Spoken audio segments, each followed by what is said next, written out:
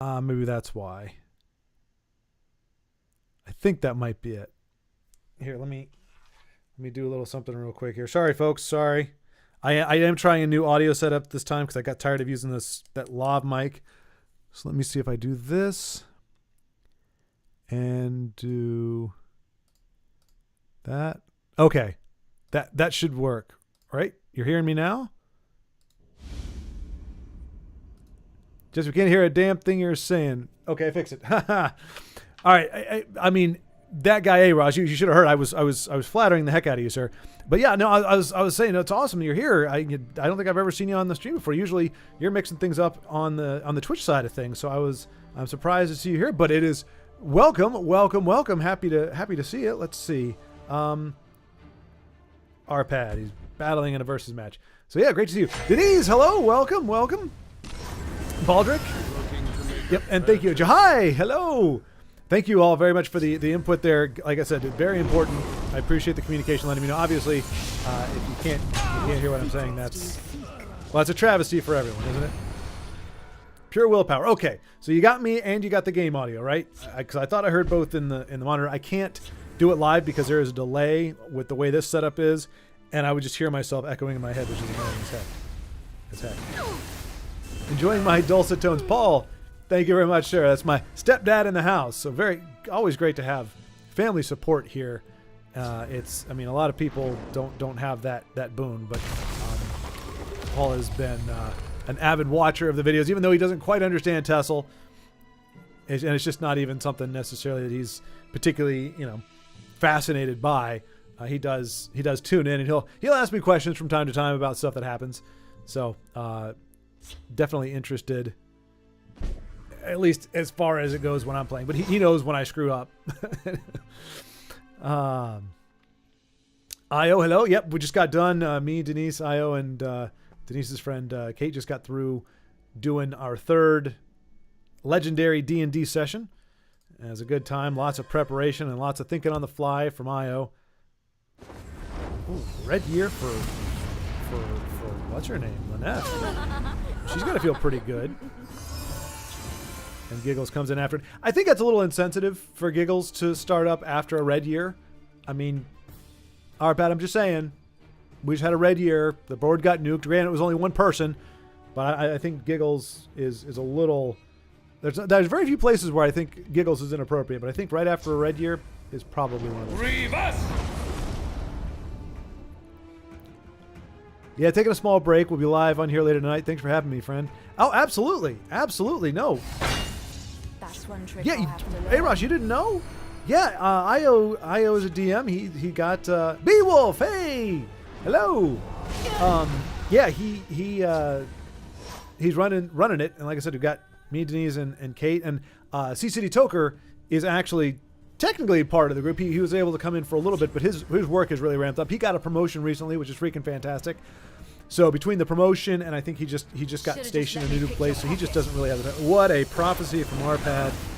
He has been working on his prophecy game. I remember him mentioning that. I think I've mentioned to several people, like, hey, try to practice your prophecies, and some of you have taken that to heart, and you're really getting good at those prophecies.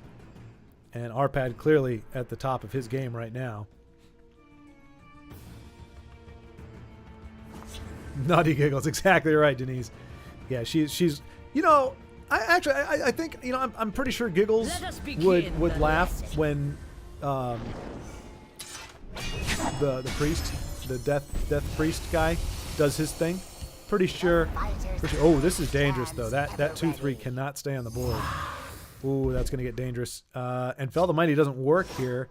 Execute does though. So luckily, Arpad's got an answer. Ugnip, hello, man! Everybody's here today. This is fantastic, and I mean, I hate to say it on time because it makes it sound like it's a schedule. I mean, it is a scheduled thing, but obviously people have work, people have lives, and people come when they come. But no idea what I just came into here with Naughty Giggles and stuff. Well, it was Arpad just unleashed a red year, and it only killed off Lynette, but Giggles jumps on the board right afterward and starts laughing about it. And I just think it's a little insensitive. But I was noting that I think Giggles and Denise have a little bit of overlap in their personality in terms of things that they think are funny. We've got sanctuary pets. Well, they're cute. They're not fun. They're cute. But we have hallowed death priest mummifying people. That's good for a laugh, right? Yeah. Practice your prophecy game. That's classic Tesla advice right there. In the same league as train your RNG. Yeah. Yeah. Yep. I don't know. Yeah, you gotta. But I'm pretty close. It's. But A-Rod. I mean, it really. So I know it's all about the preparedness. I don't want to belittle. You can't belittle skill. But sometimes when you watch people like Aros or Io or any of these other folks that are at that high level, it really does look like RNG is heavily in their favor, and a lot of it is just I chose not to play this at this time, or I chose to put myself in a position. I mean, there's a lot of effort that goes into, and there's another one. I guess they brought it back. Did I miss that? I missed the resummoning of Lyneth. Oh well. But it was the premium version before, right? I feel like I'm taking crazy pills. I'm missing something here, but I mean, this is unfortunately a board that you want to see Red Gear with, but I guess Dawn's Wrath is just as good, and in fact, it's more deadly than. No, what? No giggles? No giggles. I see. So definitely a stealer of secrets. I'm gonna call the obvious. He's got all the elements here. He just doesn't have enough actions. He's only got 6, so a very petite amount of actions. So he's holding the fort here. I mean, he's got the elements. It's right there, and he's got the magicka. So it really is just. He doesn't have a ton of actions though, in hand anyway. Is Fear Totem is an action? Okay, so he can punt off anything that Ignom puts down with Ignum. So Bringer of Nightmares is going to cancel that, I'm sure. No, he's going to take it? Really? That's interesting. Let's see. Arpads were a very famous Hungarian royal family, though I presume it's a very common surname. Oh, really? Baldric, I would say I'm curious as to how you know that, but I guess, are you a history buff, or is it just you just happen to know? What is going on? Is Ignum also a... He can't be playing an action deck, is he? Or does he know what Arpad is on about? Another action. So he just needs 21. Stealer comes down. Oh, it tells you right there. I forgot. It actually keeps a tally for you. So you got 9 plus. Oof, that you do not want to see. All right, so we might see an ice storm here with giggles. Honor and praise. Oh, the winds do not favor you, Abacaean Navigator. I have many important things on my mind. That is interesting. Royal family. Okay, so Arpad 33 could very well be a Hungarian royalty. Man, he's burning a lot of those. Right, she's there, giggles. Again, after a vicious ice storm, she is a catastrophe aficionado. She does love those disasters. I mean, she synergizes well with an action-oriented deck, trying to keep you alive. But I think Ignum has smelled out what Arpad is cooking, and is definitely trying to close this out before he can do anything. You must be cleansed. Death Priest is funny. He has unrequited love for Marak, follows him around, and mummifies him. Yeah, that is true. He is that's a bit of a stalker, I think. I don't know. But I mean, I don't know. Stalkers can love, right? They just probably get that kind of stuff confused. He might just have to he can't close this out now. Well, he could play 2 Stealer of Secrets. The problem is which would be awesome. But yeah, none of those. So he's just going to Fear Totem both of them? All you need to do is buy time and get yourself a few more actions, right?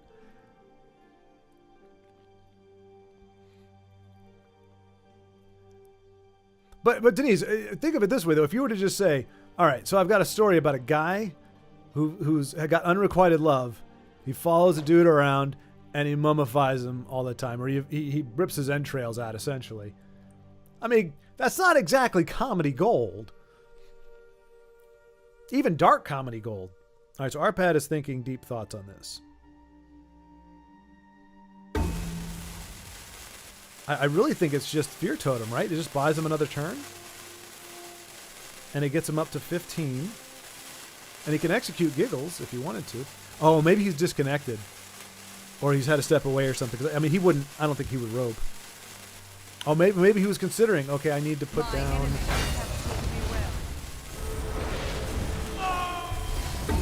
Interesting. Is he counting on staying alive? Oh, she got silent. I was going to say, why didn't she trigger? She got silenced.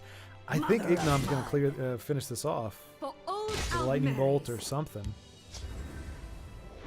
Or Viva Ancana. Sol! Yep. Oh, man, Arpad. No, wait, really? Why didn't he bring back Ancano? Because it doesn't banish. Oh, wait, does it banish? Oh, it does. Whoa, okay, that's why Arpad's totally... Okay. Okay, wow. All right, so his opponent is being a bit of a character. Iros, IO is just a plain hacker. He's paid the devs. I even asked CVH. He told me IO is in the first place on his payroll. I don't doubt it. Well, I would. Him and C City, and we know C City knows CVH. So I would believe either IO or C City have some hacking unlocked to them. That said, Ross. Well, to be fair, I have seen you play times where you haven't been, it hasn't been like outright gangbusters. So either you're very clever in your hiding of the machinations, or you are not on the payroll.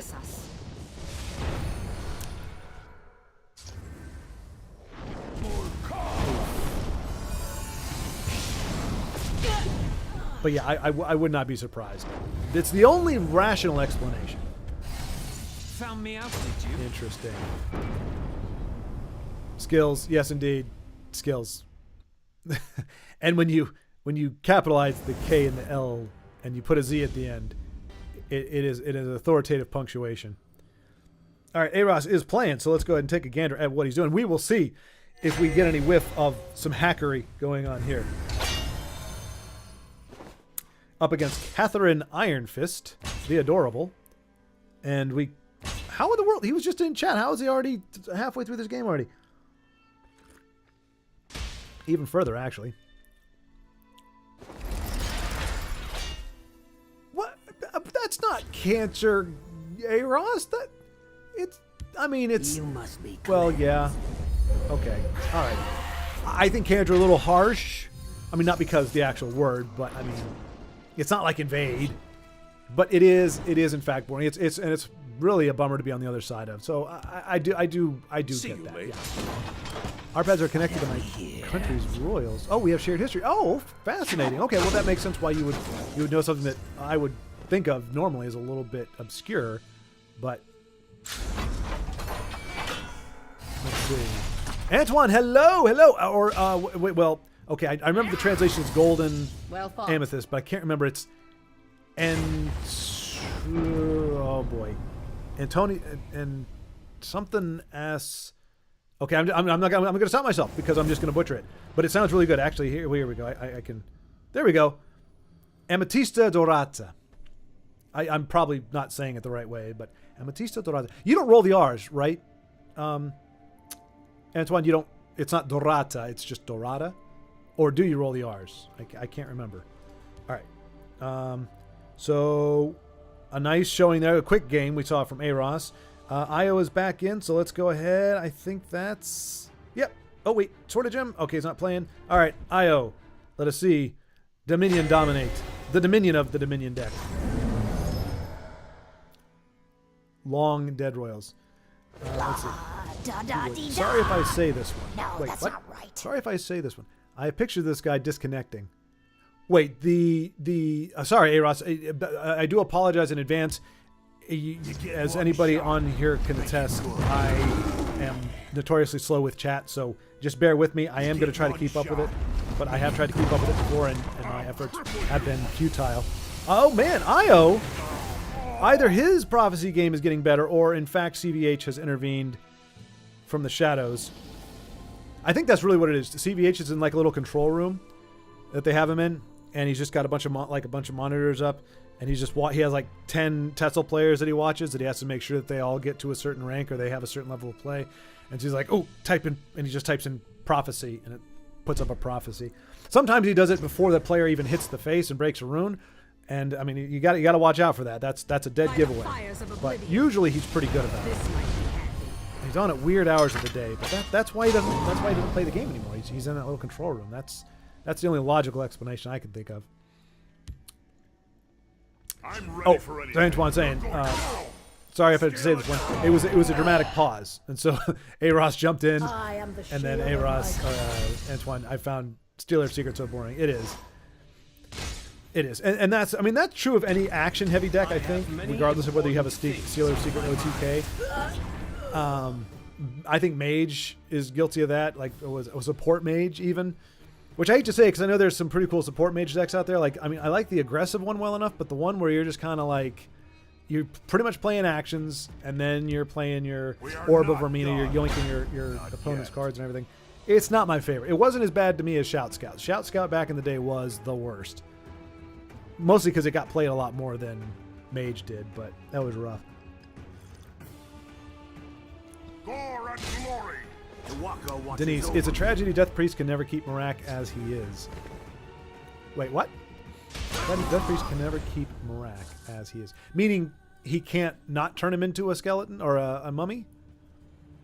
So meaning he's just trying to get closer to Marak. Like he's like, I want to be your buddy. You've got a really cool mask. I've got an okay mask. I want to know more about your mask and stuff. But every time he gets close to him, he's like reaching out for him, like, hey, wait. And then he just turns into a mummy. He's like, dang it.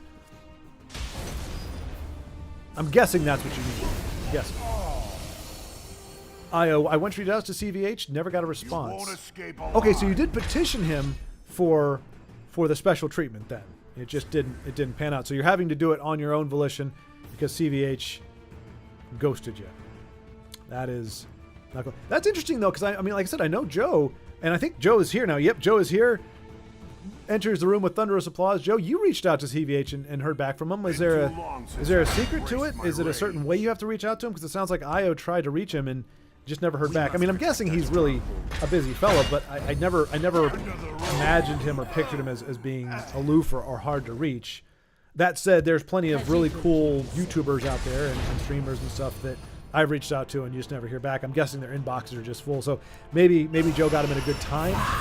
But I got to switch over here. I've got to get back. I was hoping. Let's see.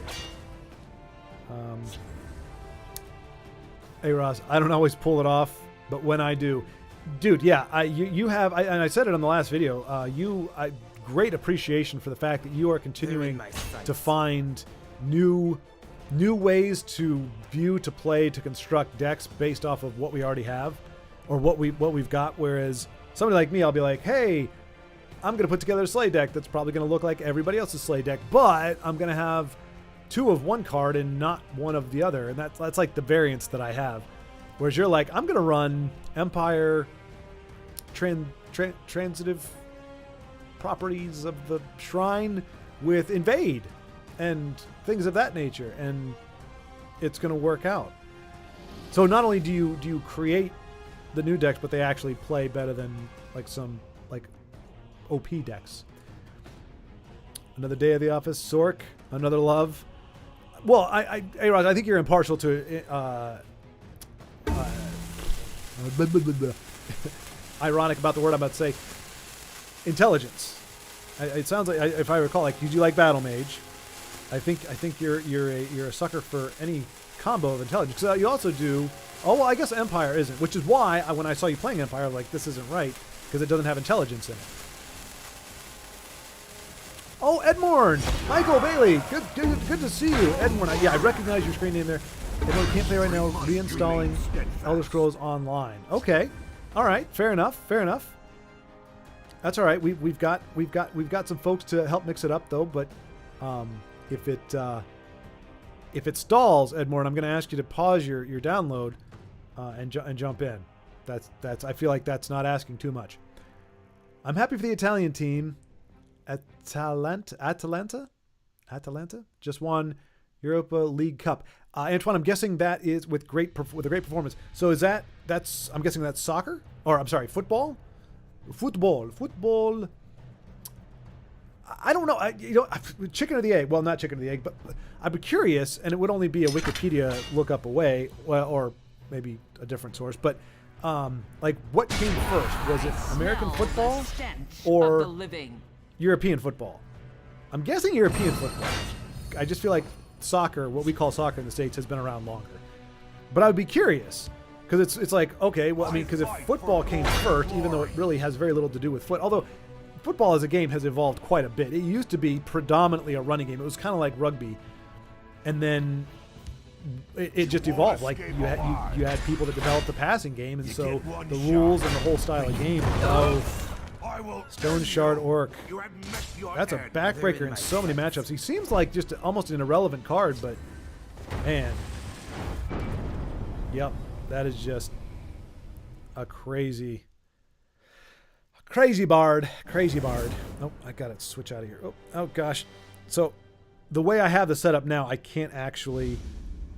I'm out of USB slots for the mouse, so I have a triathlon mouse, which is a Bluetooth that is connected to the Mac, which is I'm using for the chat, and then the PC that I'm using for the actual game recording and all of that. So Eros, take a gander, get him again. And so I'm having to switch back on the mouse to scroll up on chat because I'm not keeping up with it, despite my best efforts. All right, so we're at the start of a game now against Mir Mikus. And Eros doing Dwemer Archer. Shenanigans incoming. So anyway, congratulations to the Italian team. I'm guessing it was for football. Without any start. So it's a team effort. You don't have any you don't have your Beckhams or your Pele's. That just tells you how long it's been since I've honestly followed soccer. Like Pele was the soccer guy that I knew about, and then there was Beckham, and I don't know too many other ones after that. But ironically enough, that was actually I played like 7 years in like league, and then the one time I tried out for the school team, it was in 8th grade. I actually made it, and I started as a fullback for like 6 games, and then the competition got to me. Like, I'm not a competitive person.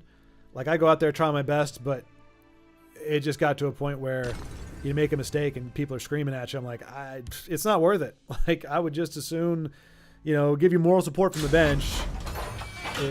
And I'm not saying it's wrong to get upset about it. It's just, obviously, and the other thing too is when people treat a mistake as if you meant to do it. They're like, hey, that was a stupid thing to do. And I'm like, yes, it's called a mistake. And I made one. I apologize. It also didn't help they put me on the left side, which is really awkward because typically when you're putting the ball down, you want to, at least for me, I want to go on the outside to keep it away from the advancing offense.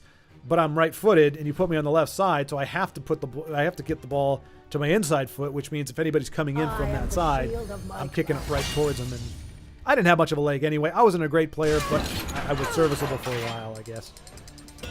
But anyway, yeah, I grew up loving it, and then I don't know, I just kind of fell away. But most sports have kind of worn on me at this point. Let's see. Yeah, Death Priest and Marak have a forbidden love, like life and death poetic. Yeah, it's entangled in a forever. Should be a K-drama. Actually, and honestly, for as bizarre as a lot of K-drama titles are, Marak and the Death Priest, well, that would be an anime too. That worked. Although an anime it would be like, no, they always put no in there. No Death Priest, Sama, no Marak, or something like that. Mea culpa for any anime fans out there. I mean, I like anime too. I just, sometimes the names are just the weirdest names in the world. I mean, Fist of the North Star isn't a weird name. Like, it kind of makes sense-ish.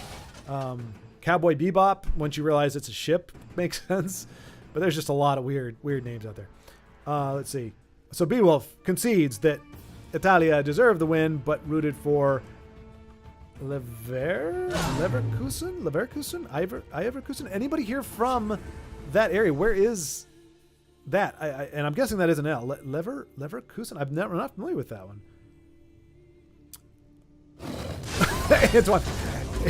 Antoine, my friend, you got to be faster on your follow-ups because it's like that's supposed to be a sentence without any star or petrol money.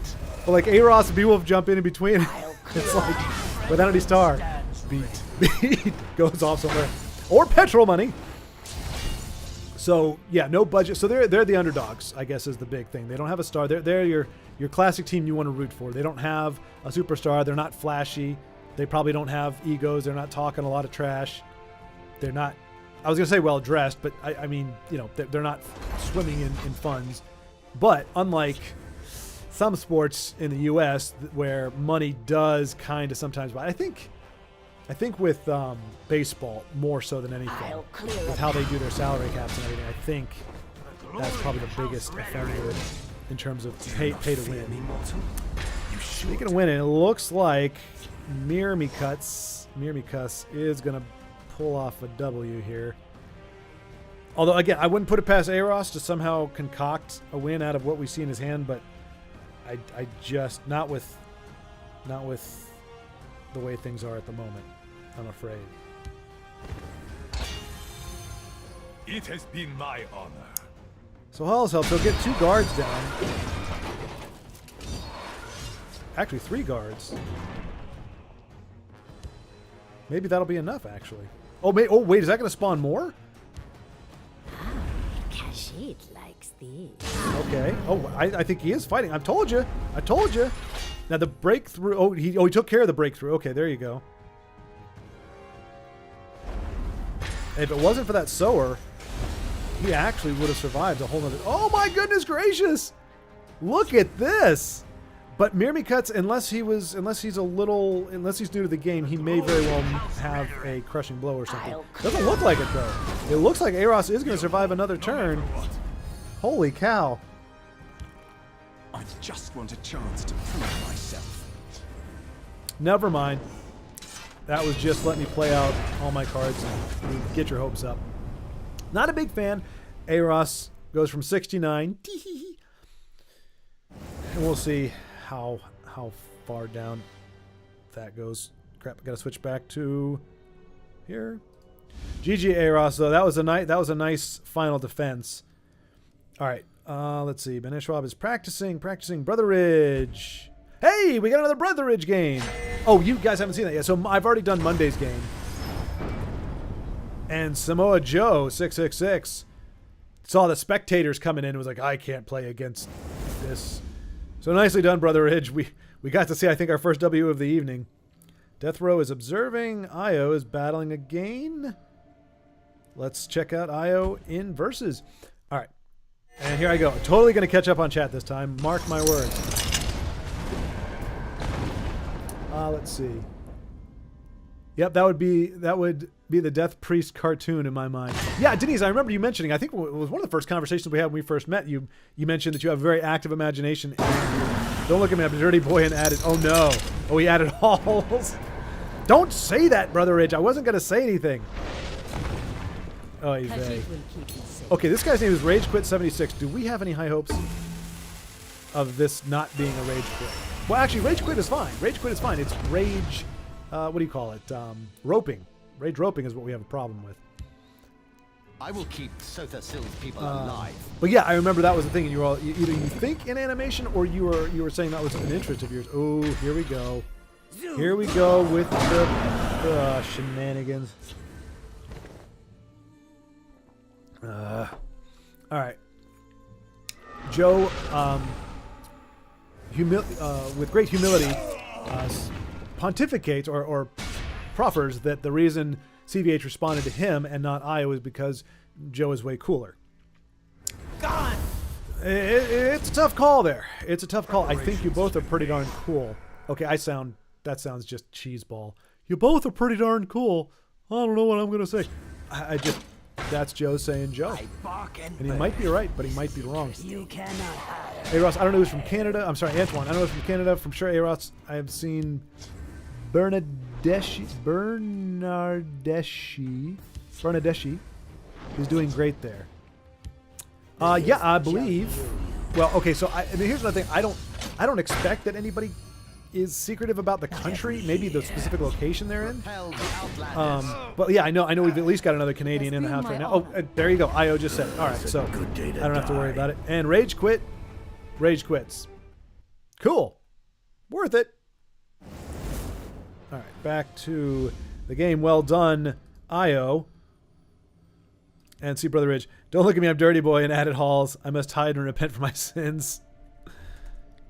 Halls is fine. It's Workshop that is the neutral bane. All is forgiven, my son. But what I understand, though, we'll take a look. Brother Ridge was doing very well. We watched him win several games, I believe on a Monday, where he won with neutral, as you can see here, that didn't have Halls, Workshop, or any of the other normal stuff. Current match is a no-show. Gotcha. All right, you stay there to win, and we will rejoin you at a later time. See who else is mixing things up right now. Aros. All right, Aros is due. Going to see the Archer Dwemer. He probably changed the deck. No, he didn't. He didn't. Okay, so we are going to see Archer Dwemer do the thing. All right, so Brother Ridge could very well just be having technical difficulties with the game. Is yet to be seen. And back into the chats. Yeah. So I was going to say, I know Io is from Canada as well. I think there's actually a healthy number of Canadians in Tessel. Brother Ridge. Oh my gosh. Okay, so he wasn't being roped. He didn't realize it was his turn. Hey, look, you guys have heard me on several videos and even later in the day on these live at 5s. The brain does not always give its best performance at all times, especially when there's people around. I think my best thoughts and say my most dynamic and amazing things, as Io can attest, he actually, in a manner of speaking, walked in on me as I was talking to myself. Thought I was having a phone conversation, so he courteously muted the conversation, but it was just me talking to myself. I do that a lot. Joe says, I don't know. I kissed CDH's pancreas. Well, pancreas. That's not a euphemism for pancreas. Kissed his ass. A little. It's how I got the 3 legendary Aldar. That's what I'm saying, Joe. You got rewards. I mean, however your ass kissing process is, you got the heart of ass kissing because you got some phenomenal rewards. Now, granted, Joe, you had correspondence with him. Did they just randomly decide to offer alternate art Black Dragon and alternate art Golden Saint? Was that just haphazard after that tournament? Because I could have sworn it was like 2 weeks after that we started getting gauntlets with those as the rewards. So I don't know if they just realized how much those are in demand, or if you maybe said something. But I'm just kind of curious because I'm like, it's hard to believe that would just be a coincidence, because neither one of those were ever offered as rewards, as far as I know. They were special things that came with certain packs. Anyway, I'm just grateful for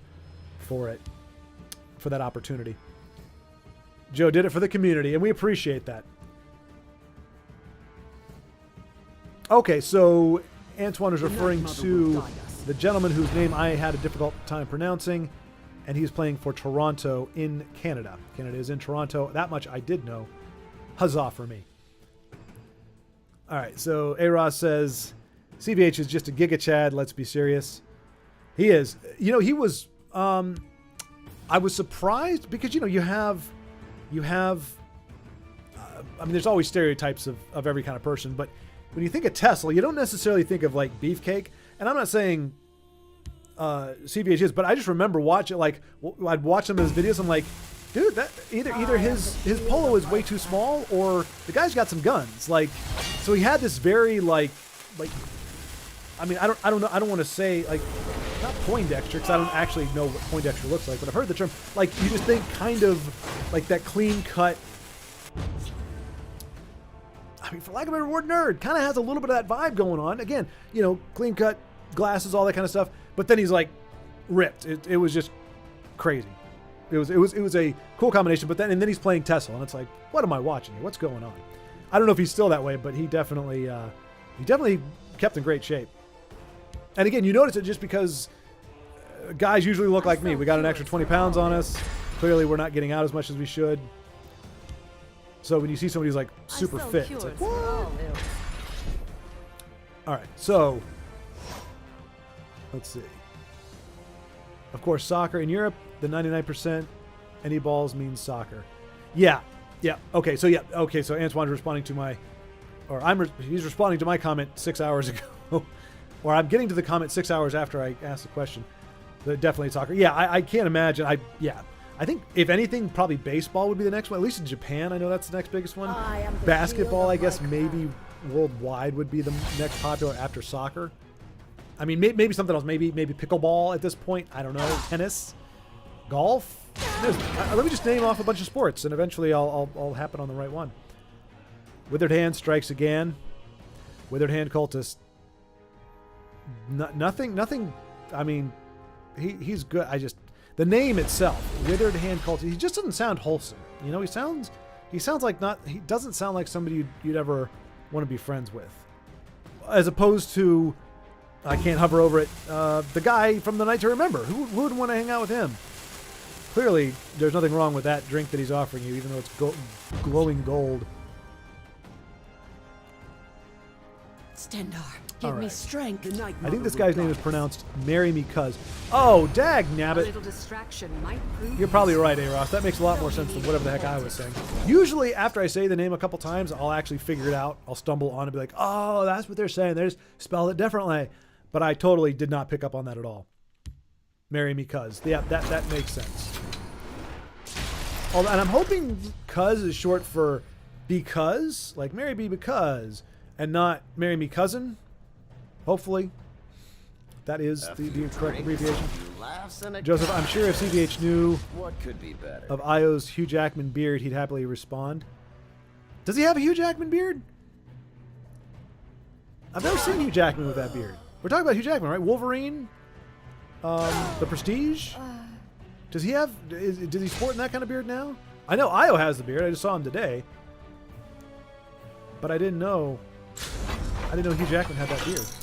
Denise, I hope that Move Dwemer, A-Ross, always... Oh, this is Move Dwemer. Always fun to see. I haven't seen any movement cards, Denise. And you probably have mentioned that. Or A-Ross has. Okay, he's gotten to it at the bottom. See, I'm learning. If I just avert my eyes from the line that I'm on, chances are the question or statement will be answered by somebody else in chat. And I don't have to say it and then feel stupid when I finally see that somebody else already said it. A-Ross, more geared towards Chieftain and Halls. Yeah, which I'm really happy to see Chieftain. I've liked that card ever since I met it, ever since I saw it. It seems to have... I mean, it's a very specialized utility. It's like typically too slow for most orc decks, like if you're just, like, or aggro decks, but if you can keep them alive for a while, or if you can stick around, maybe do control orc or mid-range orc, I guess it's really good. Or in a deck like this.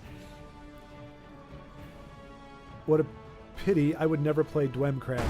Yeah, body bag be easy. Yeah. I'm here to bring you bad luck. That doesn't happen. Let's go. But anyway, hey, Body Bag, good to see you. Good to see you. I started 9-2, by the way. Just needed to steal your energy first. Okay, a little bit of Android 18, 17 going on there. I apologize if that was not an intentional Dragon Ball Z reference. And I apologize for myself if I hadn't outed myself as a Dragon Ball Z watcher by saying that. Or if I did, whatever. It's fine. I was in college. I was young. Crazy. And honestly, if you just watch the Android and Cell Saga of Dragon Ball Z, it's a lot. There's not as much repetition. It feels pretty fresh, and to me, that's the best combination of arcs. Well, I guess it's Android Saga into Cell games. The series ends with Cell games. I feel like that's where the animation hit its best stride.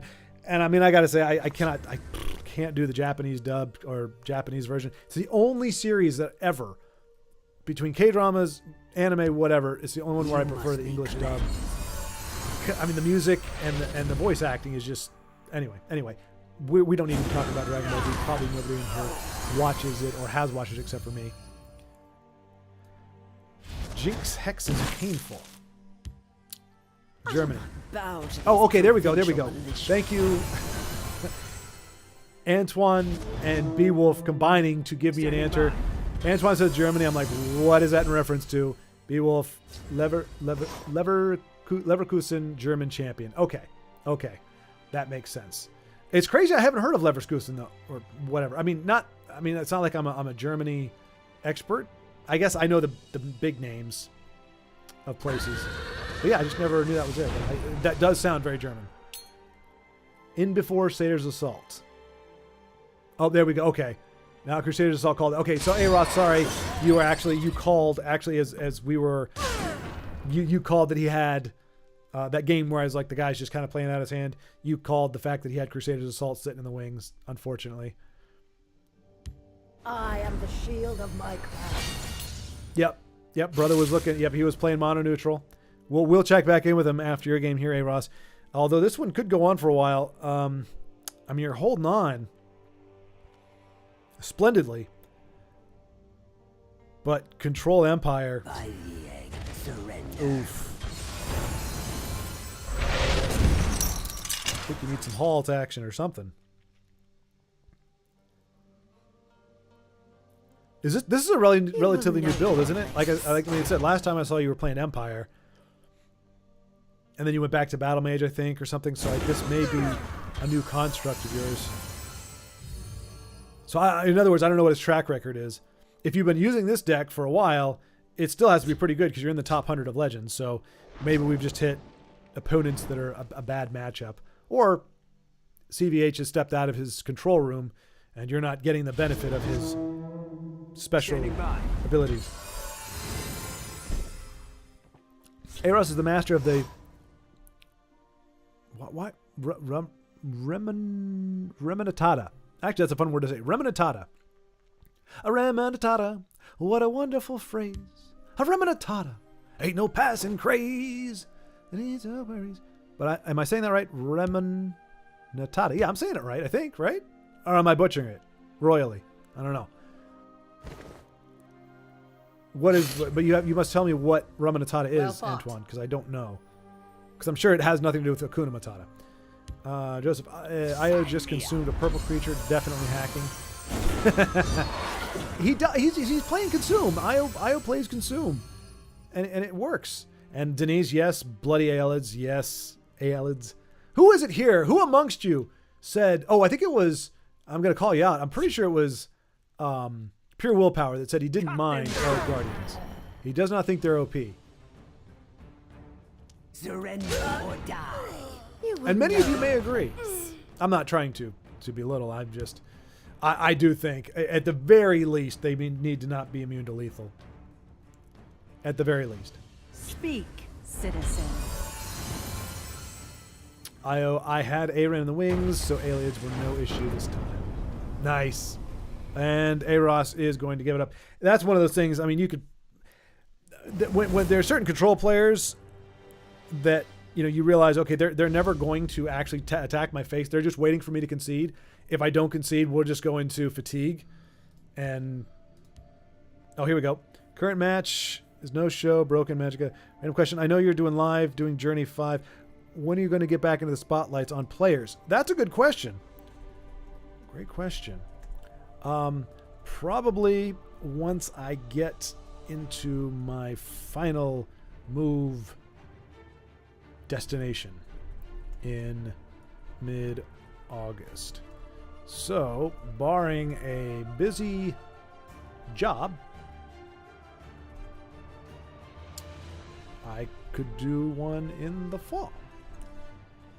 I didn't know what the interests were for folks in that. They did usually get some pretty good views in terms of, like, it looks like people were interested. But yeah, I just totally forgot about that. But I was actually cleaning out my Dropbox the other day, and I realized I still had, like, the intro files for the video and everything. So I was like, oh, maybe I should do that again. So yeah, if y'all want, let me know. And if you are interested in being in the spotlight, let me know. Like I said, it may be a couple months, because just in this time of transition, like, I am going to try to dig my real computer out so that I can actually, like, have some kind of get back to feeling like I'm in the groove. But I won't do anything too dramatic until I know that my audio setup is good and I can run Discord and all that good stuff and do interviews and get all my stuff organized. I should be getting my act together in the next couple months. It's only All right, illegal let's if see. you get caught. Talking to yourself, well, you are a chitter. Yes, I am. Yes, I am, and that's how I think deep thoughts. I think deep thoughts all the time. But I find that because I am a chitterer, that at least the friends that I've had, like in proximity, if you read the nonverbals, I bore them quite often and quickly. So I try not to talk to people too much in person because I just feel like I'm boring them. And so I talk to myself because I never get bored. And not because I like hearing myself talk, but because I've got thoughts I want to say. And I mean, aside from Live at 5, aside from stuff like this or the videos, I don't really talk. Well, I mean, my family has always been very, very supportive. They're also chitterers and they love me. But yeah, I've had quite a few friends that they don't say it, but they kind of make it clear. It's like, okay, you've said enough. And I'm not saying they're wrong. I mean, I do talk a lot. So I'm not saying they're not putting up with a lot, but that's kind of why I like some of the videos, and I'll probably start doing it again.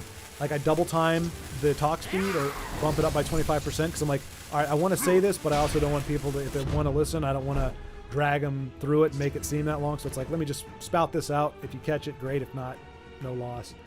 But let's see. CVH is shredded now. Dang. Okay. Yeah, I figured, wouldn't let himself go. He's a young guy, so if he was, he'd be about my age if he was going to do that. And I think he's probably 10 years younger than I am. Most of you are 10 years younger than I am. It has been an engagement. Joseph says, we all had a hand in the alt arts being given away. The whole Schwar Discord pretty much collectively did it. From the contenders to the commenters, K Fluffy made a few requests himself. Fantastic. All right. Joe, giving an applause, and I applaud that as well. Fantastic. Congratulations to the Discord, to the community then. Connie. For kind of making that known. And again, it wasn't You have this one's gratitude. You better. All right, so Brother Ridge does his mighty crabs do suffer a defeat at the hands of his opponent, but that is kind of on par. Let's see. Evening Wolf. Have not seen Evening Wolf in a long time, so let's take a quick look at Evening Wolf and see what is going on there. We're at the beginning of a game. First play. Excellent. Always a great thing to see.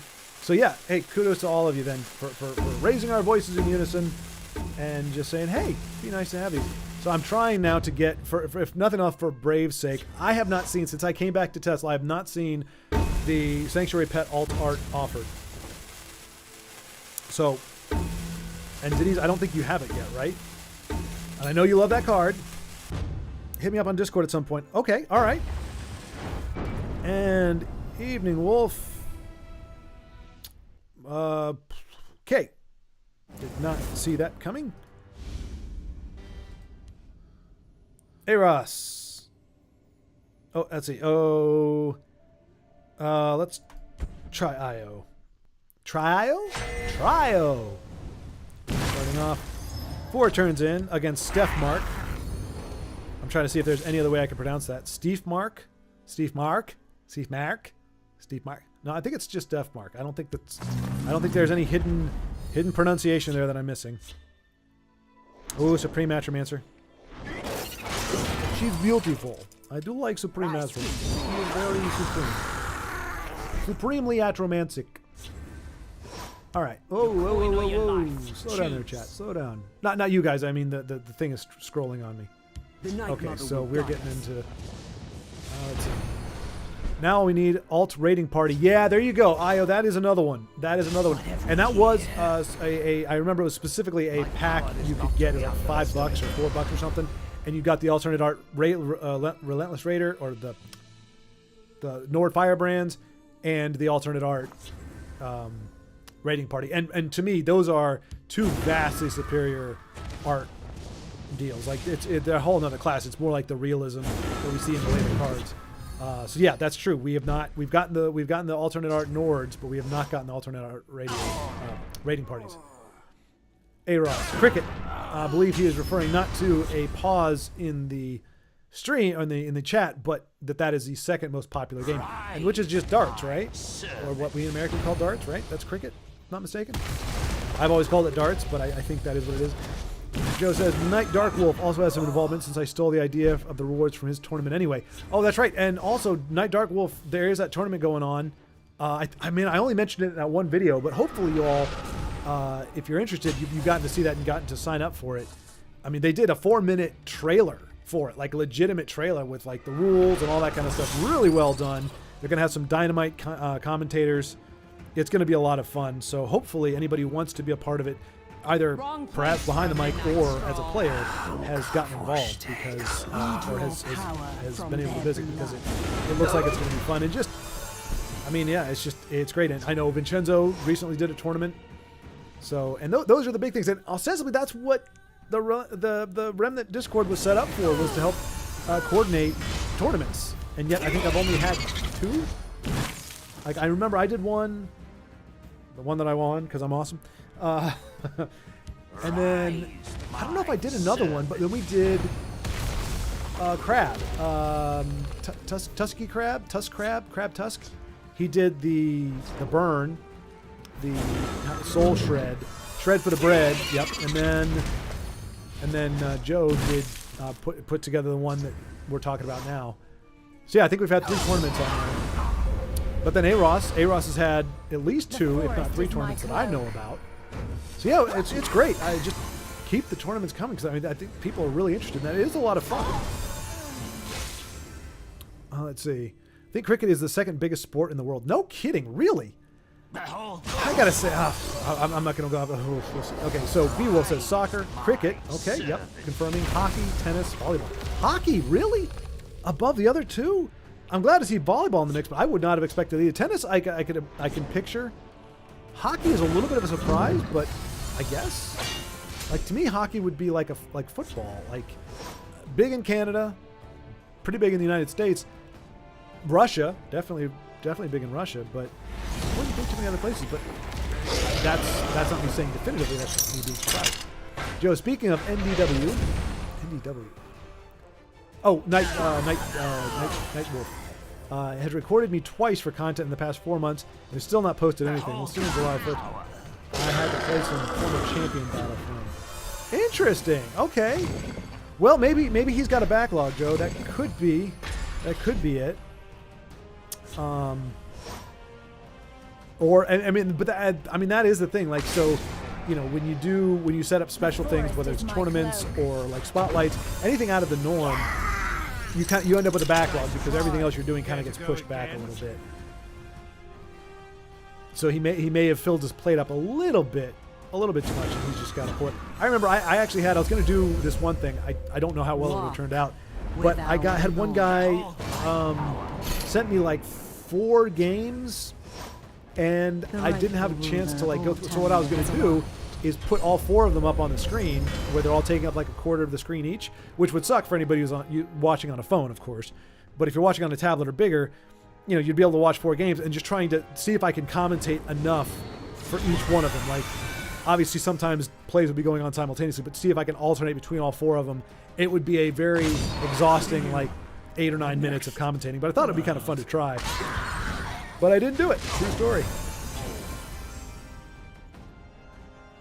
Oh, Beowulf continuing his list. Table tennis, basketball, baseball, rugby, and golf. Okay, there we go. Wow. Okay, so I was way off. So if that is an official list, I am way off. Wow. That is crazy. Yeah, would not have expected it to be all that. But I guess some of the more humble sports are you know, or the ones that you know you just don't think too much of in general. Actually, are the ones that, like table tennis. Really? I mean, I think it's interesting to watch, but I just never would have thought. And then there's a whole thing, you know, can it really be a sport if you don't have to be athletic? But that's always a can of worms.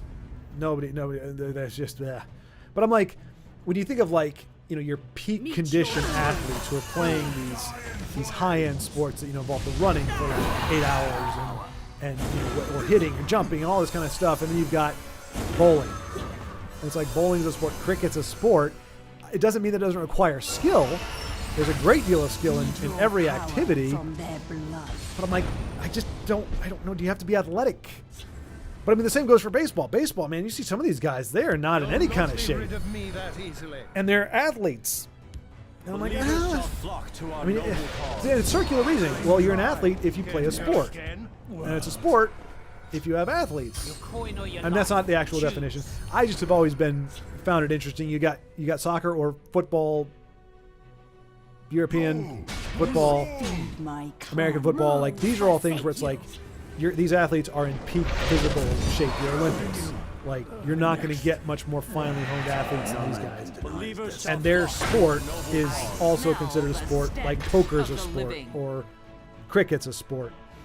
Again, highly skilled, but I just feel like the athleticism just doesn't warrant it. But that's my own little bias. I still have respect for everybody who plays. I just don't know if the comparison works for me. But anyway, that probably rubbed a lot of people. Like I said, one man's opinion. Just my thoughts. It's fine. Michael Bailey, a.k.a. Edmorn. Used to be in terrible shape, then I got super fit for health reasons. Kudos to you, sir. I'm trying. I am trying, and for the same reason. Like, I'm not trying to get buff. I'm not trying to get shredded. I'm not trying to be, like, amazing. I know my health sucks. And as you get older, your body is less forgiving about being in bad health. You know, your metabolism, works to kind of compensate for poor eating habits when you're younger, for most folks. But then at some point it just goes into part-time, and like mine works only like 2 days out of the week. So if I don't eat right, it shows. And I really do. I'm like, every time I have to do a thumbnail, I'm like, jeez, come on.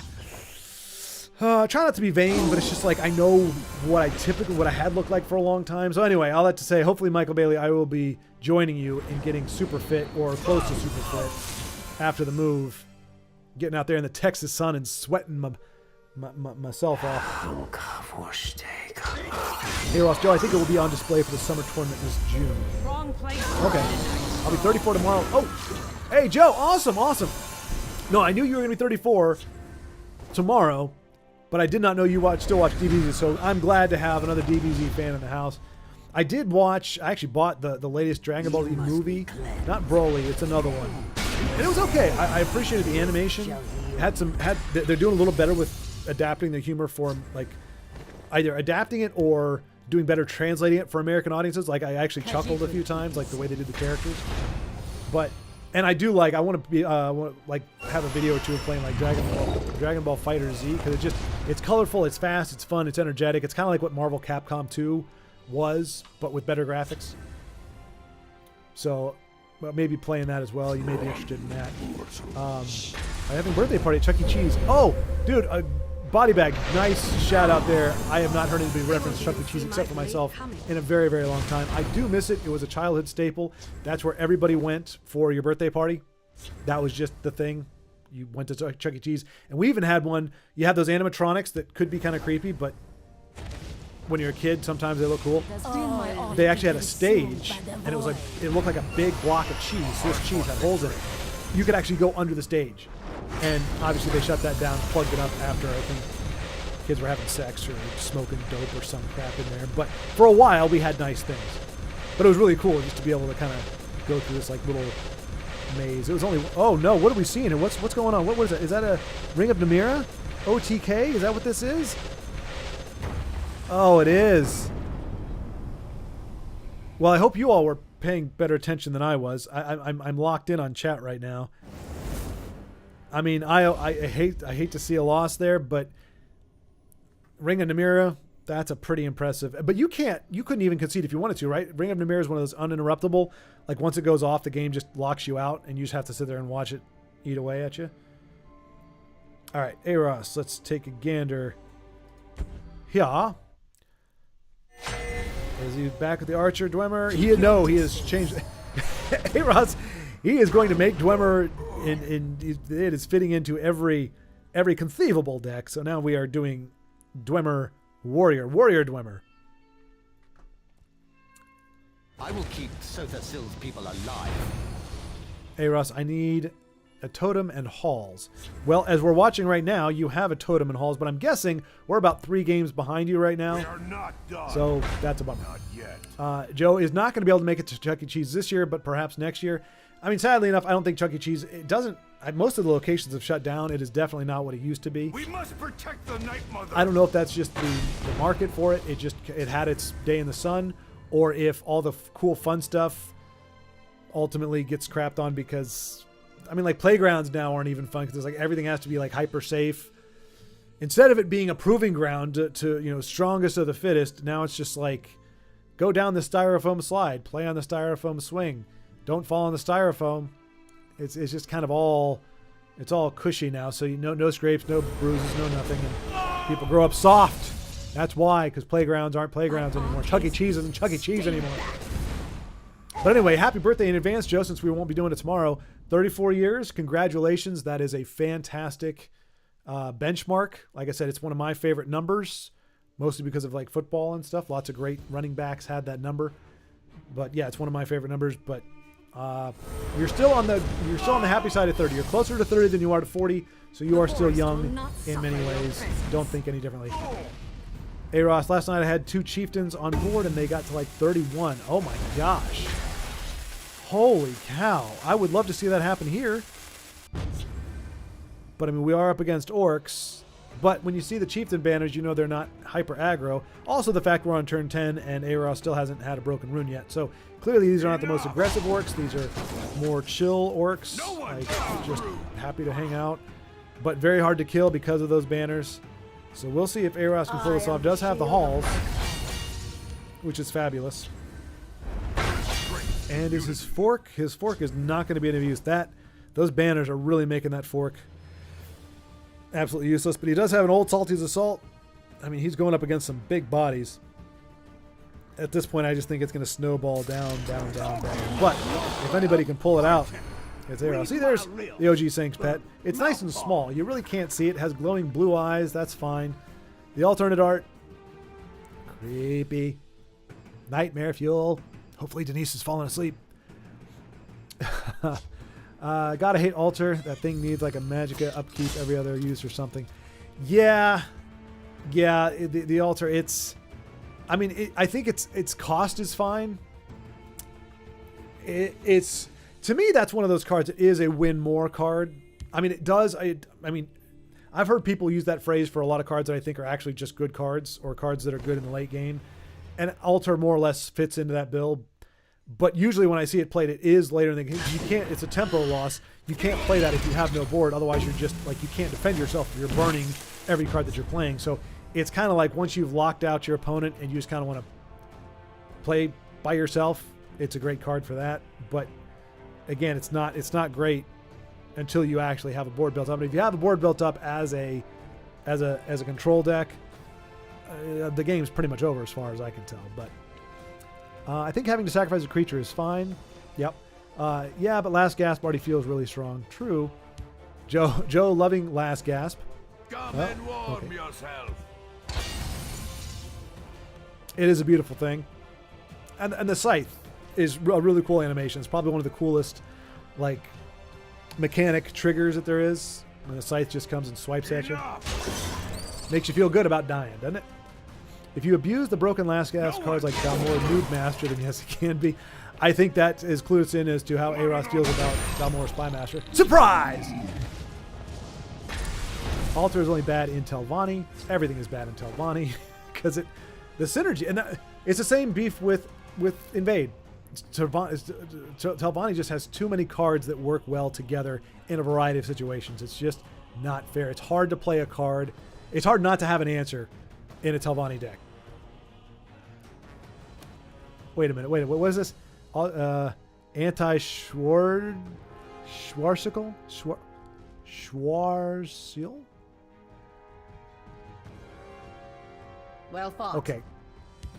It's anti-me, apparently. Or apparently anti what I do. Exactly. I always enjoy playing against any altar decks. Okay. All right. Antoine actually appreciates and enjoys altar decks. But Telvanni with altar and amulet is a pain. The amulet's a big one too, especially if you got 2 of them. You got 2 amulets down, it's nigh impossible to overcome. because they can just kill so many creatures in so many ways. And so you're like, I got them. And it's like, oh, wait, no, I have to give them 4 health just to get through the guards. So, no, I don't. Most of the time, I just concede because I don't have any more patience for that tragedy. Yeah, and it's when I remember you saying, like, you felt me when it came to time management in games. So it's like, look, if I'm just going to get... Oh, crap. No. Hang on. Sorry. No one gets through. And the mighty crabs go down to just some really thick orcs and an ash can. I gotta believe Bethesda's taking the piss when it came to ash can. Like, how is it not ash can? Like, I don't know. But a lot of their names do it. Like Elsewhere, like they have a lot of like clever / kind of funny names. Or what was another one? Like where they spell it differently or they spell it uniquely, but it like Elsewhere. It's there actually is a word elsewhere. Like I don't live here, I live elsewhere. But they spell it differently, so it looks cool. I think they do that a lot. But like ash can, I'm like, how is that just not a Kevin Friends in a versus match? All right, let's take a quick gander at our friend Kevin. By the way, remontada is a Spanish word to describe a great comeback in the sport, especially soccer. So it literally means comeback. So like un buena remontada or remontada buena. I guess would that be a beautiful comeback or a good comeback? But that's good to know. That's actually a cool word. Remontada. Roll the R's right for that. Remontada? I don't know. Took 4 years of Spanish. Can't remember diddly squat, but I know remontada was not one of the ones we learned. It's more like, ¿Dónde está la biblioteca? ¿Dónde está el baño? El baño está aquí. ¿Aquí? Sí, aquí. Ah, bueno. Gracias. De nada. Prego. It's Italian, I believe, in Spanish. I gave Io this deck, and he wins way more than I do. Ain't that the way? I have the inverse thing. I'm pretty sure anybody who gives me a deck, chances are they win with it far more than I do. But I also am a little skeptical of that, Joe, because I've seen you play this game. I've played against you, and I don't see you losing all that often. And how many times you come in here? Gauntlet just did a 20-2 or 21-23. I was exaggerating, but no, actually, with 3 runs, I have many in theory, 27-0 is the best. So you come in like 25 or 26-3, and you're like, bunch of sweaty decks, but I mopped the floor with all of them. IO made changes. Okay, well, there's that as well. I should try your version because obviously way better. Sob, I don't have alternate pet. Okay, oh my gosh, yeah, I'm way behind. Duh. Hey, it's water's wet. Schwartz behind in chat. Do not have alternate pet. Yeah, I didn't think so because, like I said, I don't think it's been offered since I got back in the game. Hey, Honey Badger, good to see you. Although at this point, by the time I'm seeing this, you may be leaving. So, hail, Honey Badger, and have a good evening, just in case. But good to see you. Honey Badger in the house, or as Denise would say, Honey Badgerus, which I guess is Latin. Honeyus Badgerus Majoris. I've been wanting to build a beast archer deck ever since learning. Oh, you're okay. The lit counts as a beast. So would that be like using training grounds and stuff? That would be pretty cool. You need to let us know if you do get that constructed. I want to take a gander at that. That's like one of those type Aros things where different way to build a deck, different combination of stuff that would be interesting to watch.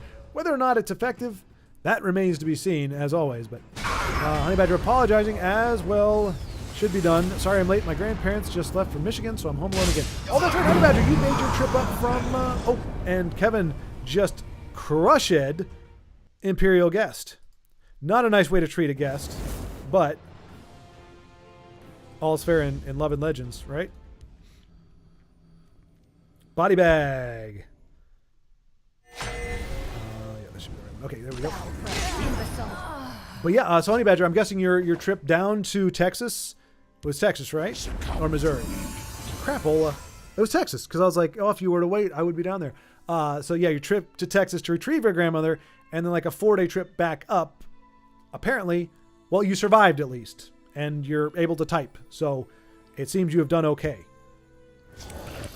Was it a fun trip? Was it an enlightening trip? Was it an enjoyable trip?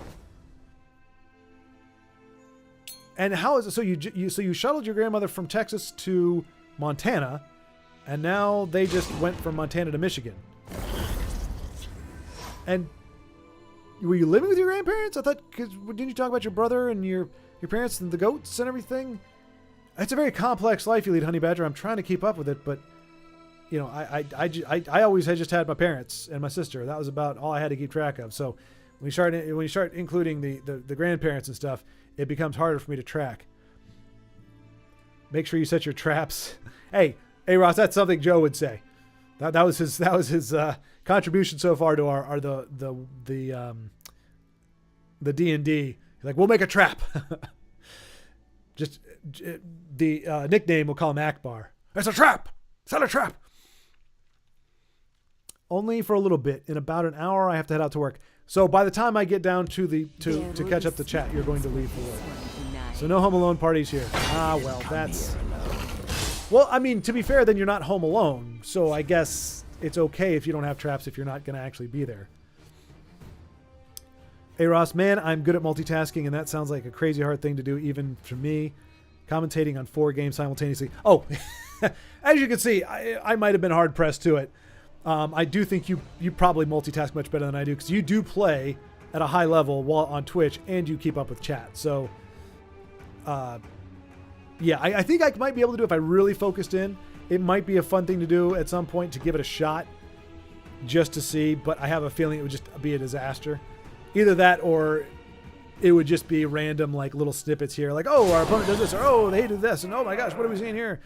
But, you know, if you get lucky and it's like 2 control games and 2 aggro games, you know, you might be able to, or if, you know, there's pondering between like tournaments. Every time you see a tournament, there's like almost everybody uses like most of their turn timer. I could totally do 4 games like that. But at the rate that normal games are played, especially when one player's playing aggro, I don't know if I'd be able to keep up with that. But it'd be fun. But it's a different kind of thing. Like I like, again, as you can see, if I'm zoned in on chat, I can usually do okay. Actually, that's not true. I'm focused in on chat and I'm still not doing okay. So I am a liar. That's worth knowing now, isn't it?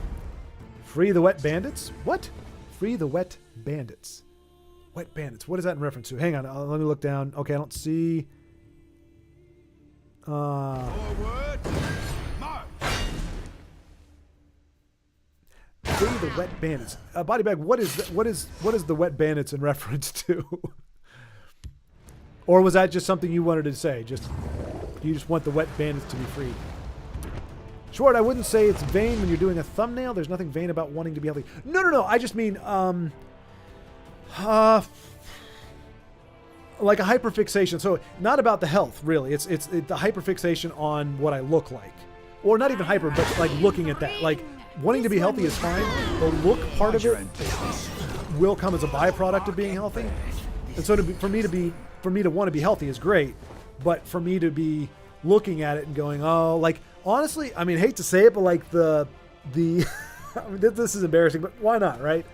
The Virgin video that I did, my original plan was to wait until like I was in Texas for a little while, had about 2 months to get out in the sun, get a little bit of color in my face, work off a little bit of the fat, because I was like, I didn't want to do a video about being a virgin and have people go, yeah, because, I mean, yeah, I believe it, dude. Like, look at you, your chubby cheeks and all this stuff. But again, I was like, that's just vanity. Like that's not the point of the video. The point of the video is not, or isn't it crazy that this guy? It's like that's not the point at all. In fact, that may detract from the message. So, I shot that down pretty quick. But initially, that was the level of vanity that I'm talking about that I need to get over, which is, you know, I want to look good for whatever thing. And it's like there's no, unless somehow it ties directly into what I'm doing, which it never will because I'm not a model. I'm not going to be one. There's no reason for me to be so fixated on what I look like or, you know, whatever. And I'm not saying it's unnatural, just, you know, to look at yourself and go, oh man, I wish I could improve, or, oh, hey, I look pretty good today. I mean, there's nothing wrong with that, but it's just, like I said, it's that mentality of like, you know, I long to feast on looking their at the thumbnail. I mean, it's really there to put a face on the video because I think that actually helps. I don't know about algorithm and stuff like that, but it fills it out a little bit. It gives the video a face, which I think is helpful. And that's why I do it. I don't do it because, you know, I want to put my face on it. Oh, and to note, but this is Bodybag in Arena. Notice I caught that before I said anything because I was looking at the big old 8-4 guard. I was like, who plays that? What are we doing here, body bag? It's the arena. But I said it, or I looked before I spoke. I caught it, and then I made the mistake of telling you all what my thought process was, and now it's an embarrassment. And now I got to change screens again because my mouse is on Mage Slayer, and you can't see anything. Okay, there we go. All right, I think we're catching up to chat here. We're almost there. This one is crafty and sweet. As soon as I saw Reaper, I knew it was coming. Reaper. That I think that was from a game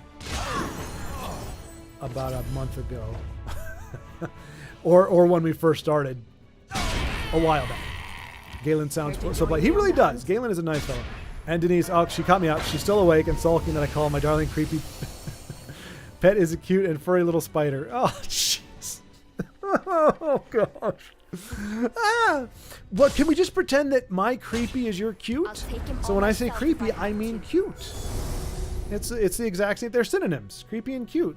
Just one has a negative connotation. That's all. Oh, I mean, come on.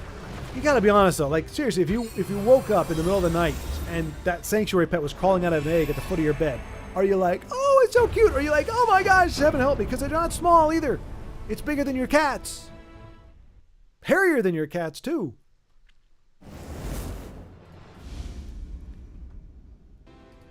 All right, so a nice win there from Body Bag. Wet Bandits is from Home Alone. Oh, okay, gotcha. Really, crap. I've seen Home Alone probably 3 times in my life, 3 or 4 times. I like it well enough. But what was that? Was that the name of the? That's the name of the duo. Was it Marty? Was it Mrs. Marty or? I just remember him saying, "It's Santa and his little elf." But I can't remember their names now. I know the tall guy went on to be like a director or something, which is crazy. Like he's one of the goofy ones. And then of course, Joe Pesci was the other guy. Loved him in. I need to watch that again. My Cousin Vinny. Such a great movie. All right. Looks like Evening Wolf is the one engaging things now, hopefully. We've got a little time here. Looks like we are kind of at the end. He's on the back foot. And, oh no.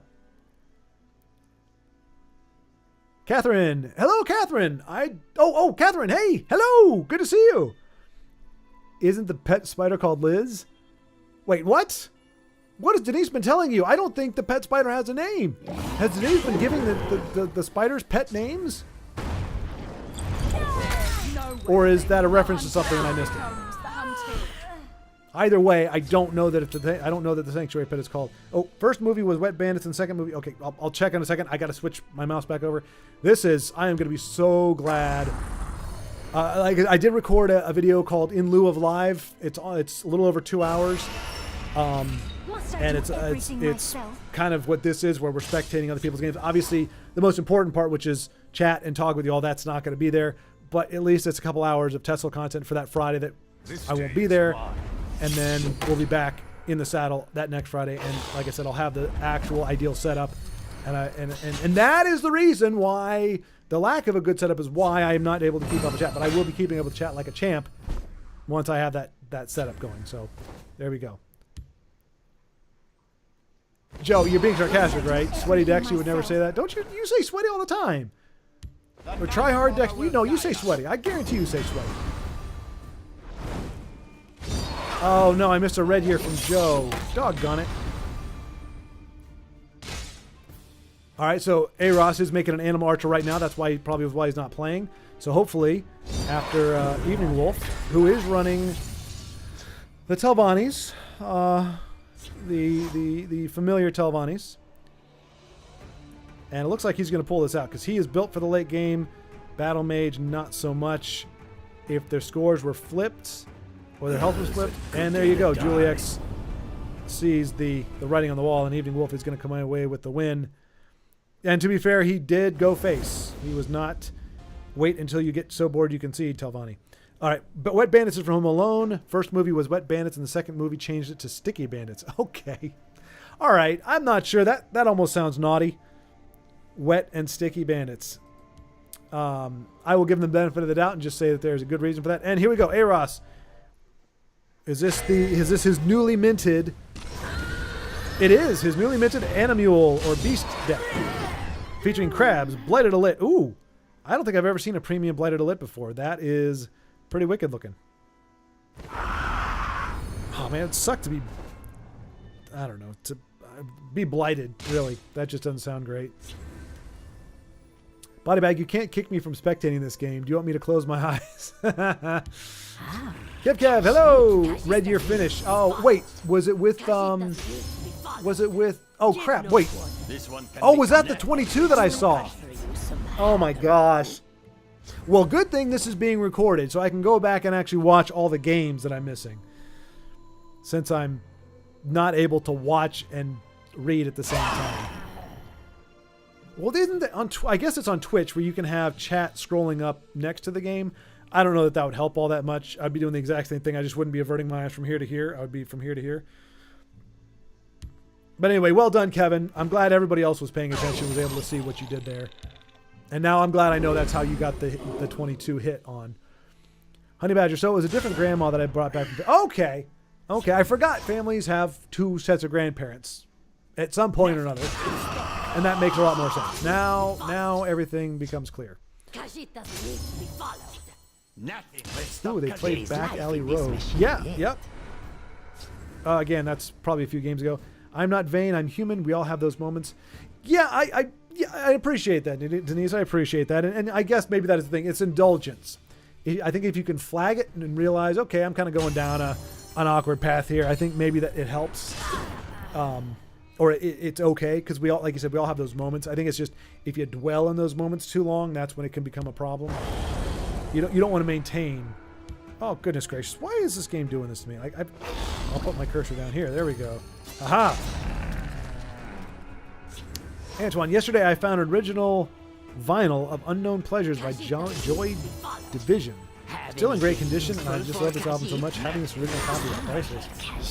Congratulations. I mean, I'll admit, I am not familiar with Unknown Pleasures or Joy Davison, to be honest, or Division. But I do know what it's like to find a rare gem, like you said, like an original copy of like a vintage thing. I know the joys of that. Did you find it on eBay? Did you find it in a shop? Did you pay a premium for it? Totally fine if you did. I mean, if it's something you really want and it's something you enjoy, that is it's well worth it.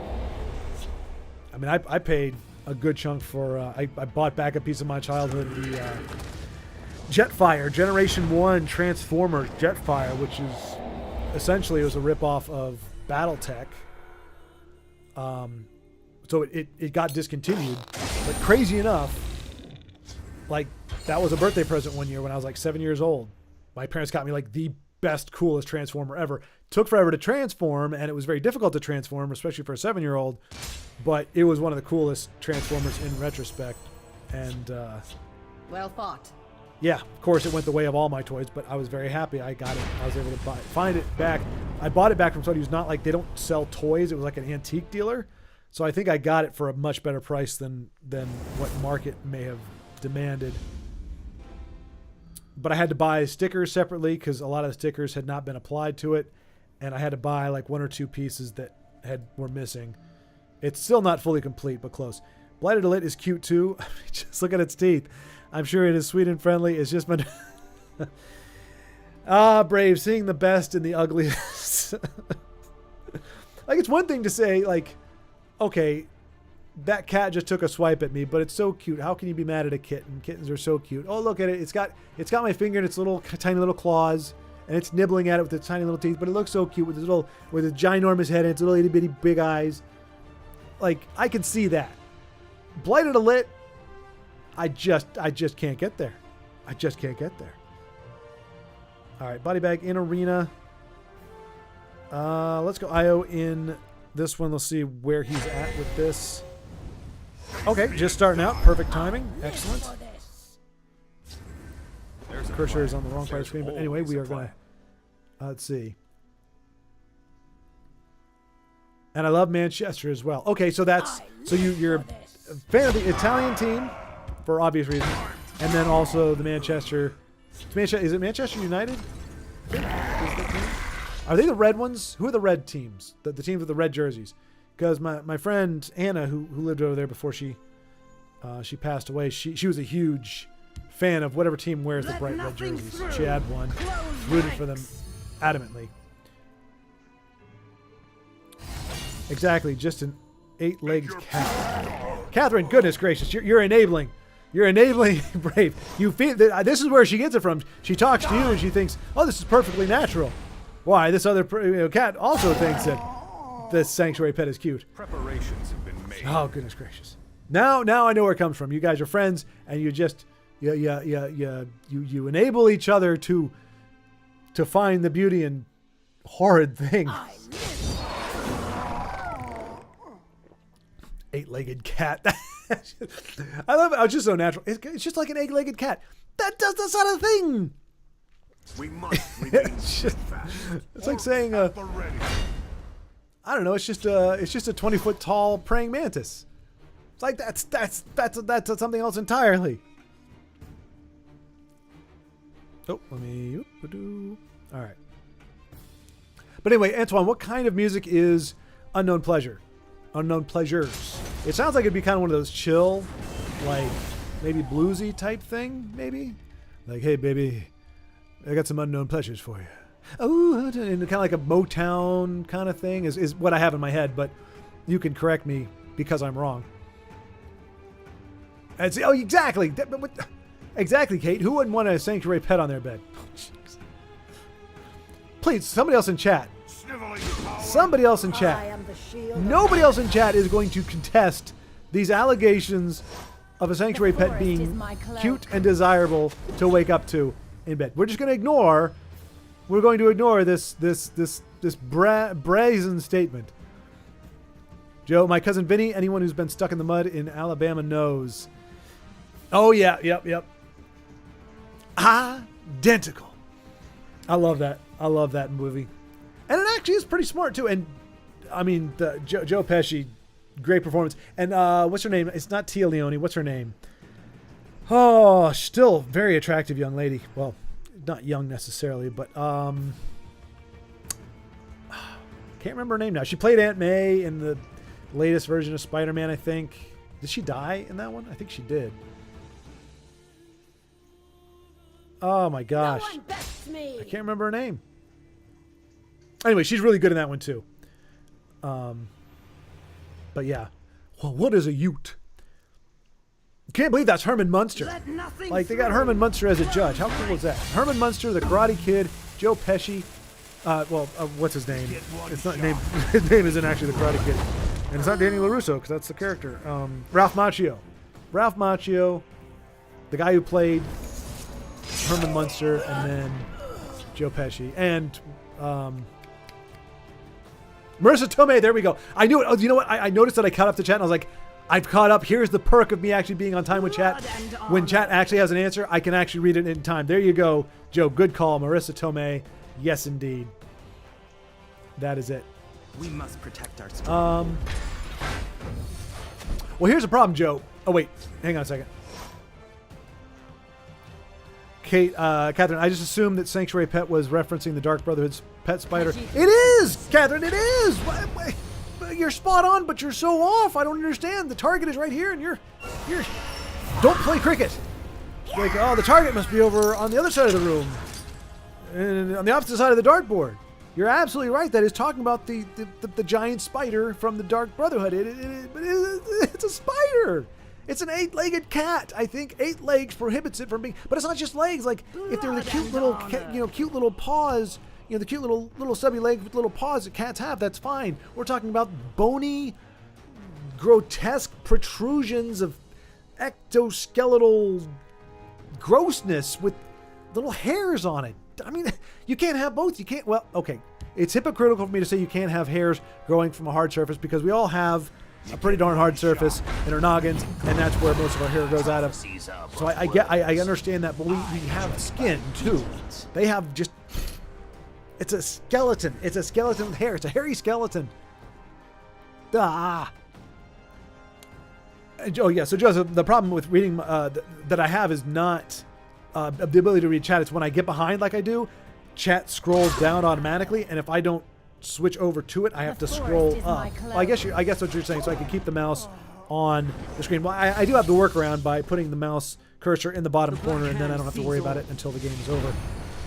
And let's see, Io is encroaching on number 9, top 10 legend player right now, Katana Friends. I have no business looking at this yet because I haven't finished chat, but we see another Ash Cannon. This is more orcs. Another orc banner. Hold on, is this an exact game that I could have? I mean, this is deja vu.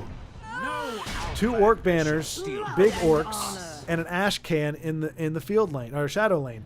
We've seen this almost this exact board earlier in the day, and it looks like the results are going to be about the same too. We must remain steady. There's another Withered Hand Cultist and a Garnet. My goodness gracious. I mean, luckily, and I hate to say it, but Io was not at this particular time looking like. I mean, I hate it when when you go into a turn, you're like, okay, I can stabilize. I have this card to handle this card to handle this. I can do this, and then your opponent drastically changes the board state, and you no longer can win, or you no longer can stabilize. In that case, it wasn't quite as bad because even before he played those 2 really bad cards for Io, it was kind of dead to rights at the time, unfortunately. All right, check out A-Ross again, running the critter deck once more. So more Sanctuary Pet funness. In theory, I don't see it here. I am disappointed. Oh, let me put this back down here. But yeah, Joe, you are right. If I were to put it on my phone, which I do have my phone right here, but I'm old school, man. You young bucks, 34. I got a decade on you, exactly a decade. And back in my day, we didn't have cell phones. We didn't have computers. We had typewriters and big CRT tube televisions. And by big, I mean 22 inches.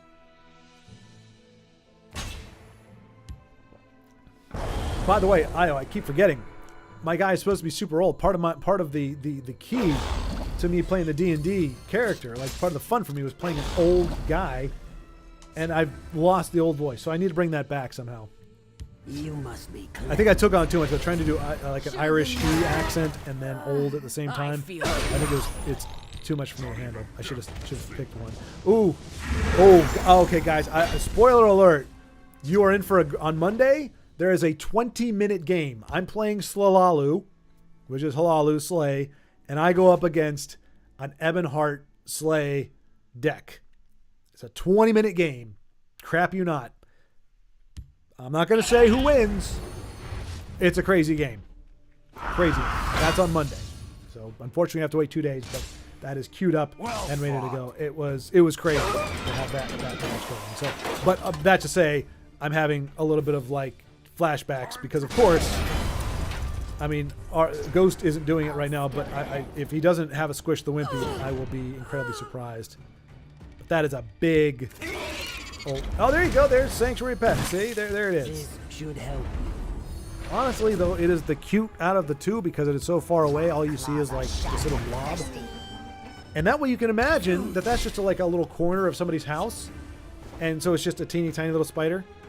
Whereas there's no mistake, and when that thing's coming out of an egg and it's all big and large and in charge, there's no other way about it. Ooh, that's a nice crab pickup. I mean, it sucks though. I mean, if he can kill the Night Town Lord with it, or he can get the Night Town Lord to die from it. Oh no, is he going to charge? Oh no, wait, is he going to guard it and try to hit face with it? He is. Okay, so he's banking on it. So he's got 17 plus Cliff Razor is 21. So even if he, My arrows fly oh true. jeez, look at that. Like I said, some days you. So I apologize, A-Ross. I think I made a mistake calling out CVH's exposing CVH's control room shenanigans. So I think he shut the whole operation down, at least until we're done viewing here. So I apologize to anybody who has been banking on the CVH support. I think you're going to have to play without it. And so we're going to see who's actually a legit Legends player and who has just been riding the coattails of somebody who is so darn good at the game they got hired by the company who made it to to be the community manager. I mean, that's still pretty darn cool. I think just as a story, it's like, hey, YouTuber just did it for fun, but was so darn good and had such insight into the cards and everything that they recruited him right off of YouTube, at least as far as I know. None will leave this place. All right. Michael Bailey, yay. I'm guessing he's saying that when I was calling out the spider cuteness and was making my arguments, he's like, yay, good conversation rejoiner. Aggro is jazz, mid is rock. Oh, wait, okay. Aggro is jazz, mid is rock, control is pop. Interesting. Interesting. Why isn't aggro rock? Because aggro's got the energy, right? I would think aggro would be the rock, mid would be jazz, control is pop. That I can get on board with. I definitely agree with control is pop. I mean, I can see jazz as mid. I guess if you're saying it's a little more free flowing, a little more flexible. Oh no, wait, you're saying aggro is jazz. No, wait, aggro is. Oh no, mid is rock. Okay, so you're saying aggro is more. I don't know. I would switch those two, at least in my concept of it. But you can let me know what is it about jazz that associates with aggro versus mid with rock. I just assume rock for the very base that aggro is just kind of like I'm coming at you, rah rah rah rah. You know that's music right there. You could soundbite that. I might make that a song. I'll loop that, and that'll be some background music. Sever Yar. That is one of the first unshackled gates I've seen in my entire life. How did? Oh, okay, yeah, he used that. Okay, it's only for one turn though. I found that out the hard way. That is not a lifelong shackle-free thing. Let's see if we can. Nice combo there. But it goes back to being shackled. Yeah, it does. Okay. So I mean, he got a little bit of value out of it. It's a really risky thing to be playing, and Body Bag is going to turn up the heat here. Oh, and this guy's doing it in arena too. Fascinating. So he had to do that, I'm guessing, with that particular play in mind, and somehow he was able to draw into that.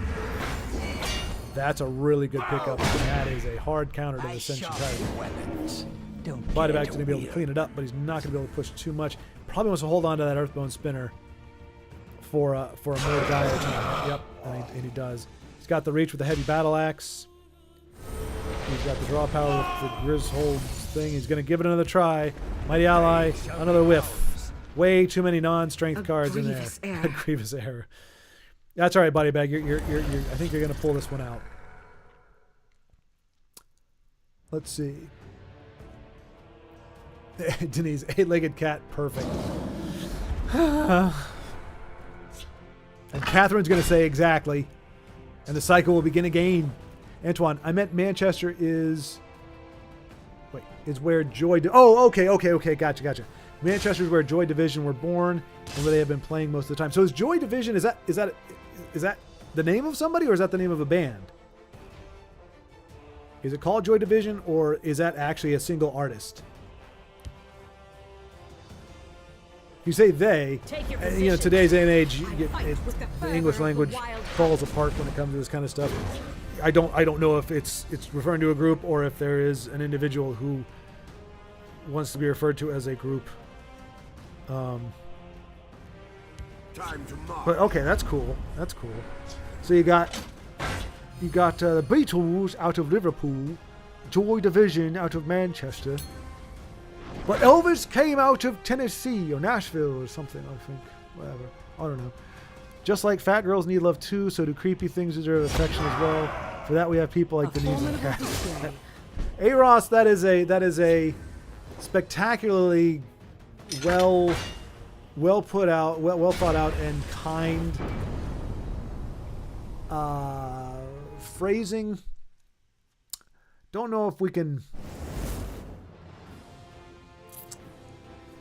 I'm not sure if either fat girls or creepy things should be offended by the comparison. I think, despite your best intentions, I think fat girls might be a little tweaked at being compared to 8-legged cats, better known as spiders. Brave Carriod. Joy Division is a band. Okay. All right, so let's see. Observing. Io. All right, let's check out Io again. And then we'll jump back in with A-Ross. Unless the roster changed a little bit. Why do I keep leaving the cursor at the dumbest thing I could do? Here we go. All right. But, A-Ross, it is a kind sentiment.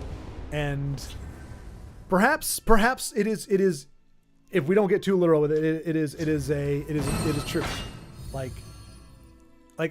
And on a slightly side note, like, I have to believe there is, for most things in the world, there is a beauty to it to somebody, that we aren't necessarily supposed to see things as ugly or what have you. We may have some psychological hang up or whatever. Or if, I think I've said this before, but if there was to ever be evidence of reincarnation, meaning random reincarnation, you don't always reincarnate as a human, you reincarnate as something, I could see if you wanted to argue, hey, in your past life you were a butterfly and you got eaten by a spider, you could see somebody being bothered by spiders. So if there was to be an argument for it, that's the only thing I can think of is when you have these irrational fears of certain things, it would be tied to your past life as something else. I don't particularly subscribe to that, especially the coming back as an ant. Like, I don't know how does that even work? I was thinking about that today when I was talking aloud to myself. One of the things I was wondering is, like, how would that work? Because in tandem with reincarnation is often this very bizarre idea of karma, which is supposedly, even though it is not an intelligent being, it somehow has an understanding of the human heart, because it can discern between a good deed done for a bad reason or a good deed done for a good reason, and vice versa, which requires an amount of discernment that I don't think the universe as a random sentience would be capable of. But in theory, if that is how karma works, and it does have this crazy amount of sentience and discernment where it can determine good, not only good deeds, but good intentions, that karma determines what you get reincarnated as. So the question is, what do you start off as? And I mean, if you start off as an gnat or a kitten, how do you rank up? Because there's only so much good you can do as either one of those things, especially critters that don't really have a very complex nervous system. You know, you're not even really capable of making decisions. It's very much of a just instinctual behavior. Like a lot of insects, they do what they do out of instinct. I remember I watched one video. Oh my gosh! And to be fair, I was tracking with it for a while. Okay, A-Ross, let's take a gander at what you got going here. But it was a bee that had gotten like honey on its wings, and so the caption said, captured bee unable to fly gets help from its Tessel lock up. Okay, there we go. Phew.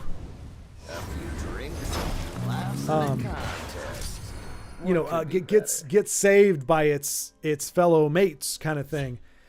And like, there were plenty of people in the comments going, that's just them harvesting the honey and the nectar and stuff off the bee.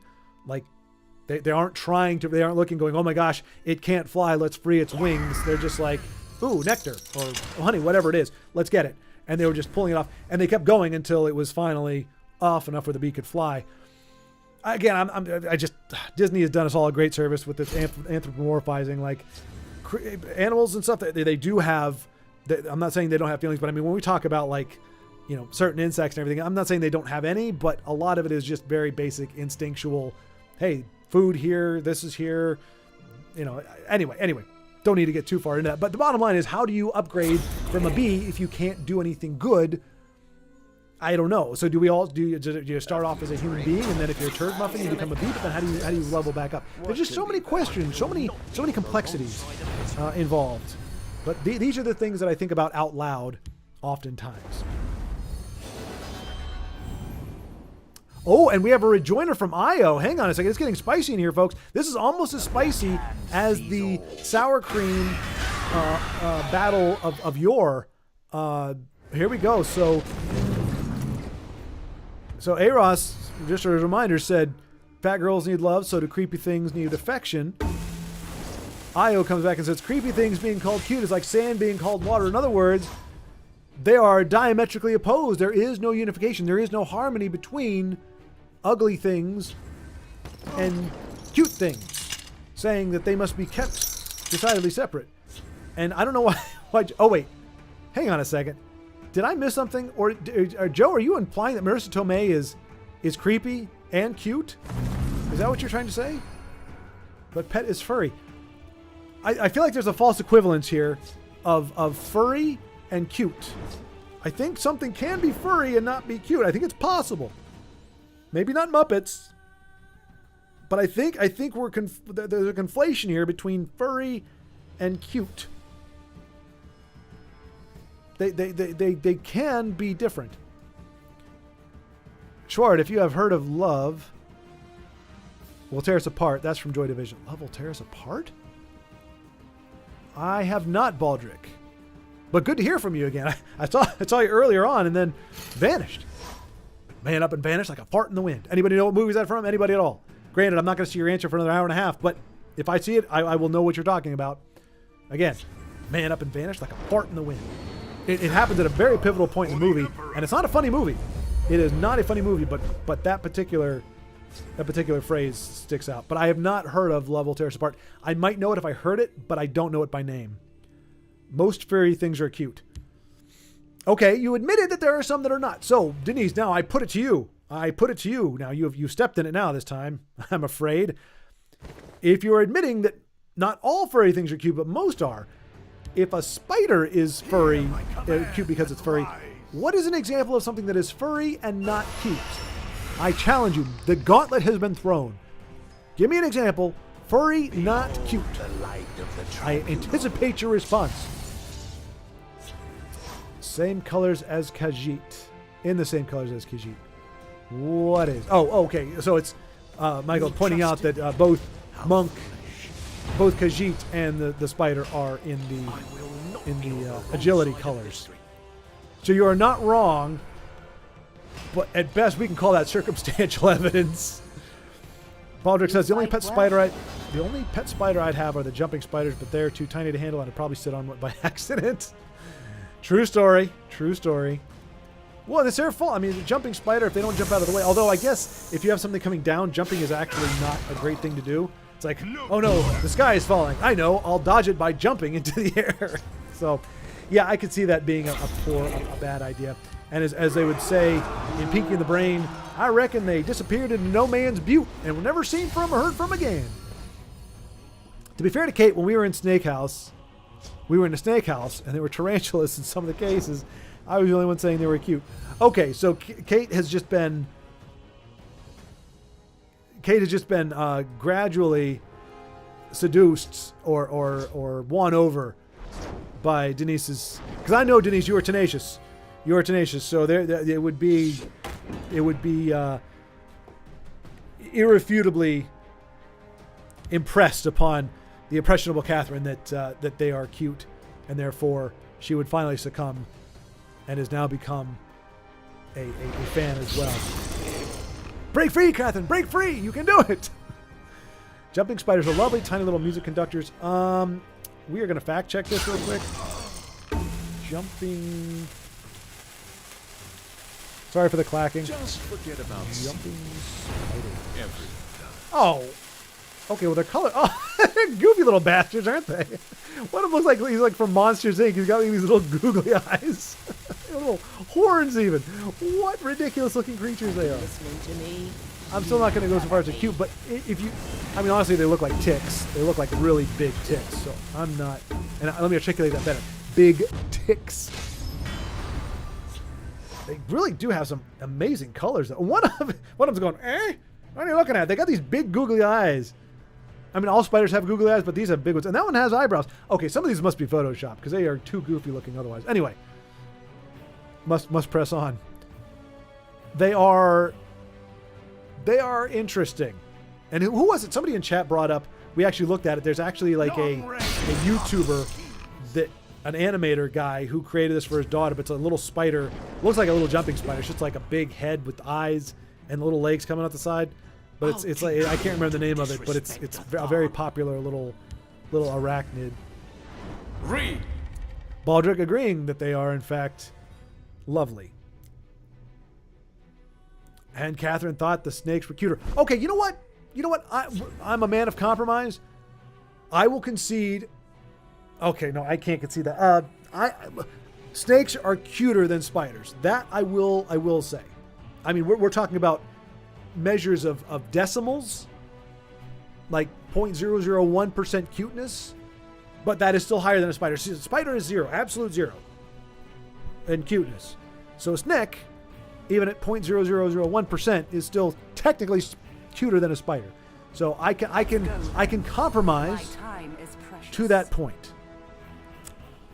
Honey Badger, if Schward goes up against Slay Eben, he obviously wins. There's no suspense now. What do you mean? What are you talking about? What are you talking about? Honey Badger, what do you mean? Slay, Ebenhard Slay is very formidable. A 20-minute game. Don't say that. How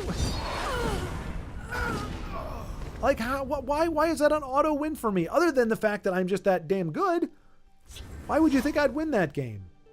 You wait. You will be surprised. You will be surprised. Halalu Stonecutter parody song for it? I'm not familiar with that. I will have to look that up. Halalu Stonecutter? So unfortunately, I think Halalu is featured in one of the games that I haven't played for Skyrim. Well, for Elder Scrolls. I've only ever played Skyrim. So I think Halalu, I might not get it because I don't know too much about it. The only thing I know about anything that's not featured in Skyrim, I only know about it because of this game, which is pretty much the art. Like, unlike Magic, that's the only place where I would say, I think in every other aspect, and this may be blasphemous, I think Elder Scrolls Legends is superior to Magic with the exception of two things. One, you can play Magic live, like you have real cards for it, which I do have. I think there's like 10 cards that they printed. They're the old art style, but there were 10 cards that they made of like physical cards of Tessel. So I do have those, but you can't play a game with those. And so many of the cards rely on very crazy mechanics that you can't really translate, at least in any reasonable amount of time. I mean, obviously, like the Tinkering card, it would be impossible to do. You'd have to have a deck with every single card in it. But, so Tessel only works in a digital format for the most part. I'm sure you could probably play a simplified version of it with certain cards that would work live, but the fact that they don't have that and they don't have flavor text.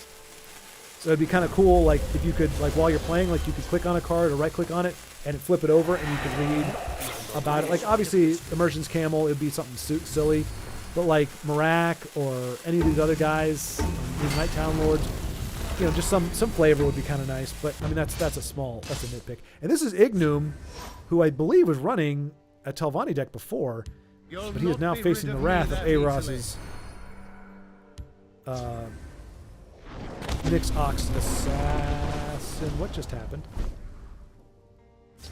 Oh, whoa, really? That's the first time I've ever seen that card played. And this is not Arena, right? This is not... Wow. Okay, Aros may be stunned at the moment. Aros have to let me know.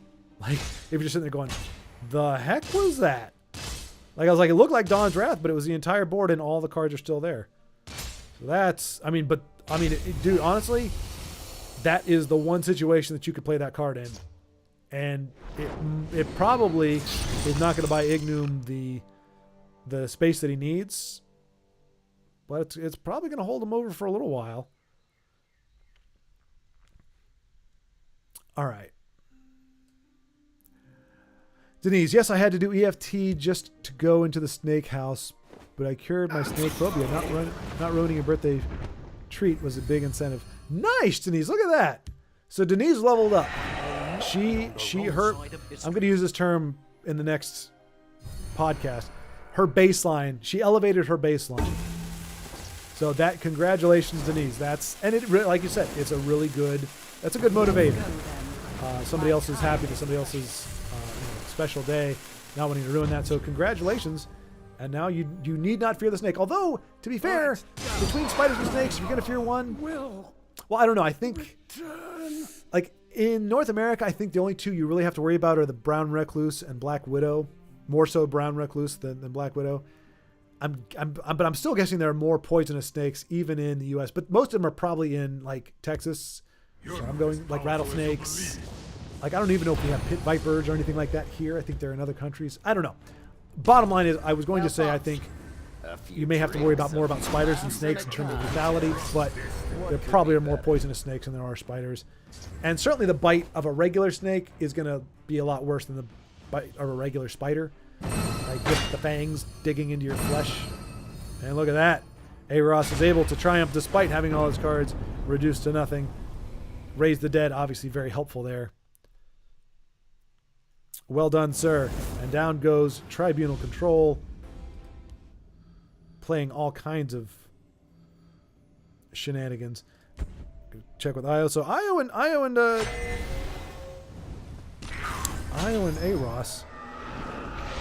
keeping us alive here. Like I said, you do not want to see me having to play a card, play a game. That is going to be an ugly.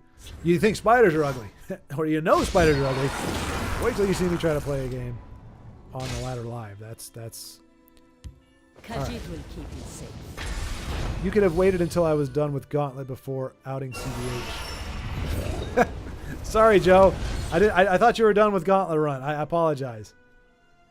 IO, yes, with the Wisdom of the Ages. Gotta get good. GGG. That's what it is. It's not actually saying GG doesn't mean good game. It means get good. Oh, wouldn't that be a twist, huh? So you know what we can do? We can say that now. If you do capital G, lowercase g, it's saying it's a taunt. It's get good! Exclamation point. Like it's saying you're a turd muffin. Get good. If it's too uppercase or too lowercase, then it just means good game. But an uppercase and then a lowercase, or lowercase and then an uppercase. If there's no synergy between the G's, it means get good. In other words, you're a scrub. Yeah, that's what we need. More creative ways to put people down without them knowing about it. Now I'm gonna go 1-3. Joe, I doubt that. It's gonna be 0-3. Ooh, burn from out of left field, unsuspected. The streamer disses audience to great effect. CVH has like the ultimate success story in terms of streamers being recruited by the company that created the game. They got popular streaming. That is out of Legends, quite literally here. Wait, that shit is out of Legends, quite literally here. Yeah, yep, absolutely. I don't think that's happened for any other game. I mean, I don't know for sure. And the crazy thing is how small this game is. Like compared to like other stuff, you would think with the amount of players there are for these others, like Hearthstone and all of that, like and the amount of people that are playing it, you would think that you would have a better chance just by statistical probability of somebody getting cherry picked or hired from that. But it's like the smallest CCG game ever in terms of ultimate audience size and reach ends up, finding a strong employee within the YouTubers. And then of course we know Charmer and Justin got recruited into doing commentating. Wrong side. No doubt off of what they showed they could do with, ooh, this is not looking good. Aya, what do you got for us? All right, you got a decent amount of magic to work with. But no. Well, okay. I guess Alfeet Conjurer? Oh no, Blackworm Rancher, are you bringing back a... Do you have a Viper in there? Nope. Wait. Yep. Nope. Oh. A guard. Okay, that works too. Temporary. Oh, no. Well, yeah, maybe. We've got to hope. We got to hope. He's up against Ross Pierre Del Smurf. I was actually initially being very careful to pronounce it correctly because I'm like, this is probably actually somebody's name. I don't want to butcher it. But then you get to the Smurf. That's another thing I haven't heard in a long time. That's a name I've not heard in a long time. A long time. Papa Smurf. Saying aggro is like jazz reminds me of Leon the Professional where... Oh, Leon in The Professional. Okay, I know what you're talking about. Leon, the French actor in The Professional with Natalie Portman, where Buddy listens to classical music when people get slaughtered. I don't remember the scene. Is that another... Swift Strike. Another Cliff Fraser. How many times since that one particular video have I seen a Cliff Cliff Racer lethal on a friendly face. It's obnoxious, really. It's happened way too often. And I'm starting to find, like before I didn't mind like, but now I find it more annoying than anything. All right. I could play one of my dumb decks on ladder to give someone a free win. Yes, yes, please do. Play the one you mentioned. The line deck. For those who don't know, so Denise put together a deck based solely on the characters' lines. Nothing to do with their skills, nothing to do with their abilities, nothing to do with any synergy. She literally chose them because she likes their lines. She likes what they say.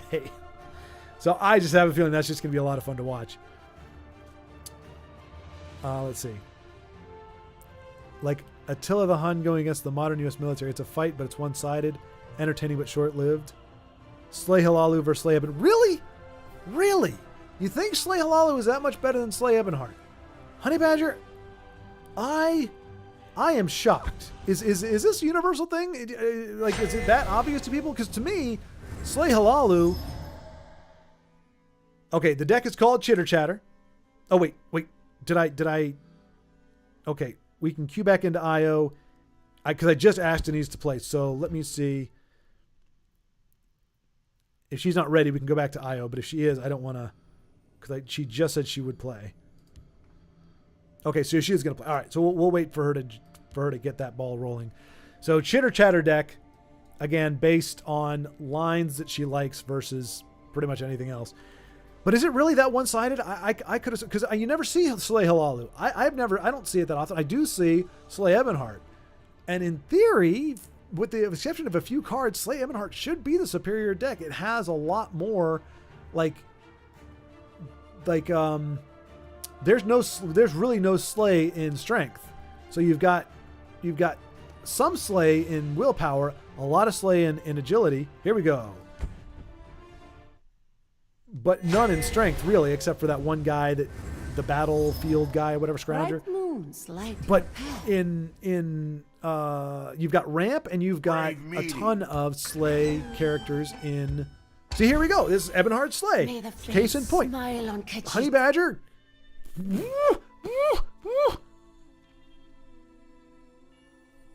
Attila the Hun against the U.S. military. I swear to goodness. It's a fine matchup, is what it is.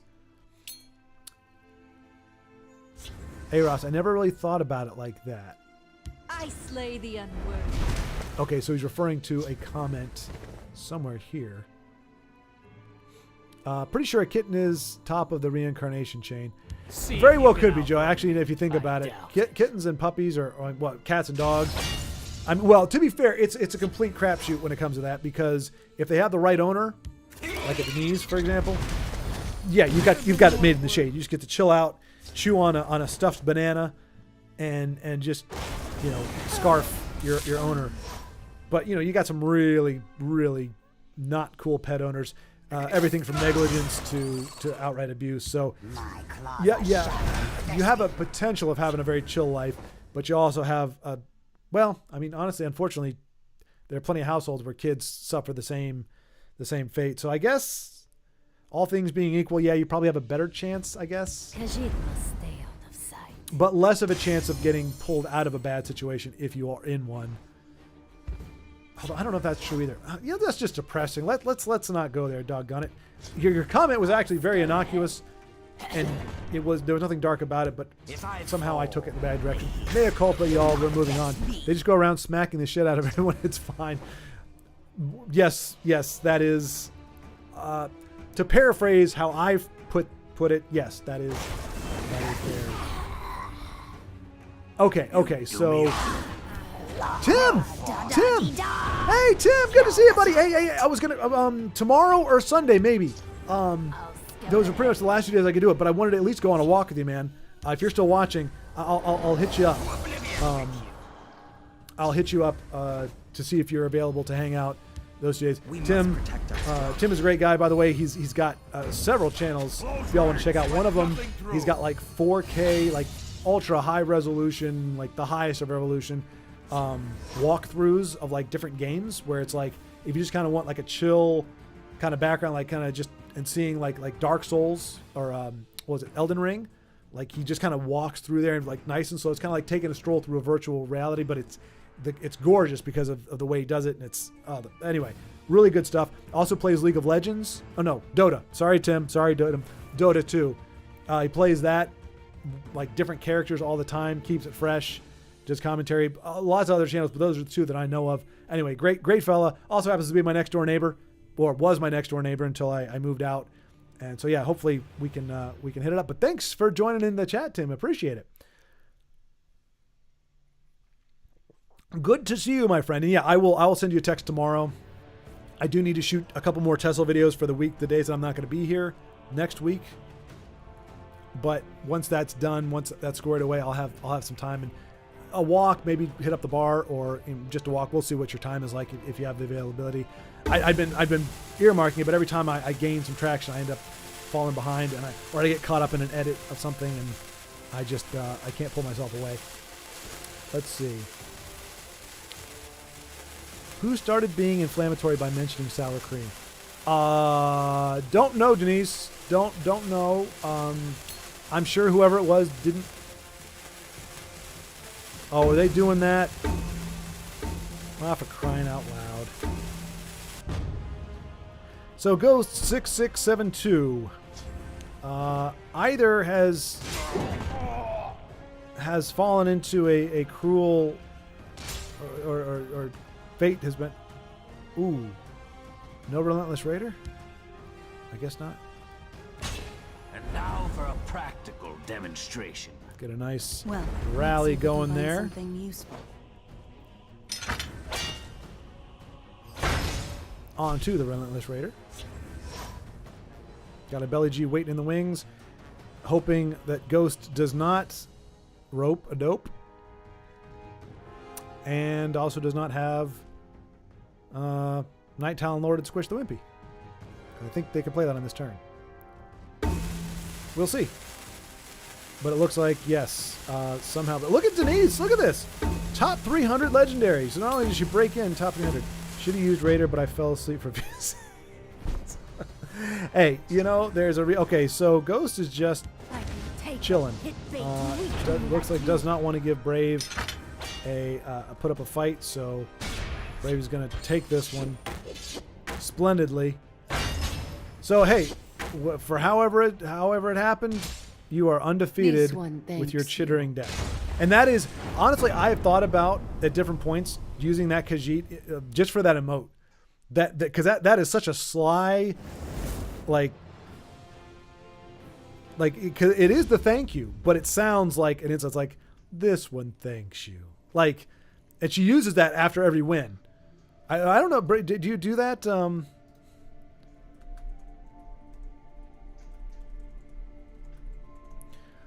I don't know if you do that after every game, but especially if it's an afternoon win, it's like a dagger. It's like, this one thank you so much for entertaining me while I eviscerate you.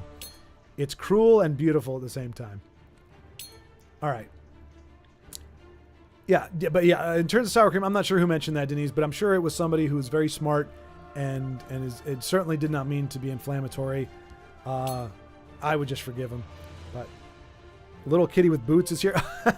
Yeah, so like at the start of one of her videos, Brave is like she does a lane change with the aspirant, the 2-1 aspirant, the Naru. I want to be an assassin like Naru. Switches over to the pilfer kitty in strength that when she pilfers or it pilfers, it gets a dagger. So she goes over and right before she's about to hit it, she's like, "I'm sorry, I do like your boots. They're very beautiful, but I have to kill you." It's like, of all the things to take pity for, all the things to be sorry for, it's not I'm sorry I'm going to kill you. It's I'm sorry I'm going to kill you because you have cute boots, and not even I'm going to kill you because you have cute boots, meaning I'm going to take your boots.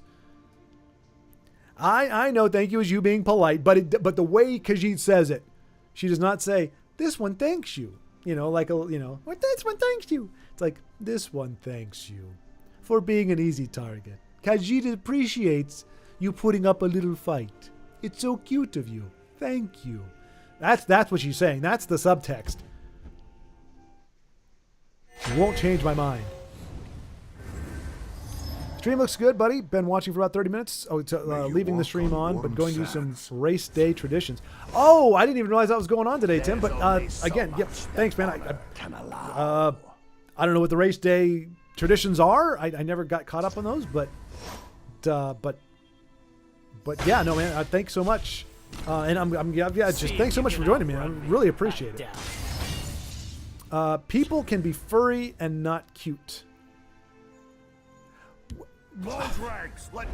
Oh, so wait. So Tim, you come in here. I am like the Sphinx posing this insolvable riddle, and you come into my stream just to give Denise the bailout she needs, because there's no way she was coming up with something. I guarantee you.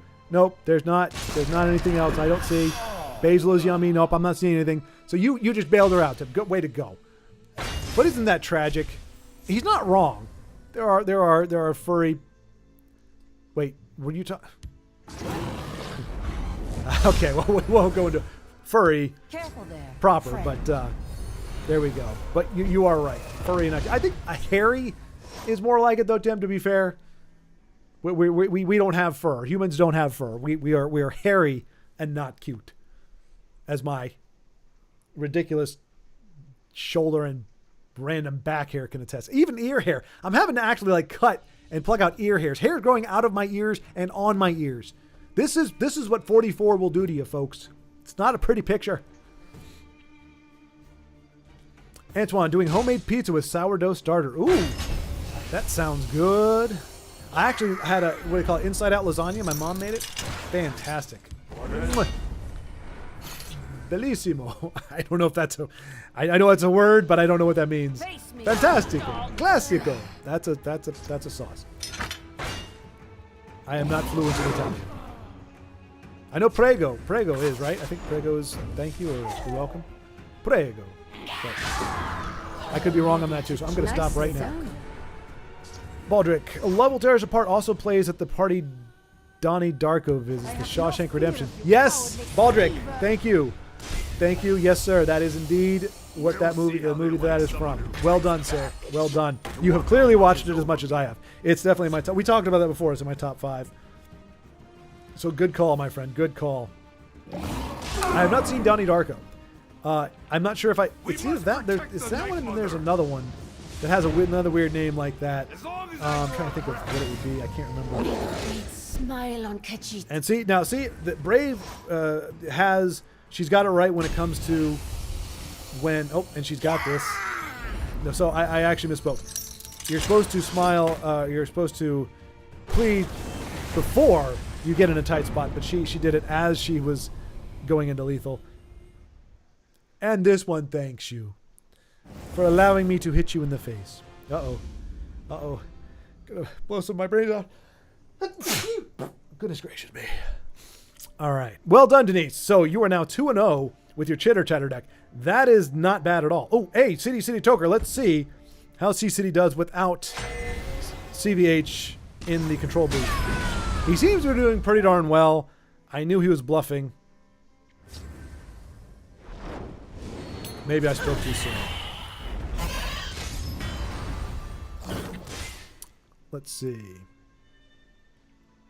Antoine, please teleport some pizza to UK. Aim for the South Coast. Thanks. Nice directions there.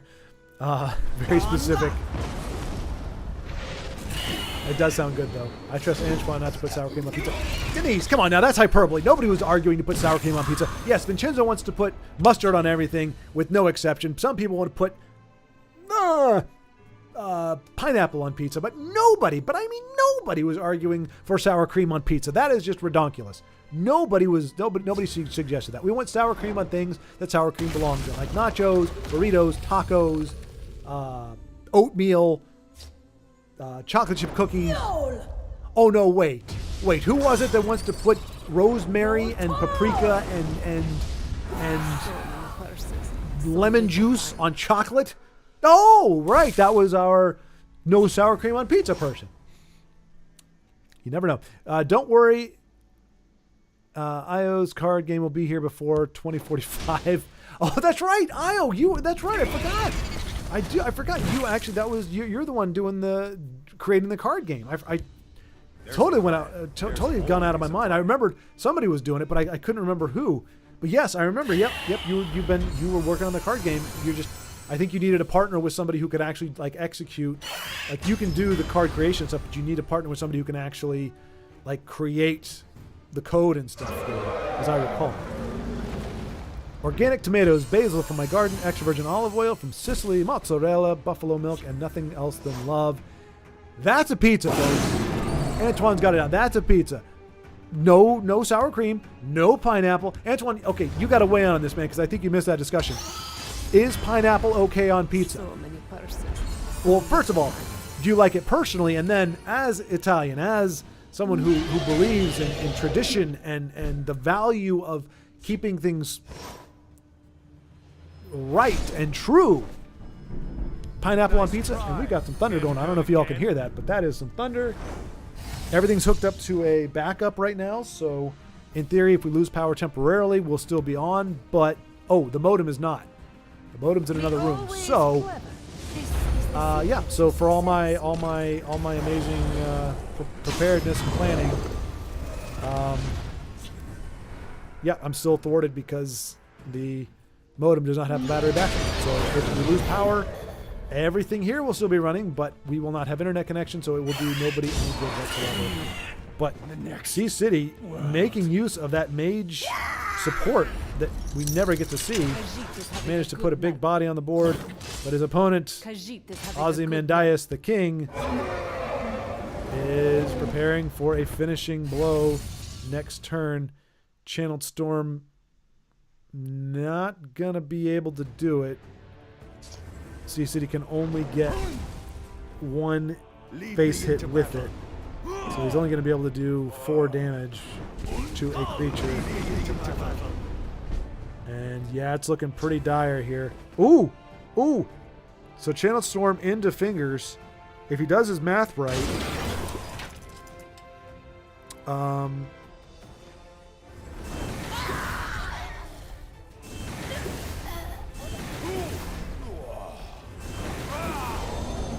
okay, yep.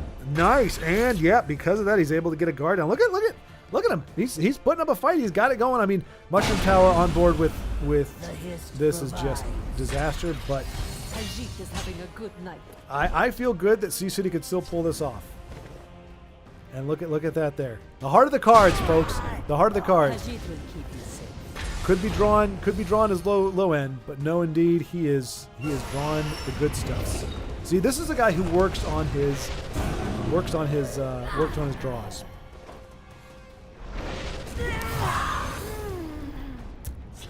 And Joe's okay. So as he said, he is currently playing, in theory, from his porch rocking chair. And there's Alden. The only thing I will say is there are other dragons in the deck that was not done from a reanimate. So, although C-City does have the perfect answer for it, into cast into time, it cannot be brought back, reincarnated, what have yous. He does deploy a vanilla Alduin, which you don't see very often. So, kudos, but yeah, oof. C-City does have one more rune to break than his opponent, so with the right draws, he could still pull this out, but with his opponent having 4 cards still in hand, it's a bit of a bummer. And stand watch now. Wait, what? Why would you give him cards? Oh, so we could get nicely done, C-City. Big brain right there, big brain, and my brain caught up after the fact. Basil is yummy. Yes, I can agree. I do like some basil. I know exactly what you were talking about. Antoine, salt, a little bit of oregano, of course. Okay, all those make perfect sense. Lots of more spices than toppings, really, is what we've got there. But it sounds delicious. Baldric, Halalu is one of the 3 great houses that ruled Morrowind. Halalu, Redoran, and Telvanni. I think you can meet remnants of the house Redoran in Skyrim. Yes, I recognize the name Redoran from Skyrim. I don't think I've played it enough to actually get to that point in the game. There's Halalu Farm right outside of that city Ulfric lives in. Ulfric Stormcloak. He's not Whiterun, is he?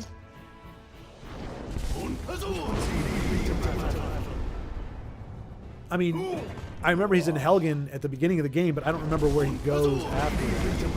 I think it's one of the smaller ones, like Riverwalk or Riverside or something. I don't know, but okay.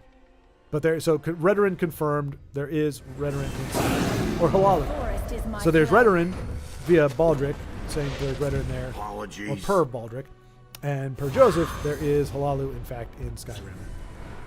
Apologies. Oregano on the pizza's base is lovely. I used to make a spelt pizza base with oregano, maybe special, or maybe is spelt actually a thing? Is that? Oh no, is that? It's that. Oh man.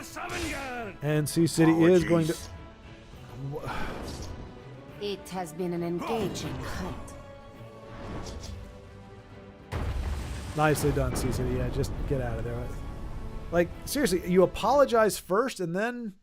I don't know. Good game, Sea City. That was looking pretty good there, but could not overcome the deficit that he sank into. Let's see, we got Io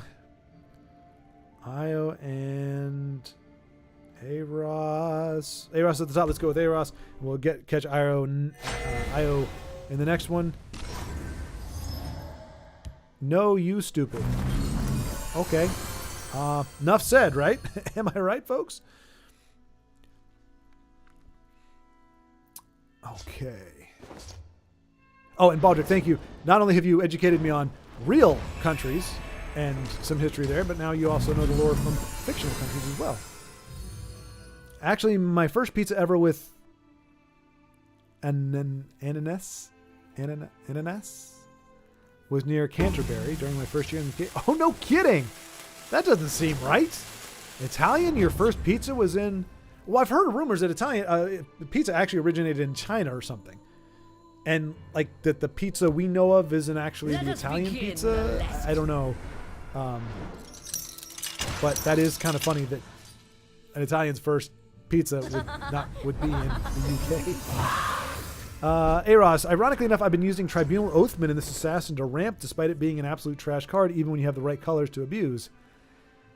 Hey, if it works for you, and most of the time it does, you're on to something. A few drinks, a few laughs, and a cut. Looking for answers, but that ain't fun. Now get in the pit and try to love someone. Another night to remember, I'm guessing? Another night to remember.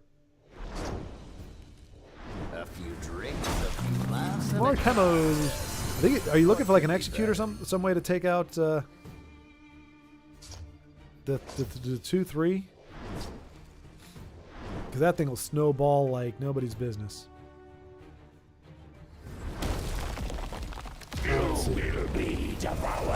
Really, I think I never came that far in game. Stopped playing when the sex cult abducted me and I woke up all across the map. What? What? I think I missed that. Catherine, that was a great question. I don't remember that one. I think I missed the sex abduction part. Interesting. Interesting. I'll have to revisit Skyrim at some point. I don't want to buy another version. I think I've owned 3 different or 4 different, like I've owned it on different systems 3 different times or something. So I feel bad about buying it again. But I've also still to this day have not beat it. So it's almost like Bethesda's actually the gaming company for the people, like we all kind of already knew anyway. It is. Uh-oh. Oh, no. Catherine retracted. I got to say, Catherine, I am a little relieved. Like, it's one thing to say sex cult abduction happened, and it's another thing to be like, that sounds fantastic. So I'm glad. I mean, no judgment here. You know, hey, the quest could be fun. It's in a video game. It could be fun despite the dire circumstances. How can I It just, why am I seeing so much? And Aros did say that Invade is good in this Empire deck. Like I said, Invade is not inherently evil. It's a tool. It is when it's an abuse that it becomes a travesty. So he is using Invade. Same thing with Daedra. Daedra, there's nothing wrong with Daedra. They just get a bad name because they're linked to Invade. Let's see. But yes, Catherine officially retracts her statement. about the sex cult abduction thing. Rose Pierdol is actually a play on words. Ross Pierdol? Ross Pierdol. Ross Pierdol? Ross Pierre Riddle. It's actually a play on words, sorry, which is also a play on works. It's from the Polish rozpierdol, which means to screw up. Watch this. Okay, okay, I'm not going to explain the joke because it means that, they have to explain it didn't work. It does work. It's a good joke. But I did not know rozpierdol, but that is funny. That is funny.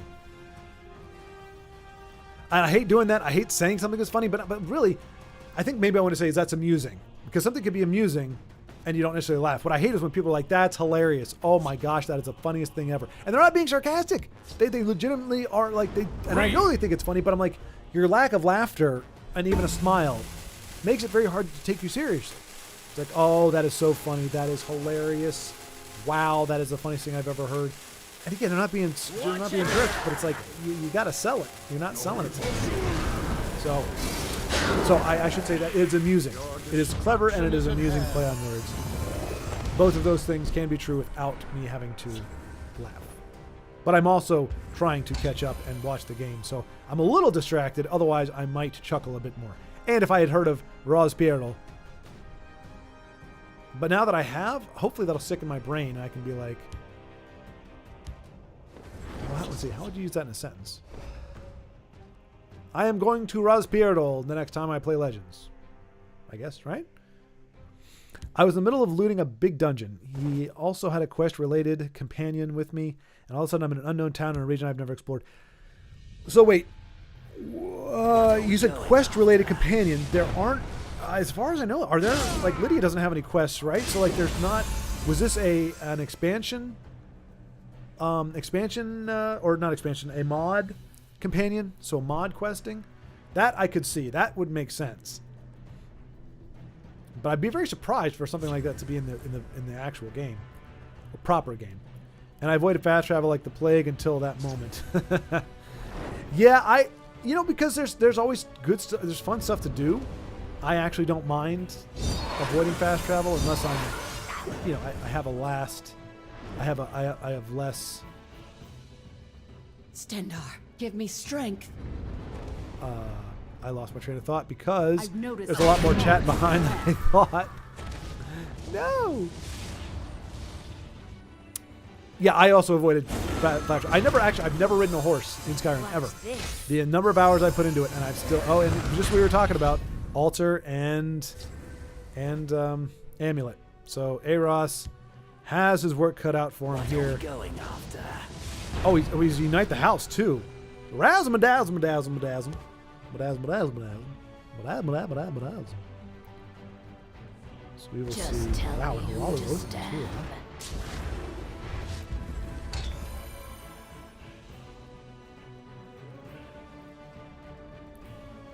So his unite is super duper cheap,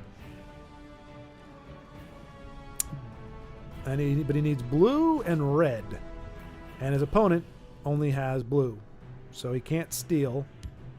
Try something. What he needs, he's going to have to draw it somehow. Is Razum going to trade for the 2/2? No, he's not. He's going to do it for the card draw. Oh, but I think...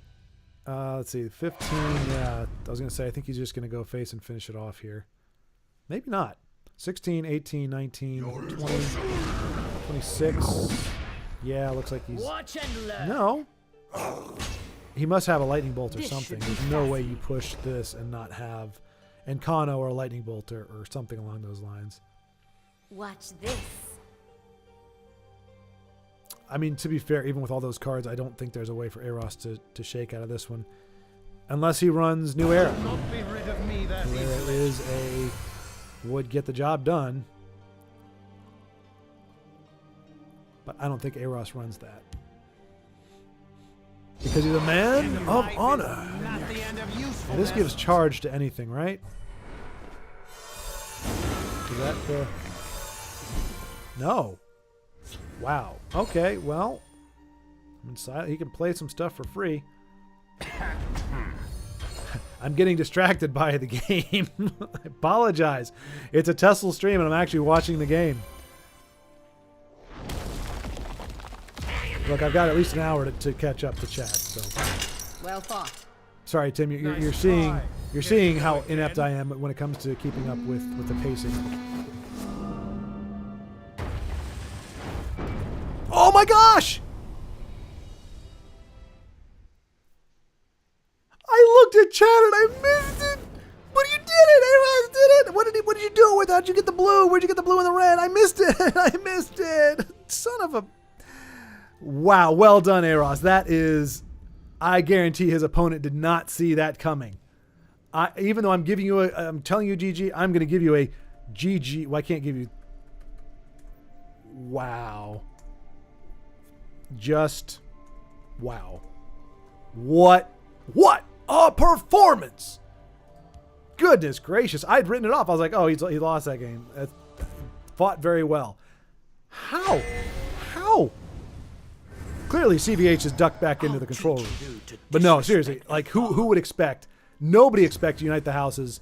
Nobody expects the Spanish Inquisition. Our chief weapon is surprise. Surprise and fear. Fear are two weapons. Our fear, surprise, and a ruthless efficiency, and our most fanatical devotion to the Pope. Amongst our weaponry are such... I'll come in again. Anyway, little Monty Python bit. For anybody who has watched it, is familiar with it. Through peace. But nobody expects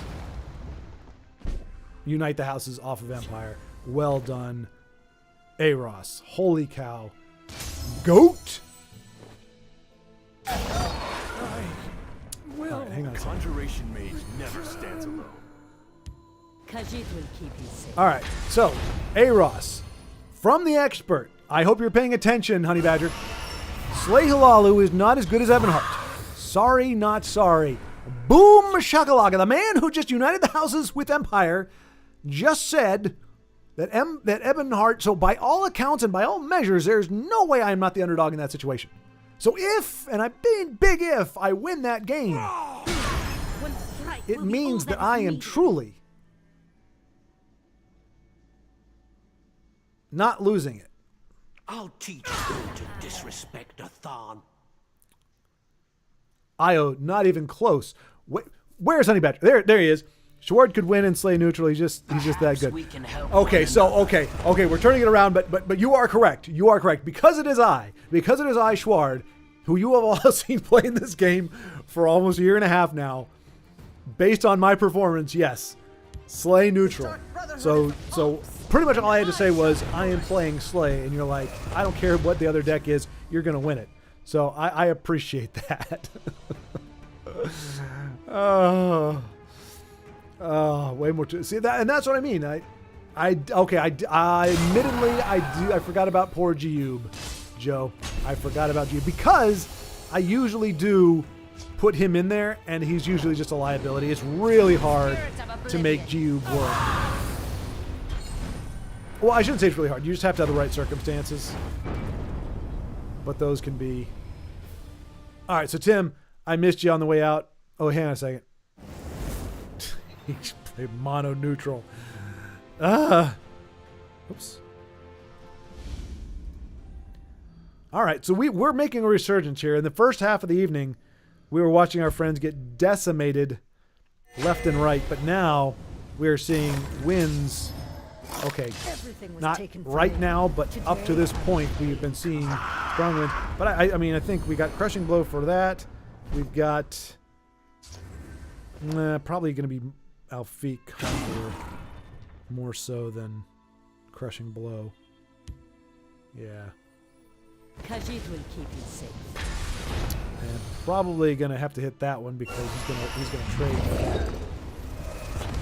to let that snowball out of control. So he's going to take some serious damage here. No drain available at the moment.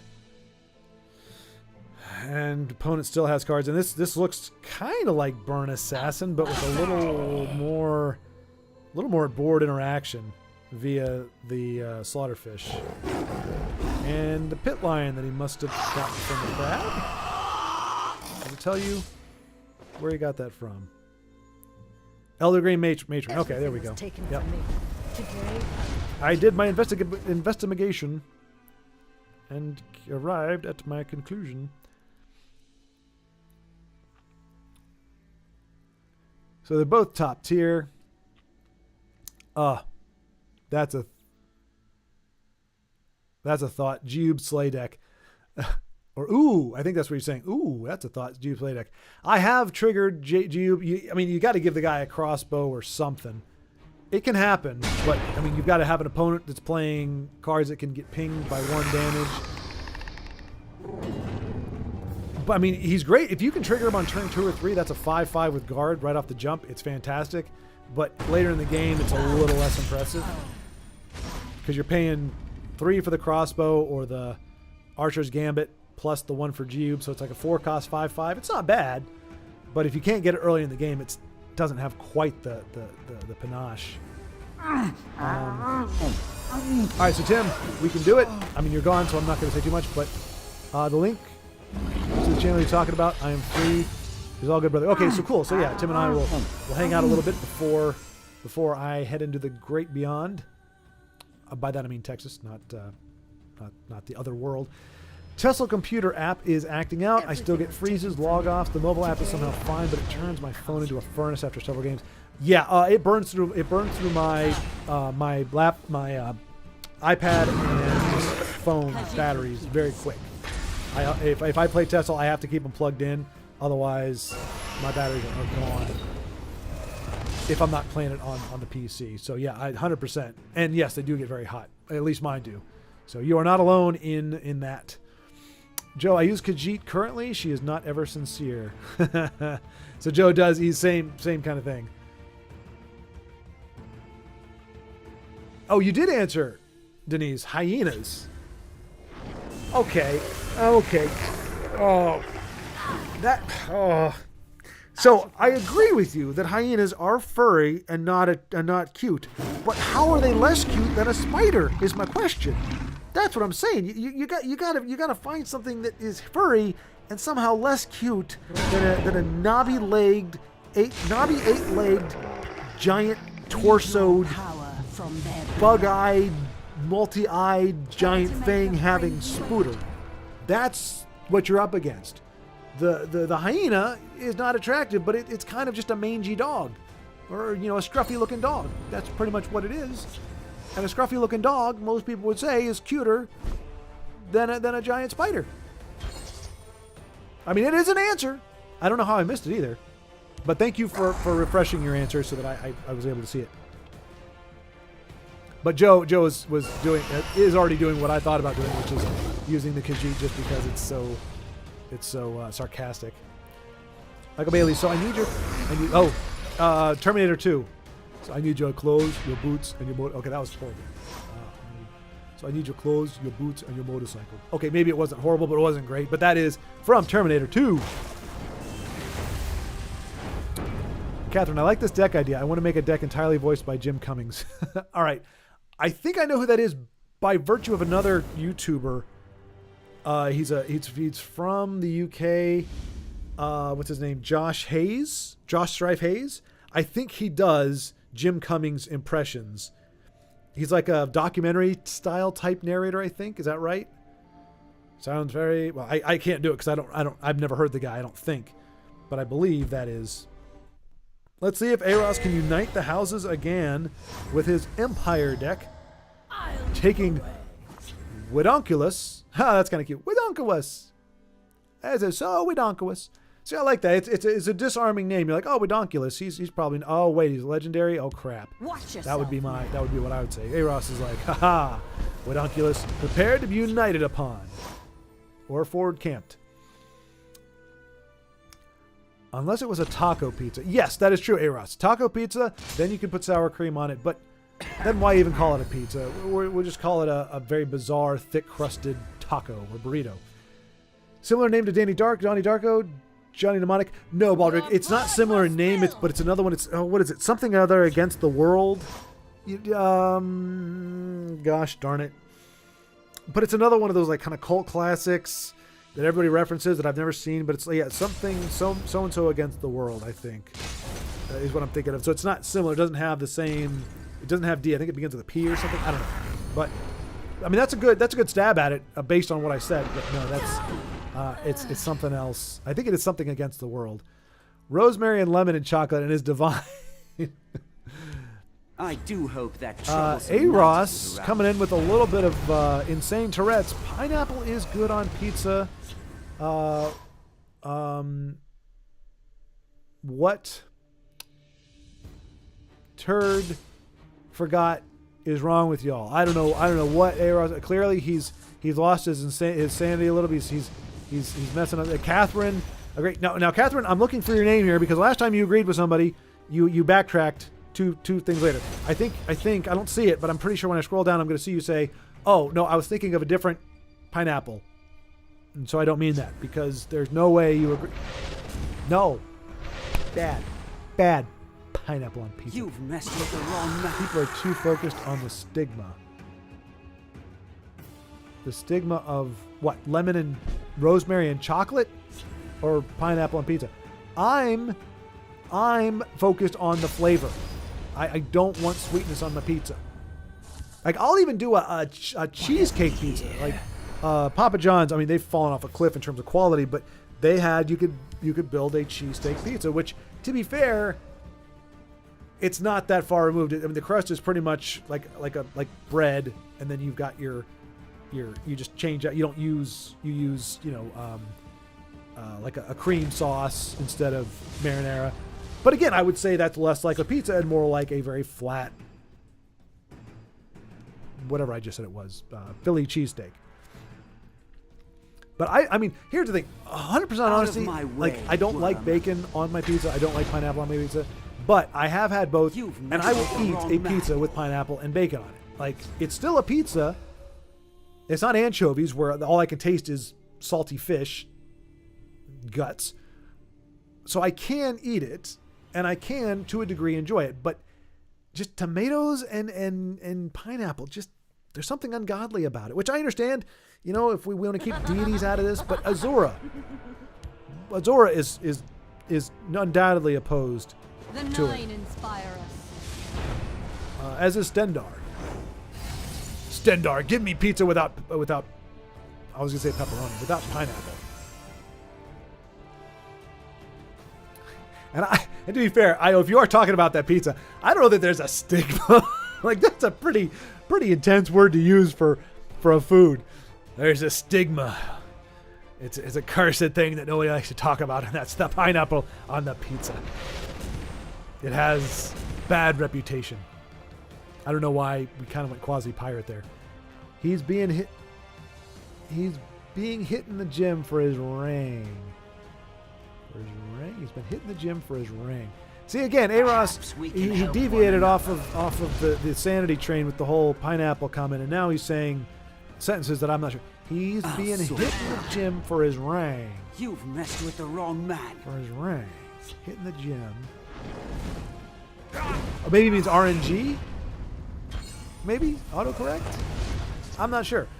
Antoine, nothing pineapple is fine. Okay, here we go. Okay, so officially from the land of many hills, nothing pineapple is fine in certain white pizzas, but as an Italian, I didn't have the chance to try before my experience in the UK. There we go. Okay, certain white pizzas. Like I said, it's the sauce, it's the tomato with the pineapple that I take issue with. So, Antoine, I appreciate you filling in that. That ends the discussion right there. Pineapple on certain white pizzas, but I guarantee you, most of you folks pining for pineapple on pizza are fine with it being in marinara sauce, and that is just not right. Okay, A-Ross did mean RNG. Okay, so I see. Oh, so it's a training for the RNG. That's what he's saying. Because we mentioned that earlier. So A-Ross was talking about his opponent has been training with the RNG. Again, essentially commenting that, RNG is strong with this one, but RNG, as we know, is not achieved by any merit. Dumb Dragon, probably referring to a game that has long since ended. After all the trips around the world, I can appreciate more of the exotic contamination in food culture. Okay, that sounded like a backhanded compliment. Like, the exotic, like, I can appreciate more the exotic. That sounds good. Sorry as I come Food to culture, this. okay. You throw contamination in there. It's like, wait, is that supposed to be is that a compliment or an insult? Have I just been insulted? The exotic, I mean, it sounds beautiful. The exotic contamination in food culture. Inu! Dude, Inu! Okay, I was going to say you missed Aros uniting the houses with Empire, but I'm seeing how far back this comment is, and I do believe you probably were in time for it. So, welcome, Inu, from about 10 minutes ago. And that is okay, my friend. A lot of folks got here early, but we had some folks dribbling in. I think no less of you for having things. I mean, if Baldric can go to concerts and put a concert above Live at 5, then, you know, we can give you a pass as well, as long as it was something noteworthy and fun. Ulfric is Windhelm. Okay, there we go. Aros, able to remember. So Ulfric is out of Windhelm, so it is, in theory, outside of Windhelm that we would find Kalalu remnants, as per Baldric. We got the hellos. Spelt is an ancient form of wheat dating to Roman times. Okay, good. Hey, the more you know. So I found out from our D&D game today that, oh crap, I forgot the word now. It's not slinky. Swanky? Nope, not swanky. Slick? Slippy? Skippy? It's a word that sounds like that, but it means really like trendy and cool looking. So you're looking very, but it's not skanky either, because I'm pretty sure skanky is. And it's not Slippy, because that's the frog from Star Fox 64. I don't remember what it is. Denise, Kate, help me out here. What is the word that I learned today? Begins with an S, and it means like cool, like sly, or something like that. And spelt, spelt is a type of oregano. Oh, spelt oregano base is so good. Oh, no, spelt is not a type of, it's an ancient form of wheat. Okay, so spelt, an ancient form of wheat and oregano base is good, but I like sourdough base on pizza dough as well. How is Honey Badger with follow-up? How is spelt made? Everything was taken from me. I just buy spelt flour from Holland and Beret or Barrett's. I probably got the pronunciation wrong on both counts, as it is UK pronunciation. Honey Badger and make hot water pastry. Wow. Honey Badger. Oh, I see. So Honey Badger tracking with that. I have no idea what any of that meant.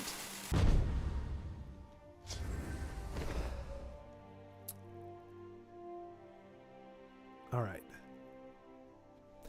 Antoine, so my pineapple pizza is like no tomato, mozzarella, and blue cheese on a special mozzarella with pistachio.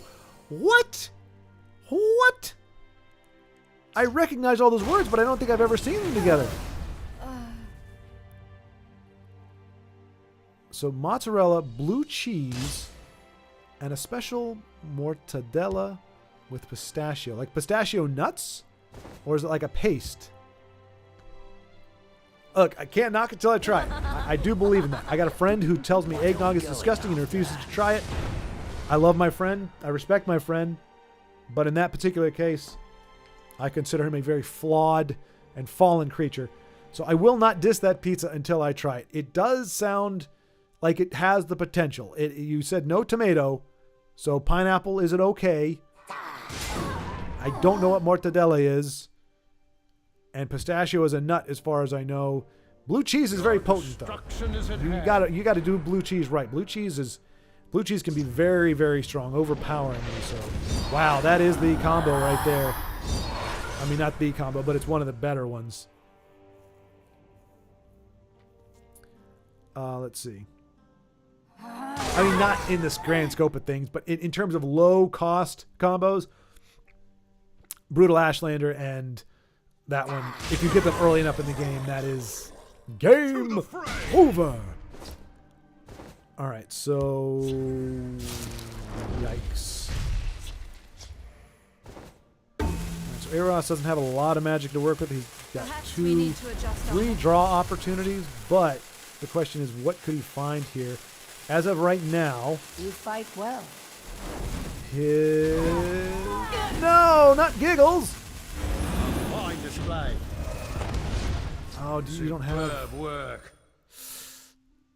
I mean, unless... Oh! I wasn't even paying attention to what... Oh, gosh! I wasn't even paying attention to what the other guy had. I was just, oh, good job, Eros. Good job. That's what I get for trying to poke my nose in at the very last minute and pretend like I was tracking the whole time. Well done, sir. Well done. A fine display, even if I... Ah, that's all right. That is... You all are very gracious people. That's all I have to say. Gracious people. I am probably the most moronic person alive. And you all still put up with me. It's beautiful, really. But here we go. A nice, largely premium... And that is a fantastic answer to Alduin. Not enough for Bone Colossus. Probably don't want to do Drain Life just yet. Can do Skeletal Champ, but there are no skeletons to buff. Feels bad. Is it worthwhile? It is not, says Eros. Or Eros. Io. And he is daring his opponent to punch him in the face. And his opponent obliges. With 13 magic, he's going to be able to fill that board, and it's going to be very difficult. A few drinks, a few laughs, and a contest. What could be better? Call Dragon. Yikes. And of course, gets the charger. Okay, let's see. Antoine, you can even put a luxury cheese called Stracciatella? Stracciatella? Two C's. Is that a hard? Is that like a K? Stracciatella? Stracciatella?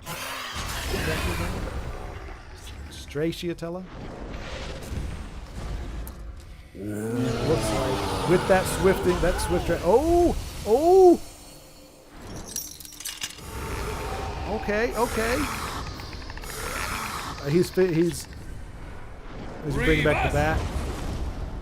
Looks like a giant bat. Yep. And Io is out. Dang it. If not for the Swift Dragon, he might have been able to come back from that stabilized because his opponent was out of cards. But, of course, Call Dragon. Not the most egregious. Honestly, I don't know. I think I still hate LA Guardians more, but Call Dragon, I'm not a big fan. At the very least, I think Call Dragon needs to not automatically level up all your shouts. At the very least. It's bad enough you can play an 8-cost card, and if you have your word walls and your whatevers, you can end up with a freaking Odaving on turn 8. I just don't think that should be. And it's not like highly unlikely. You either got a Parthenax or an Odaving on turn 8 with just a few like upgrades. I think it's way too easy to pull that off. Personally. But I won't see what anybody else thinks of that for another hour. And apparently that whatever the cheese is that I cannot pronounce, it makes the taste just wow. Admittedly, I am not a cheese expert, so there's a lot of cheeses that I have not had. So I'm curious. Some of them are rather pungent. I know goat cheese is very pungent. It's the people who play Invade who are the tools. You are correct, sir. You are correct. Inu, I played 19 games with Unite today, only won 7. Really? So I guess you underperform when you're not in the spotlight, sir.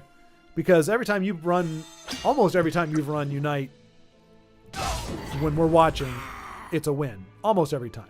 Except for that one deck where it was Singleton Unite. That took a couple tries. Maybe 3 tries. But still, that's surprising. 12 losses with Unite. Clearly, the rest of the community has gotten wise to it.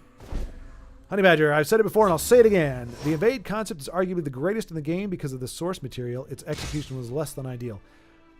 No doubt. I have no doubt. It's very cool, and I think Vincenzo would agree with you. I think he was a big fan of Oblivion and the storyline and everything with it. But yeah, the execution has been abysmal. Which sucks. It really sucks when you have, like, if your favorite character, like if people were like, oh, I totally love, I'm trying to think of what's a Wolf character. I mean, I don't think Lydia is horrible, but she's not, like, played in many decks. Although most people don't like Lydia because she wanders off and gets lost and doesn't show up where she's supposed to. So maybe that's a bad example. But, you know, you're like, oh, my hero in the game is this card or this guy, and then you see him in the game. It's like Ungolem. Like, what if you loved Ungolem? You're like, Ungolem is my favorite. It's like, he's a 1-drop? What the hell? And then you're like, oh wait, I drew my assassins right off the top of my deck in like turn 3 and 4 and 5. So I guess he's awesome. There isn't a lock that will mother of mud. Sounds good. Oh, Denise also has not tried that cheese. It's so creamy, but even in Italy, it's a bit expensive. So creamy, does that mean runny? Like, do you pour it on the pizza? Mikey Bailey, I think Shadow describing Invade is as creating mini Dagoths was accurate. Yes. Yes, it is. Exactly that, Michael. That is, Shadow is definitely not alone in that description. That, I mean, really, it does turn him into mini Dagothers. You got all the keywords. And it doesn't take much. You can do that on turn 7 if you have the right cards in your hand. And again, lots of synergy there. You can pull that off fairly easily. It is from Puglia. Puglia? So much Puglia? for Puglia? escape. Well done, Aros. I'm guessing we finally got down to the Unite. The watch is mine. Mother of mud. Hey, Ross, how could you miss that? Because I looked away for a second. I'm sorry, A-Ross. The rest of the world witnessed it. Catherine giving a good GG there. The rest of the world witnessed your magnificence. It's on the video on demand. Everybody will see it. I blinked. I literally blinked. I was tracking with it. I thought it was a lost cause. I didn't see how you pulled it off. Steal your sweet roll again. So yes, I missed it. Unexpected arrival. Okay. To be fair, it's called Unexpected Arrival. The fact that I did not expect it is the whole theme of the card. So if I had expected it, you would have been like, what? This is an Unexpected Arrival. I actually made that card work. I made your game work. I was the mastermind behind it. I made it epic because I was not expecting the arrival of whatever it was that arrived in intelligence and or strength colors that allowed you to pull that win out. Oh, snap the red. Pull the win out of his arse. Nice. Io sounding a little jaded there at the moment. I think it's begrudging respect or begrudging, like, pull the win out of his arse. Nice. Hey. But what an arse. Hey, what an arse. Arrival finally gave me the right card from the 50-50. Okay. Oh, so I didn't realize that. So I guess that it had a much higher success rate than what I thought. So Antoine, okay, yeah, this is that magic moment. Well, I've been watched him several times during these days with this deck. Okay, so you are familiar. You have seen the magic. You've witnessed the spectacle of uniting with Empire. You told me you only run one copy of Unite. Yeah, I think that's not the win condition, right? Eros? That's not like, that's one way to win, but it's not the way to win. You're not trying to win with it necessarily. I kept it in my starting hand. Yep. Yes! Eros, there you go. Scott Pilgrim versus the World. That's exactly, yes, that is the one that I was thinking of. That's it. Thank you, Eros. Scott Pilgrim versus the World. That and Donnie Darko are two, for whatever reason, they're lumped together in my brain. I don't know if they have any similarities, but they both seem to be like off the beaten path, sleeper hits, or cult following movies that are apparently really good, but I haven't seen them. I hadn't heard about them until like 5 years ago or something. You won't see that for a while, Ross. Hey, a while is relative, Honey Badger. I mean, I'm only about 45 minutes behind. I don't know if you knew this, but it is very common to add sugar to tomatoes to cut down the acidity. So pineapple on pizza makes a lot more sense than you think. Don't conflate those. I do know, yes, I have made spaghetti sauce where I've used tomato paste and a little bit of sugar. Brown sugar even you can use as far as I know, or a little bit of sugar. I do know, yes, that is true. But that is not the same as a pineapple. Pineapple has juice. It's got sweet juice. And it's got a fruity taste. Sugar doesn't taste like anything but sweetness. So you're stretching. You're reaching, my friend. You're reaching. You have the heirloom greatsword. So you have reach. But if I silence you, you lose it or something. Okay, my metaphor broke down. I mean, there is some validity in that argument. All right, so Buddy Bag coming away with a win. I really need to be watching these games. As you saw, it doesn't work out well for me. What I need to do is watch the game, and then at the pivotal moment, right when our friend is about to kick butt, I look away. Oh, Honey Badger with the big... Justice for pineapple on pizza. Oh, come on. You all caps the weirdest thing. Couldn't care less about the toilet paper roll coming off the right side, but what was it? What was it the last time that you were up in arms about and emphatic about and shaking your fist to the heavens? It was something like, I don't know, something meaningless like There is life in I don't this even know. It machine, might have been eh? pineapple on pizza, for crying out loud. No, it was something else, but it was food related if I'm not mistaken. Justice for pineapple on pizza. Begone or forfeit. Inu had a local football match against our local rivals. Won. Hey, Inu, crazy enough, like if you scroll up, we were actually just talking about, Antoine was just talking about like the Italian team. We had a little soccer discussion, talking about Manchester and different places. Like, oh no, Manchester was where the band was from. Never mind, that had nothing to do with it. But yeah, we talked about soccer, or football. So congratulations on that. And you are you? I think you said A team and B team. Are you? But I think you started out with B as a B team coach. Are you on the A team? Are you on track to becoming the A team coach? I can't remember where we left that. I remember you were considering pursuing a career in that field and in the coaching arena, but I can't remember where that got settled because you were still in school and there were other things happening. So I'm not sure, but I am curious. But congratulations on your win. It's nice, not dissing Tesla at all, but it is nice to do something where a win manifests in the real world as well. It's the worst thing, well, not the worst thing in the world, but it's kind of a bummer when you have this really great win on Tesla and then you turn your computer off and it's like, well, as far as pretty much everybody in the world except for my opponent is concerned, that never happened.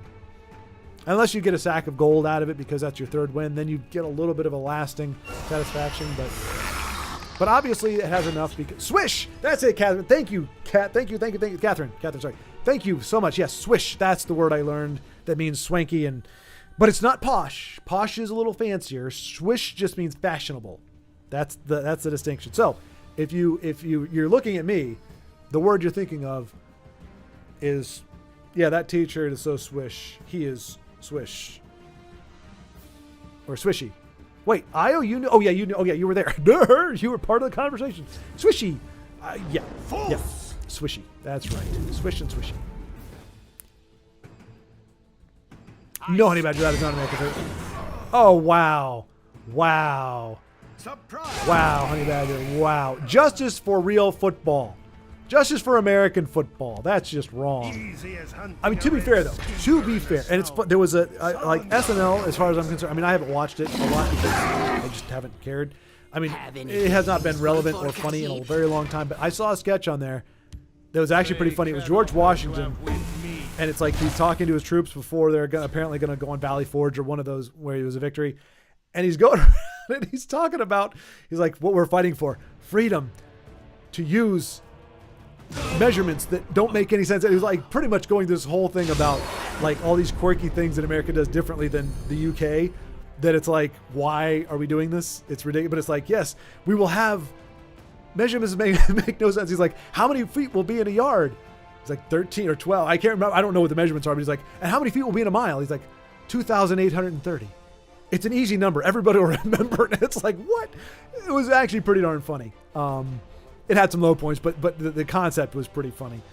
And that's what it reminds me of. It's like, admittedly, a game where you use your foot primarily only for extra points, kickoffs, and field goals on occasion that probably make up a very small percentage of most games that are well played because most teams that are good are going to get touchdowns, not just field goals. It does make less sense than a game that is almost exclusively, barring the goalie, played with your feet. So I am perfectly happy to admit that football makes much more sense as it is used in Europe and the rest of the world. I don't even know what the heck soccer means or where that word comes from, what the etymology is of it, but I will concede the point that it makes more sense. That said, they're not close enough in any way, shape, or form to be a counterfeit of the other. So it can't be fake football because American football bears no resemblance to European football. But I appreciate the jab, sir. Let's go. All right. Then. Mortadella is like deli ham. Okay. Oh, I forgot, Eros. You're a restaurateur, as I recall. So you know about food stuff probably just as well as our boy Antoine does. Deli ham. Okay. I mean, to be fair, it sounds a lot fancier. Khajiit Like will saying, keep I'll have some mortadella. It sounds much better than like, give me some deli ham. Deli ham, give me some deli ham. Khajiit will Thanks. I'm talking about real football, not so soccer. And again, with the jabs, do we really need to just poke the bear or the bald eagle or whatever it is that we're talking about here? It's all good, Schward. We still love you. Appreciate that. That probably pertains to one of 3 different comments I made, self-depreciating, but no less appreciated. Honey Badger, technically soccer makes more sense being called football, but as an American, I can't admit that. No, Honey Badger, I just did. You're allowed to admit it. You brought it up, but it is hard These streets are mine.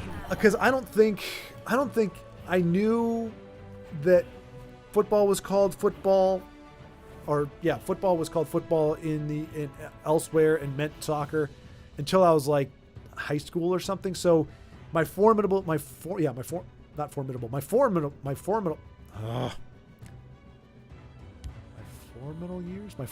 They The years cannot outwit when I was young, the years where your first ideas are being fleshed out and confirmed.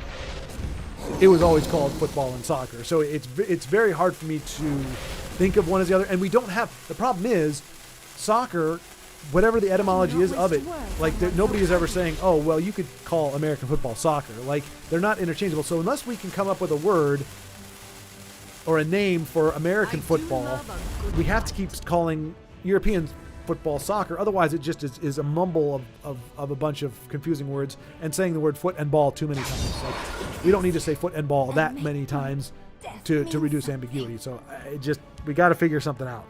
I don't know what else we call it. The NFL ball. I mean, that sounds awkward too, but I mean, come on. We have the Washington football team. One of many reasons why I no longer care about whatever the crap the NFL does. It's a freaking joke. All right. Sorry, that was a little too bitter, but I loved football growing up, but I can't be bothered anymore. Fair, very American of you. Yes, very American. Very American. We got to stand up for our ridiculous names and crazy numbering systems. And Swift Strike IO with the victory, and I actually got to see it. Ha ha! Exact lethal with the assassin. Well done, sir.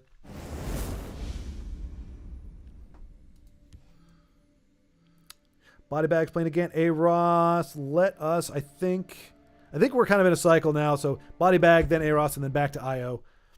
Unless we see somebody else enter the fray, in which case we will adjust accordingly. IO, I played Death Priest just before he drew Alduin. Oh, that sucks. Yep.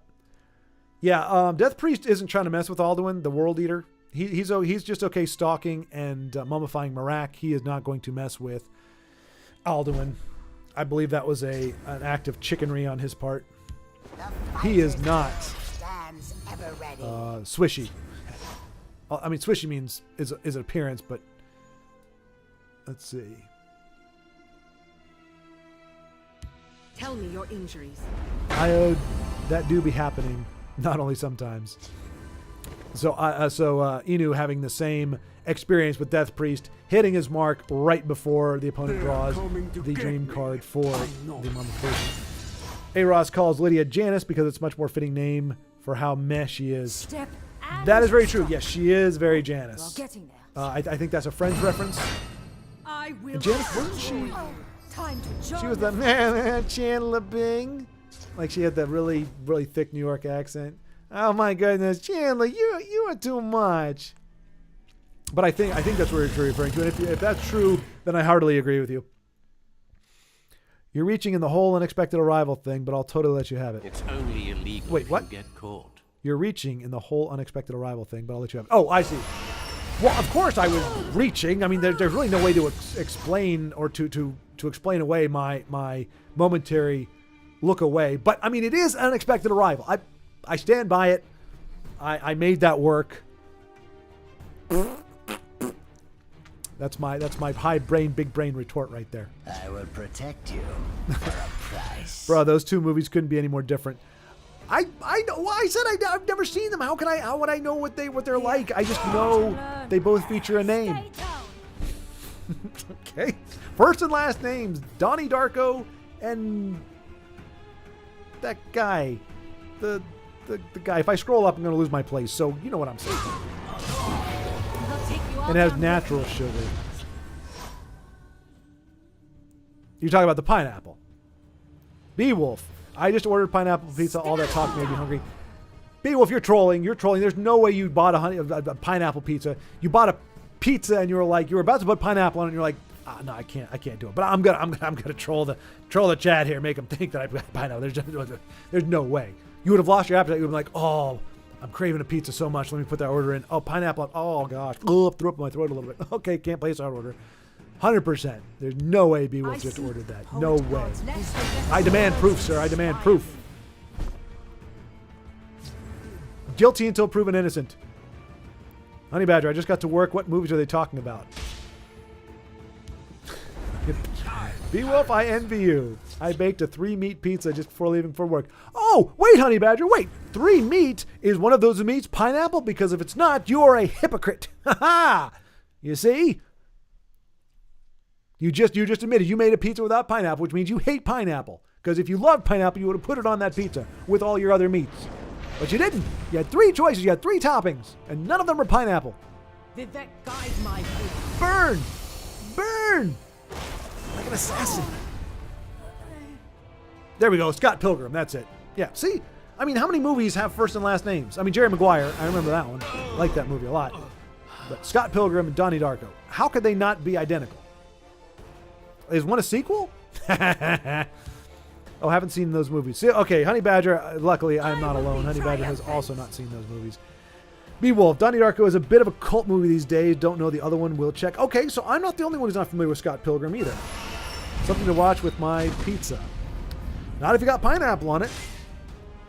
You'll be regurgitating. You'll be bent over the toilet going, oh, regret. Oh, nothing but regret. No, some more regret. Because your stomach knows. Your stomach doesn't lie. You eat pineapple on pizza, your stomach will punish you. It'll be like, what did I ever do to you? No, I refuse. I reject this combination of foodstuffs being put inside of me. Have any of you watched In Bruges with Colin Farrell? I have not. Is that a show? It's a great movie. Okay. By context, I assume that it is a movie. People has, yes, good movie. Okay. Take your positions. Biotech major still aiding with measurements. Yeah. We just need one generation to and it might as well be one of the current generations because I think schools don't teach jack squat anyway. One of these generations just need to suck it up and say, okay, we are going to officially learn the metric system, and henceforth we'll just use it. It just makes more sense. It's easier. The fraction thing, that was a nightmare to learn fractions, and it was stupid. And the metric, it's like you go up by increments of like 1,000. It makes sense.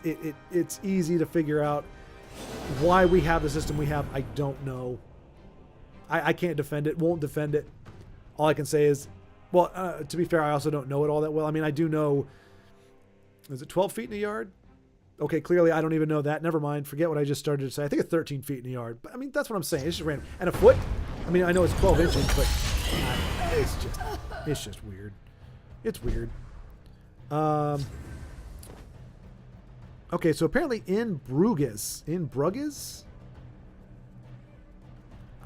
That's a weird title, but I will have to check that out. Colin Farrell. That's not, is that underwear guy?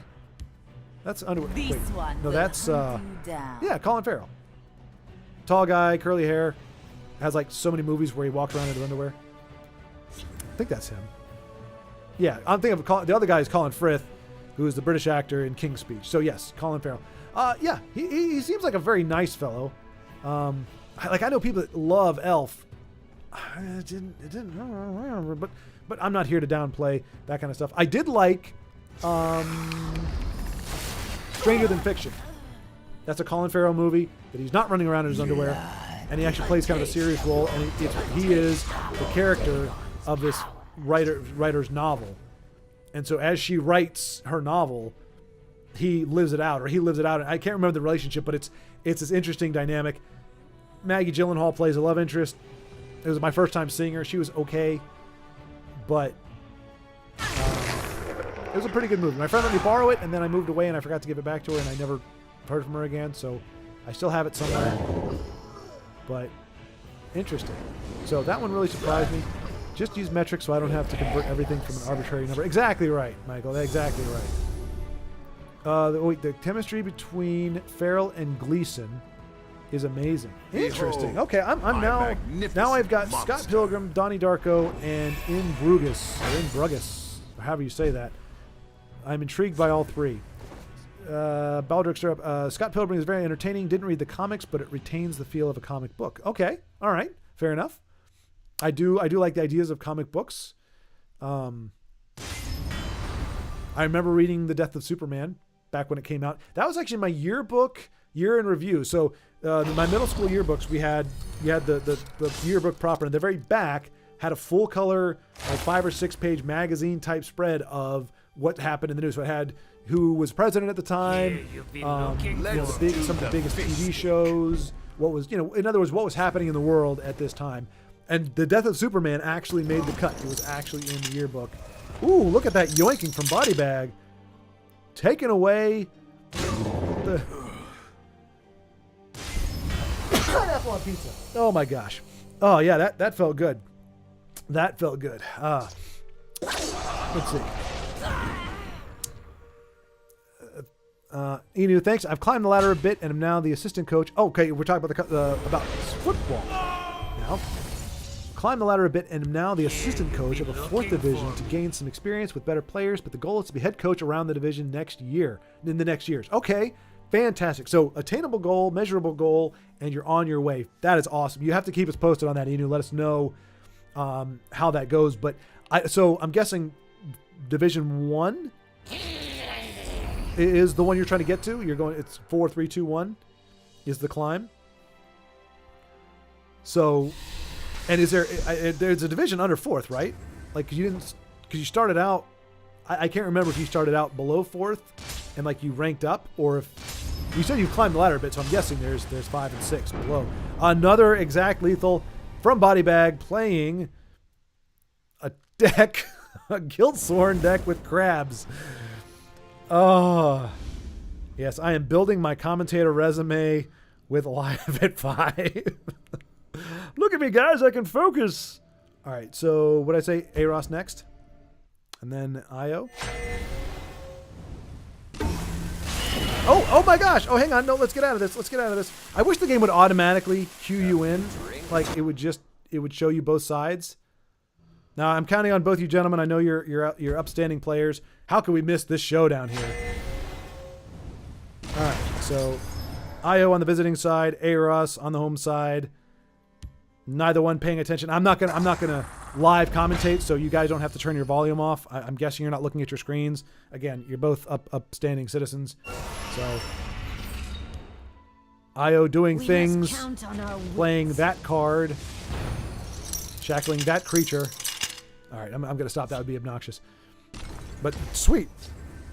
How? I mean, I guess there's probably like only 5 people playing Tessel right now, so I guess the odds that they would end up playing each other is pretty good. But this works out well. We were gonna spectate Io next, Io next turn anyway, or next game anyway. So we will see. Aros. Well, yeah, no, I think.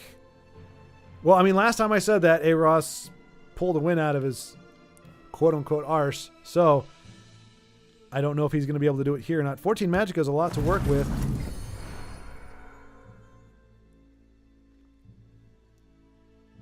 But I don't know if he's going to be able to handle the onslaught.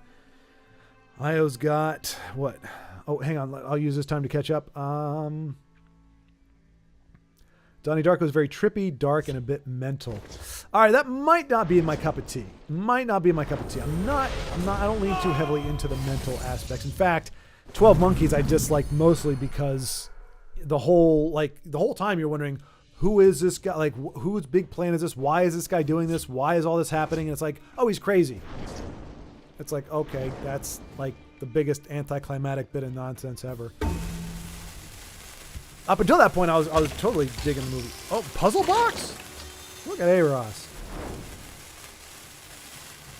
Puzzle box, huh? Fascinating. All right, so They're as good as dead. let's see. That's gonna stop 5 damage, so he's got 4, 8, 12. So barring a prophecy, Io will take the W on this Give one. Me strength. Aros called out for Nothing will Stendar. stop my rise. Stendar does not like pineapple on pizza, so I'm not entirely sure what Aros is thinking is going to happen. Is Io trying to skip? Well, there's no room to skip. He just pausing for dramatic effect, perhaps.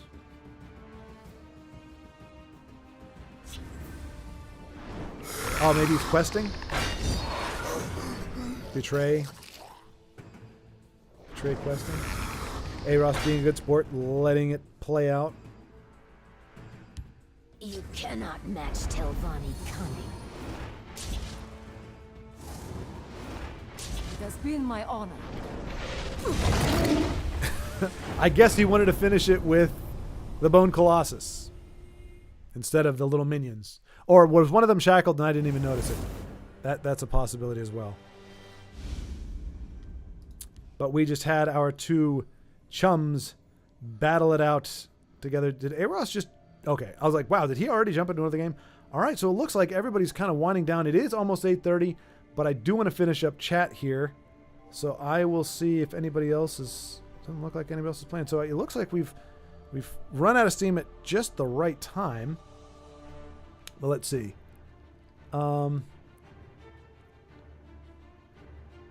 It's pineapple, I swear. Beowulf, methinks thou protest too much, good sir. I believed you until you said that. Now I'm 100% certain there is no pineapple. Pineapple is so good on pizza, people actually do pay for it. Well, people also pay for lobotomies, probably.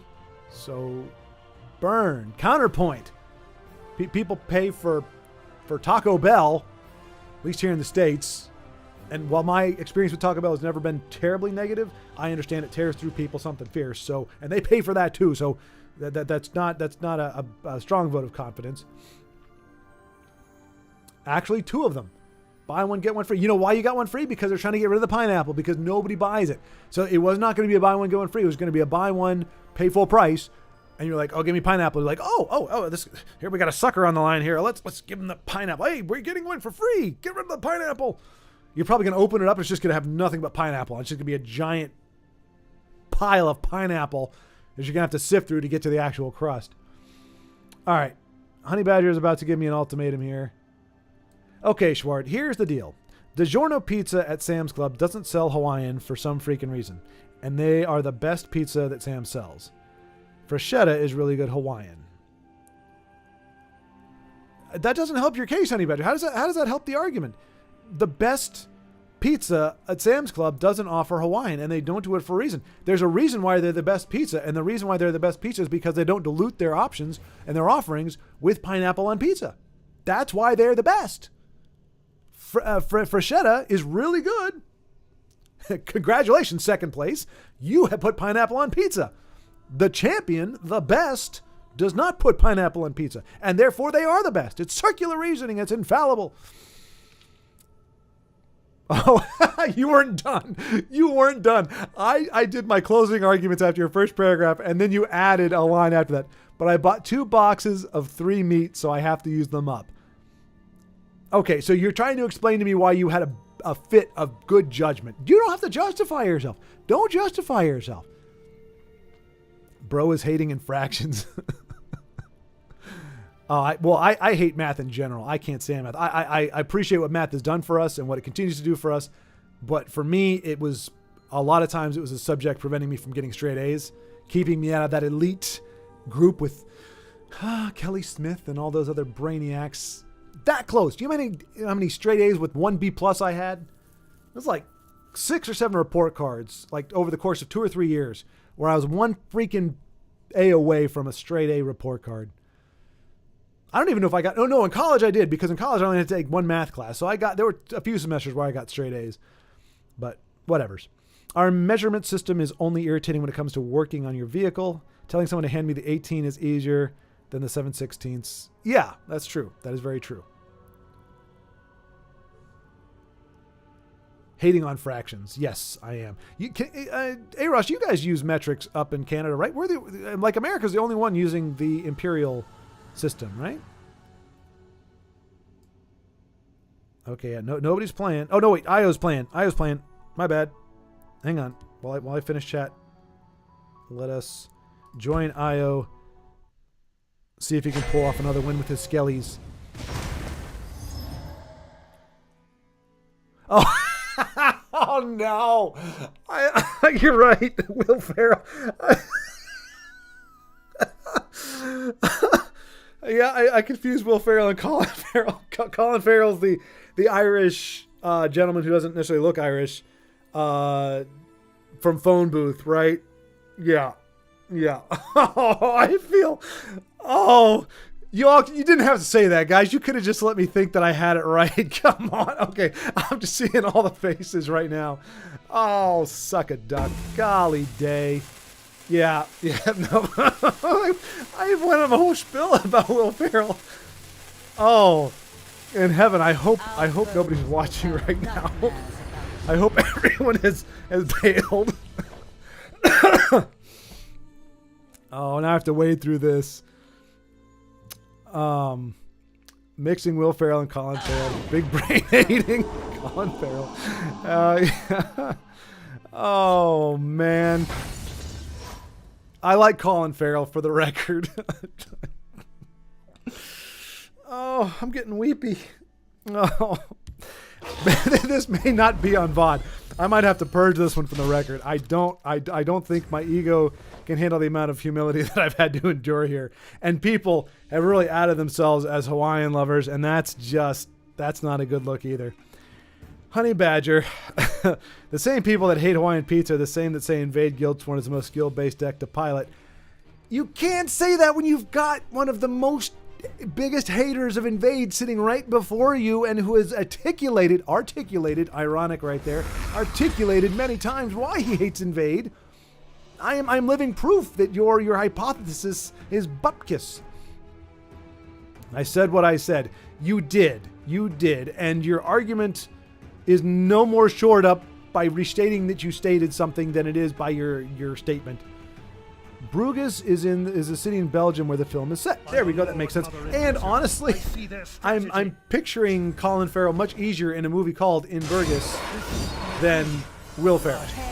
Because I know he's played a little more serious roles, but that just seemed like it had a little more weight than a typical Will Ferrell movie.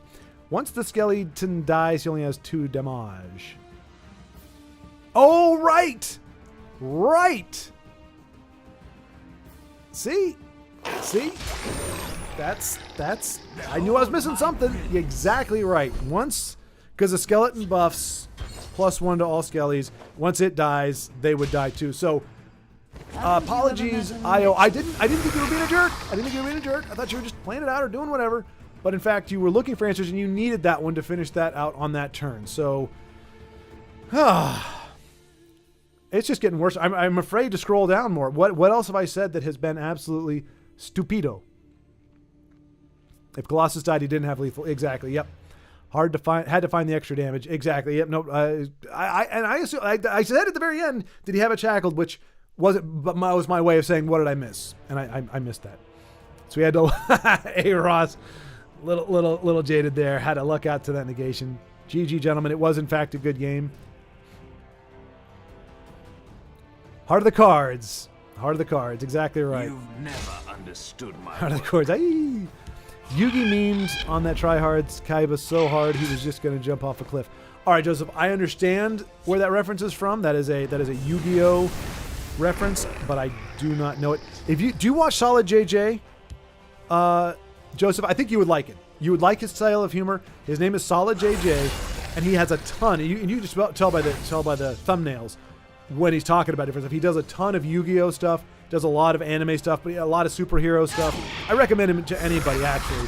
Solid JJ is the name. And he does, essentially, it's like a bunch of meme cards. It's like a freeze frame from like an animated show or something, and he just uses like the meme things. But he talks really fast, but they're clever sketches. They're usually pretty short, and they're pretty darn funny. But he does a lot of Yu-Gi-Oh. I miss a lot of the jokes because I don't know the show, but if you know the show, I think you'd get a kick out of it. And why are you saying try hard? You always say sweaty. Why are you saying tryhards? Say sweaty. Not swanky or spiffy or swoosh. I don't want to scroll up, but I'll remember it. Swishy. Swish! Haha, there it is. You must be clever. Not swish. Your counterpoint are about as strong as wet tissue. I know you're not talking to me, Eros, because my counterpoints are devastating.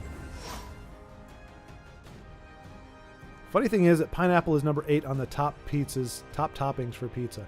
On what list, Honey Badger? I mean, what Wikipedia? I guarantee you can just change that if at a whim. Who has a list and who are they polling? Because I guarantee you they're not polling the rational part of the country or the world.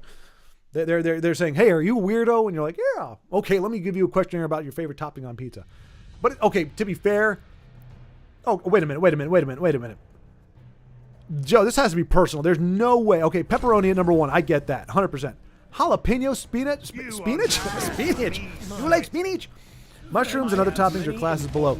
I would put mushrooms above the pepperoni, sausage, mushrooms, green peppers, olives. Pretty much in that order. That's the definitive list.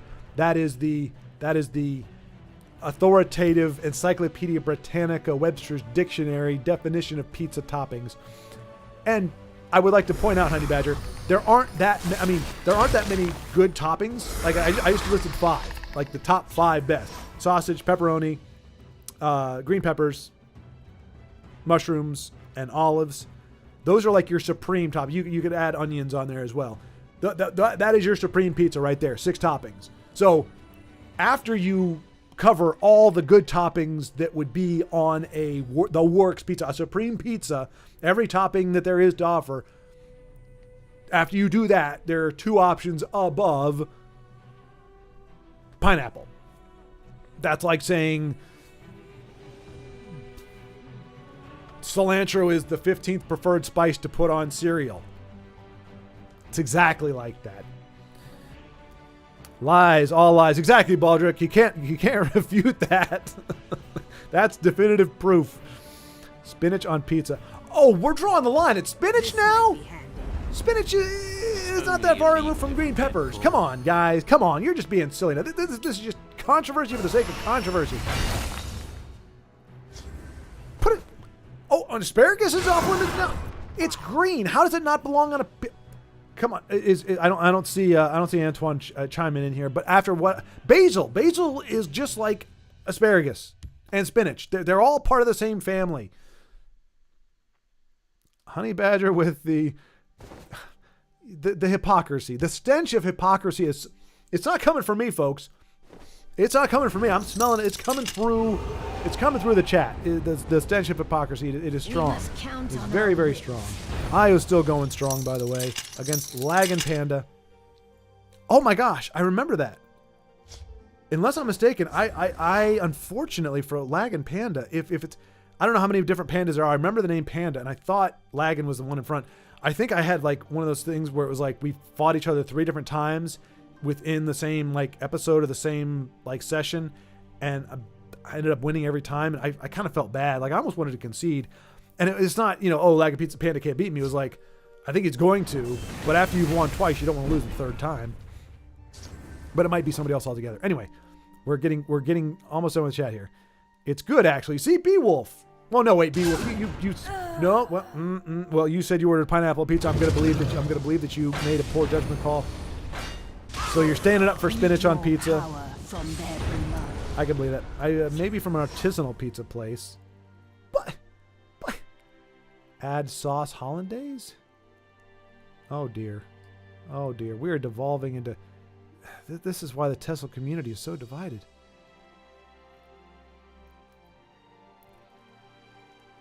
And hollandaise sauce on pizza and ham? Okay, maybe we all have different definitions of what a pizza is. I think some of you are confusing like English muffins for pizza. Some of you are confusing pineapple for pizza.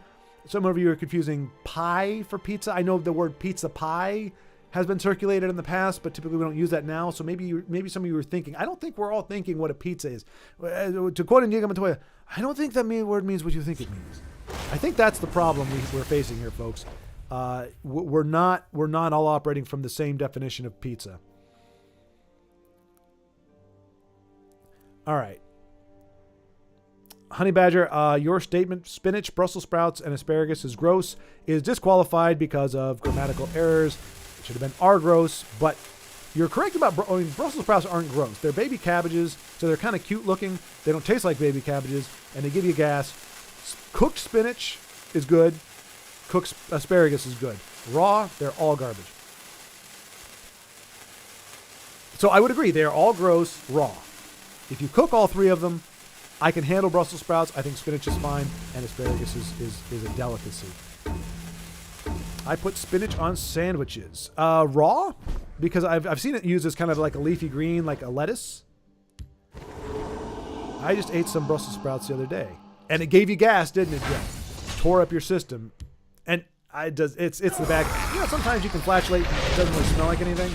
Brussels sprouts, you smell the bad end of Brussels sprouts. I'm not going to say any more about that. We don't need to go that deep into it. Spinach is fine, but it's definitely not a topping on pizza. Hey Ross, if you were in the no pineapple on pizza camp, I would 100% go, okay, you have consistency, but you can't once you allow pineapple on pizza, you can't pick anything and say it doesn't belong in there. You've opened the floodgates. Where is Kevin? I need my hype man. I bet he likes spinach. Parsnip in the same category as Brussels sprouts. I don't know that I've had parsnips. I kind of think that I have. I'm pretty sure my mom would have given me parsnips when I was growing up at some point, but I don't remember. But that does get an emphatic vote of confidence from A-Ross. Parsnip is good, man. Boiled dinner? Yeah. Or yes. The good news is that with all these pineapple haters, it just means more Hawaiian pizza for us normal folks. Yeah, no, it does. It does. We are happy to let you have it. We are happy to let you have. Pizza is open-faced. One slice sandwich. Is an open-faced one slice sandwich.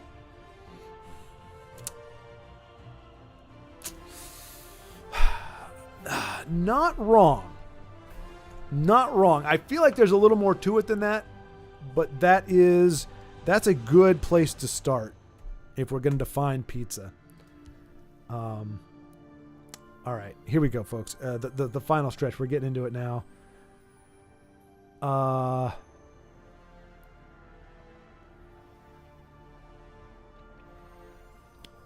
I suck the heads out of crawfish too. All right, Joe is banned. How do you ban from chat?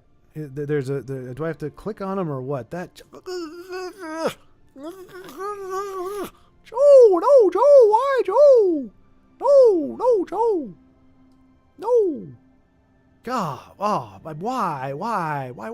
It's the person who agrees with me sometimes is sucking the heads out of crawfish. Ugh. All right, Honey Badger. Hey, Schward, you're going to hate this, but I have a 100-card Invade Guildsworn deck that I use in practice to farm soul gems. Haha. So wait a minute, Honey Badger. Wait a minute. You're saying that... Oh, no, okay, you're accurate. You are 100% accurate. You said the same people who like pineapple on pizza are the same people who think Invade is the best thing, and you just proved your point.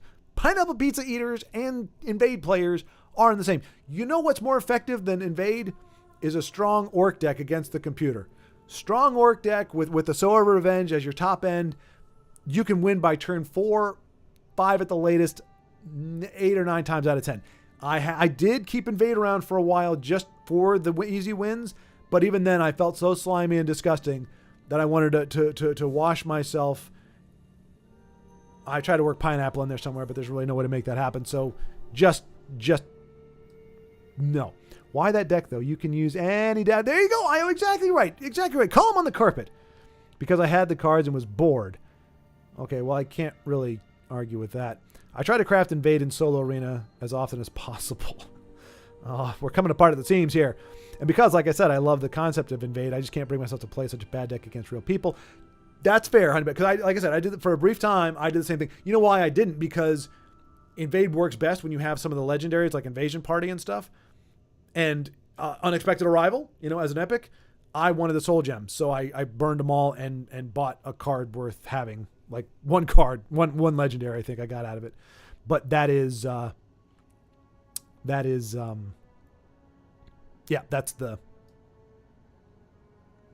same way. Like I played it against a computer, but I'd never use it against a real person. If I got the quest, the invade quest, I would, because you can skip it, you can pass and replace it, and pretty much anything it would be replaced with is something I would much rather play. Except for like win 3 games, because me winning games is very hard. I like the participation trophy quests where it's like play 25 green cards. I'm like, cool, I can do that, no problem. It may take me 3 games because I get my butt kicked after turn 4, but I can do that. Whereas win 3 games, that could take me a long time. Y'all need spinach to pizza. It's incredible. Joe, but you randomly threw the crawfish head sucking comment in there. You cut off your credibility at the knees or the head, depending on how you want to look at it.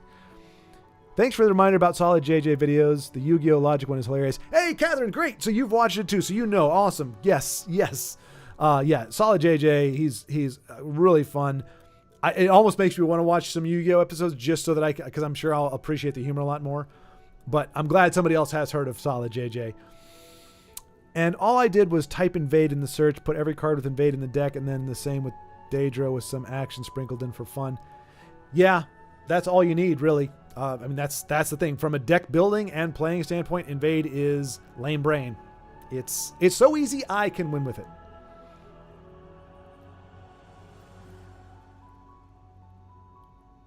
All right. There's white asparagus. What? Common in Europe and Asia. I've never seen that. That is bizarre. It's not bleached, right? It's actually naturally. Is it true white, like cauliflower white, or is it like white compared to green, like kind of like a whitish green color? This is absolutely blasphemous to say spinach and basil are anything alike. Well, I'm glad I've committed blaspheming because I'm not taking it back. They're identical. Barbecue is a delicious base for pizza, especially with pineapple and ham. See, again, I think we're talking about a different pizza. Barbecue. What? Oh. I got no words. We're speaking. You might as well be speaking Swahili. They taste nothing alike at all. Neither do pineapple and bacon, but you don't hear me saying things like that. Moving on. So good. That's what I ordered. Barbecue base with pizza and ham. So here's the thing. I don't like ham on pizza. I'm not a big fan of ham in general, but I wouldn't say it doesn't belong on pizza. Bacon, I'm tempted to say doesn't belong on pizza, but I know there's too many bacon lovers out there for me to win that argument, so I will let that go because it is a meat, at least. Name another fruit we put on pizza. And don't say tomatoes because that undercuts my argument. I hate barbecue pizza. But you eat the heads off a crawfish. Honey Badger, let's go. Also lemon pepper wings. Don't you mean lemon rosemary chocolate? A la Brave, who is not here to defend herself. Catherine, don't tell her. See, there's a reason we are friends. Some of you, Schward, can't bring themselves to admit that pineapple belongs on pizza. You know, how many times have I let that die? How many times have I just let it pass when people have said pineapple on pizza? I've just let it go because I don't feel I need to defend myself. I don't feel I need to bring it up anymore. I know I'm in the right, and everybody else will just eventually come around to it. There is an enlightenment coming, and you all will understand the truth of it. And so I just let it go. I just let it ride. But yeah, you have to keep poking because you know deep down I'm right, and it bothers you. It bothers you to your core. And you know you're not going to sleep well tonight, so you got to try to convince me. What's pizza to you? Bread, tomato, cheese, pepperoni. If I asked for a tomato, cheese, pepperoni sandwich, would you just add a slice of bread? Not all invade cards are good. Making a deck that way makes it weaker than it could be. The type of bread is what I focus on. Like, a slice from a loaf isn't really pizza to me. That's my distinction there, Beatrice.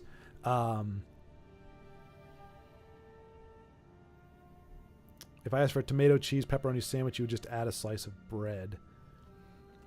Got to have the crust. And not all invade are good, but the synergy with all of them is bonkers. Almost everyone that triggers invade also has a very strong secondary function. That's so not so average fangirl adds jalapeno to her pineapple pizza. I'm not sure. Not so average fangirl. Is that? Oh, Eros is playing again, so we will do that as we are getting through here. I agree with that beaterist guy pizza comment. All right, hang on a second. Hang on, Paul. Paul? Paul? Well, we'll get there. All right, goodness gracious. Time to fight. Golly days. Let's do this. Attack. All right, hang on. Barbecue. Hate barbecue pizza. Let's go. All right, so I just refuted Honey Badger by admitting that I'm comfortable with my stance. I don't need to push it. I agree with Beaterist guy on pizza comment. So agreeing on what defines a pizza. Like I said, I think it's the crust or the type of bread. Because like I said, if you give me a slice of wheat bread and you put those ingredients on there, to me that's not a pizza. It has to be. It's like a canvas. If you're gonna paint a picture, you need the right canvas. I think. Okay, she's a YouTube content creator. Okay, fair enough. I think whether it's thin crust or thick crust, prefer thick, but I think the crust is what defines the pizza versus just being a sub. Because you can have a meatball sub and it's essentially very close to a pizza. It's just on a sub, but it's decidedly not a pizza. You see what I'm saying? You know, I think that's it. But Paul, is it? How do I pronounce that correctly? So I want to make sure. So it's not Paul, but is it Pual or Pual? Yeah, you think pizza is like a sandwich or something? Pizza, round disc bread, toppings, good stuff. But that precludes pineapple, because you said good stuff. Pineapple gives me heartburn, so on pizza it's just super heartburn. There you go. I've got crawfish head biting guy on my side. I just can't believe that we all watch Tessel and discuss pizza toppings. Yes, that we can agree on. I am amazed. Well, if you look at it, like I say in the description, I'm like, hey, come watch Tessel and talk about everything else. Like very rarely, aside from like a hey GG or something like that, do we really have any conversation about the games. Even though they're quality games, I'm gonna go back and watch that game with Aros to watch him pull that off. But let's see. Okay, that makes sense, Joseph. Sad, but that's fair. Well fought. Speaking of beaters, where are his shouts short? Joe, you pipe down, sir. Gosh darn it. I'm getting there. I downloaded. It took me a while. I had to go into the Discord, scroll all the way up, find the shouts, and download every single one of them. And I did all that, and it's stored on the other computer. So when I get the other computer out of storage, I will have those up. And I'm trying to decide how I want to do them. I don't know if I want to do it kind of in a kind of a format like this, where it's a recorded video, where I'm watching games and we interject those at different times, or if there's just going to be because there's 20 of them, I think. So it kind of has to have its own. Gotcha. Well.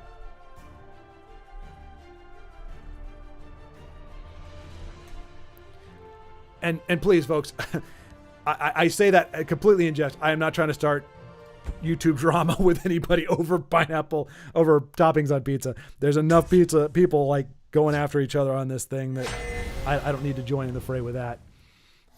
But Joe, seriously, man, seriously, isn't it time for bed? Isn't it nighttime in your neck of the woods? Good gravy, good gravy. I have not forgotten, but like I said, that it was a lot of stuff and it's on there. And like I'm still trying to figure out what the best format is to bring that out. So that's why it's waiting in there. At least you were openly claiming that you have inherent bias versus me because of my love for pineapple on pizza. I don't have it against you, Eros. I didn't realize you were a wackadoo until you mentioned the pineapple on pizza thing. I thought you were a completely rational and very friendly person, and now I have to rethink all of that. So, honey, what did you do today? Oh, I met up with friends. We discussed the finer points of pizza toppings. LOL. Well, you did hear me mention that I'm single, right? That's why. This is because this is what I talk about. I'm like, second date. I'm like, all right, we're going to get down to the connection part of this. We need to really connect as people. Talk about compatibility. Pineapple on pizza. Oh, I love it. It's the most delicious thing ever. Oh my gosh. There's the door. Winch. Don't let it hit you on the way out. Every date. Every date. It always dies on the pineapple question. All my conversations will go tonight. Ear bleach. Ear bleach? I was just thinking that's wrong. Ear bleach? A dark omen for Did you both just type that at the same time? I missed it because I'm slow. I get banned every stream. Honey Badger, no. You're missing the point. I never said my 100 card invade card was difficult to pilot, only that I use it to farm gems. I didn't say it was hard to pilot. 100 card invade deck, maybe? I'm missing the point. I never said my 100 card invade card was difficult to pilot, only that I used it to farm gems. Yeah, no, I didn't say that it was hard to pilot. I said it was easy to pilot. I said it's a no-brainer. You just play the stuff, and it gives you keywords, and you win the game. So I didn't say it was difficult to pilot. I'm just saying that I just realized that most effective cards are legendary and epic, and you can get some good gems for that. So I would rather play an orc deck that is just about as fast and tight, and then use those invade cards for better purposes. That's all I'm saying. Just get that Shadowfin Priest in there to do some cleansing. You must be cleansed. Almost sounds like Marge from The Simpsons. Read my lips. You must be cleansed. Anyway, I'll let you read and quit typing now. Bye, chat. Goodbye, Joseph. Thank you for giving me a mental image of you biting the heads off of crawdads and reminding Beatrice about the shouts that are soon to come. Jonas coming in. I think the first comment from Jonas. I'm sure he's going to be agreeing with. I see pineapple, and I guarantee Jonas is going to agree with me because he's a sane and rational person, and he's got a good heart. Pineapple can work. Okay, not liking it so far, but not death. But I don't get how pineapple and ham is the most popular variant. Okay, kind of tracking there. Use it alongside some spicy chicken or other spicy item to balance out some of the edge, and it's very nice. Jonas, you're toying with me this whole comment, and you end it by face planting on the dismount. But welcome to the chat, sir. Happy to see you. But just rethink what you said and change the last sentence. Just change the last sentence. Say, Let's do this. some spicy chicken or spicy item is very nice. There you go. Fixed it. Bam. I should be an editor. Bye, Joseph. See you next time. Jonas, I'm weak sauce and can't handle spice. That's why. Well, Honey Badger, we can agree on one thing. Weak sauce. Enough said. I'm such a tool bag. Pasta is made from dough consisting of mainly flour and water, so essentially pasta is bread. But if you asked for spaghetti and meat sauce, they wouldn't give you a pizza. I don't know, maybe you're agreeing with me, but lasagna is most commonly made from alternating layers of pasta, tomato sauce, chopped veggies, meat, and cheese. This means Big Mac is lasagna. What planet are you guys from? You looked completely normal in the D&D thing. Like, I was like, oh, this is a human being. And now I'm going, what? It's so easy that I can win with it. Dude's forgetting that he was already established that he could win with neutral slay. I did not say I could. You said I could win with neutral slay. I didn't say I could win with neutral slay. I said I may have won. I had a 20-minute contest against an Ebonheart slay with my Hilalu slay, my Slalalu, and the end is not determined. It's still a big mystery, so you have to watch to find out, and you can't skip to the end because...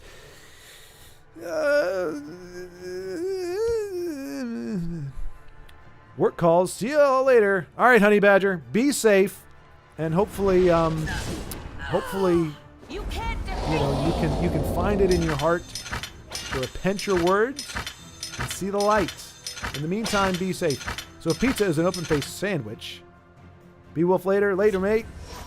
Michael, I like breakfast pizza. Scrambled eggs are amazing with ham. Okay, I like bread. I like scrambled eggs, and I like ham's okay. It's sufferable. But why throw the word pizza in there? Why? Why? I have many important things on my mind. Brought it up and got roasted. Eggs Benedict. Again, what are we talking about? You're talking about an English muffin, dude. Pizza is not a big English muffin. You put Eggs Benedict on an English muffin. I think it has to be an English muffin because it's Benedict. Oh, that's why you didn't bring it up often. Who are you talking to, A-Ross? Who are you talking to? Michael Bailey, you're not talking to me. Not talking to me. I didn't bring it up. Many important things on my mind. Thick crust pizza, yeah. I like thick crust pizza. Actually, my favorite is like the New York style where it's kind of like floppy. You kind of have to, you can almost roll it. I kind of like that as well. It can't be soggy though. Can't be soggy. All right. Even if she is like 10 everywhere else. Like a 10. Absolutely. It's a deal breaker. elements. It's a deal breaker. I summon thee. You know, because personality counts for something. Taste counts for something in this day and age. I strongly believe that. So, if she has no taste or she has bad taste, doesn't matter how beautiful she is. She just we're not simpatico.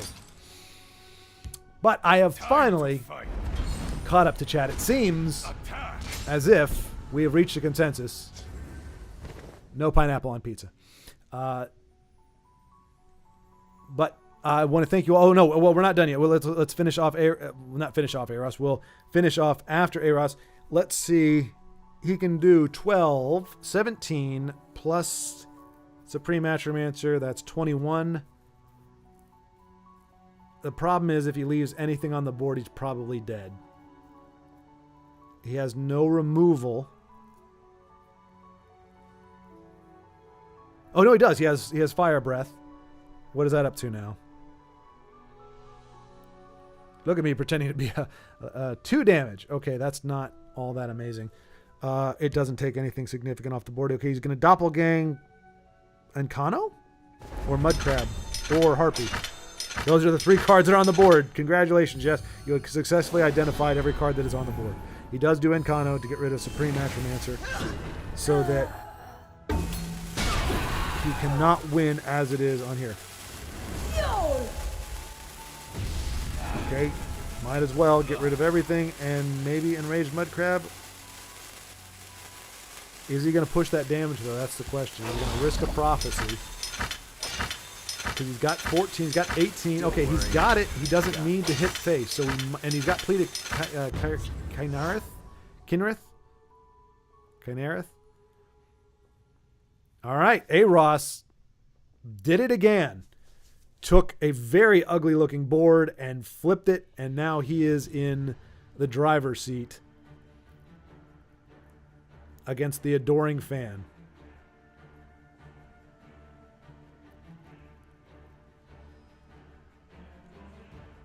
Io giving me that affirmation. I appreciate that. He's like, floppy crust pizza? Bro! I feel you, man. See, now I get you. Now we're clicking. Now you and I we're finding our common ground. Floppy crust pizza, New York style is what they call it. New York style pizza. Floppy crust pizza, bro.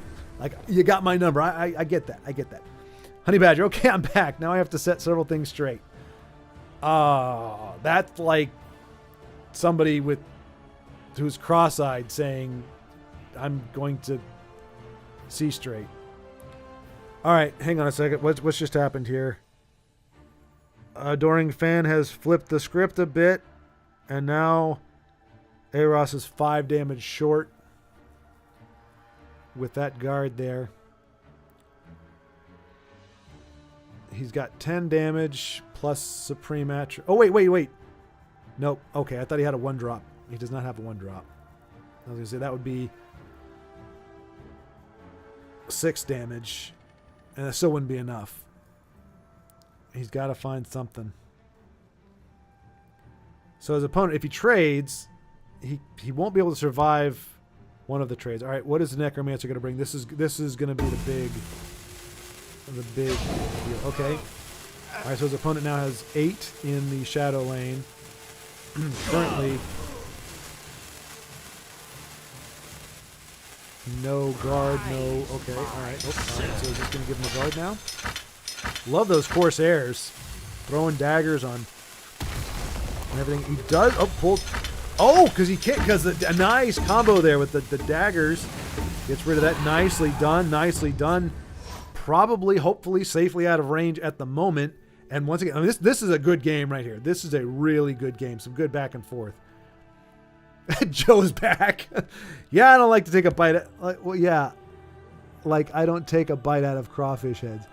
What? You can't backtrack on that. That was too random to just be a fabrication. All right. And, oh, no. Oh, no. RNG.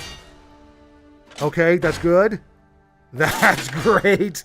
That is the lowest of... Well, okay, that actually, the last one was not bad, unfortunately. All right, so Eris has 5 on the breakthrough. And then 6, so that's 11. And then Supreme Matromancer, he's 1 short. But Plead of Kyrinth. Oh, but he's got the... Oh, come on, game. Give the guy a break. He made... Oh, no, that still doesn't work because he can't play that and Supreme Matromancer. He can do... Oh, no. No, we can't. Dag, nabbit. Dag. The nabbit to the dag to the nabbit. Oh, Plead of Kyrinth. Plead of Kyrinth does it. Right? Right? He hits it. That's 14. Plus Plead of Kyrinth. That gives +1/+1 to those 2. So barring a prophecy, Eros is going to pull it off on this turn. Here it comes. Here it comes. Stendarr, give me strength. Come on. See? Oh, that's a great time to plead right before. Nope. Yes. Yes. Wow, look at that. What a performance from the man with questionable taste in pizza. Comes a stunning victory to close out the stream. Holy cow, well done, Eros. GG. Congratulations, my friend. That was splendid. All right, Beatrice, maybe a spicy chicken instead of ham could work with a pineapple for the pizza because then it's like orange pineapple chicken from Panda Chinese food.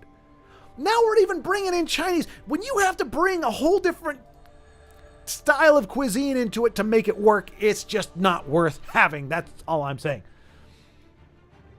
Okay, wait a minute. Okay, while I was commentating on the game, trying to actually bring some Tessel into this Tessel stream, I'm getting hornswoggled here. Okay, Schward, I said that the people that hate pineapple pizza think invade. Don't try to rewrite history. Think invade is super difficult to pilot. Then what I said, I had a 3-meat pizza and 100-card invade deck. You said that I was a hypocrite. That, get him, Honey Badger. That is what I meant. Also, the ear bleach hashtag is from the I Suck Crawfish Head comment from earlier. Just so we're up to date. That's why I said we established. Not that you said it, but that we all agreed. That was a wild game. Yes, very, very well done. And I know, Honey Badger, I know. I rewrote history. Like a boss. But I distilled the essence of what you were saying, what you meant to say, what you were trying to convey, and I just corrected it for you without, I didn't want to embarrass you, so I didn't say, hey, I'm taking what Honey Badger said, which is close but not exactly correct, and I'm going to correct it for him so that it actually makes some sense. I was trying to avoid doing that, so I just kind of tweaked it a little bit, very subtly, and on the fly, with my clever brain, but you made me call you out. So, yes, what you said kind of made sense. I made it make more sense, and then you blew the whole operation. So we have breakfast pizza, regular pizza with pineapple, and whack pizza with spinach. Excellent. Let's just say, how about this? Let's just do this because this is what it's devolved to. Pizza can be anything, and you can put anything on it. It can be a slice of zucchini with peppermint and gummy bears and ranch dressing, and that's a pizza. How about that? How about we just say there are no rules whatsoever? There's no such thing as an actual pizza. There's nothing that defines a pizza that makes it different from a sandwich or a lasagna or spaghetti or peanut butter and jelly. It's all the exact same thing because there's carbs involved. And we can say you can put anything in the world on it because why not? Who needs sanity and rationality when you can just throw everything in the world on it? Hey, I've got a laptop here. How about I pour some tea and some mayonnaise on it and nibble on that and call that a pizza? You see how we've devolved? You see what we come to? Get your heads on straight. Rethink your lives. All of you, because I don't think any of you, except for the crawfish eating, bleach drinking man from down south, has any taste.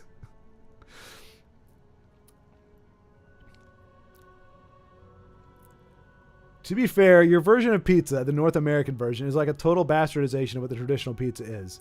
Still tasty, though. Good rejoinder, Io. I appreciate that. Wrong again, Io. What? In my humble opinion, I don't think it would be like traditional pizza as much.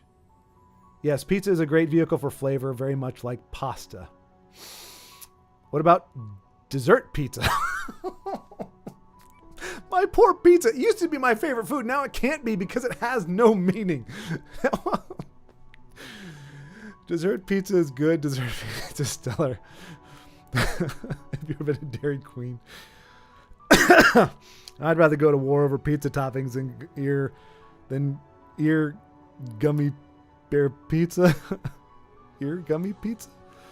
Yes, usually homemade make the best dessert pizza. Wait, that's a real thing. All I said is pineapple works in some combos. Concerned Dot. Concession is defeat, Jonas. Concession is defeat. The best way to keep your nose clean is just to say, some people eat pineapple on pizza. And leave it at that, but you made it seem like it was okay to incorporate pineapple on pizza. You stepped on the line, my friend. You just got to toe it back a little bit. Crawfish head is the best part. Oh. Desert pizza, goodness gracious. Dessert pizza is legit, man. I'll fight anyone in this chat right now. Oh, we were already there, man. We were coming to blows long before dessert pizza. I'm I'm just waiting. I'm waiting. Let me guess. Dessert pizza. Crust, like a sweet kind of graham crackery, like brown sugary crust with cream cheese and whatever. Essentially, you're describing I can't even. I'm so infused, so that I just can't. What cheesecake? You're gonna describe cheesecake. Cheesecake is your dessert pizza. It's cheesecake, not pizza. I have a feeling whenever you're gonna describe a dessert pizza, it's going to be something that actually exists in another form. We're just throwing the word pizza on it because reasons. Okay, there we go. This is good. This is perfect. Sour cream on pizza. Pizza means leftovers thrown together and baked. Oh, see, I esteem pizza. I hold it in high regard. Clearly, that level of respect is not maintained by everybody else in the chat. On certain pizzas, sure. I have no issue with sour cream on pizza. Okay, see, and that's what I'm saying. If you're willing to accept anything on pizza, then you can say pineapple on pizza because you're essentially saying there is no standard for what should be on pizza. And so you either have standards or no standards. If you have no standards, you can have anything you want and your position is defensible. If, however, you try to say, well, this is good, but this isn't, then you have to have my standards. Otherwise, it doesn't work. Dessert pizza is just flat cake. It's a flat cake. What the heck did Vincenzo say about nachos? All I know is he said no sour cream on it. That was his conclusion. But but I think he was referring to. It was a certain kind of nacho. It was like not the chips, but like it wasn't just like, yeah. There was some caveat to it, but yeah, he's no sour cream. I don't know that he likes it on anything. Like I don't think he likes it on burritos. He likes mustard on everything, but not that. And I'm actually not trying to mince his words. If I made a mistake, then it's an innocent mistake. I thought that was how he described it.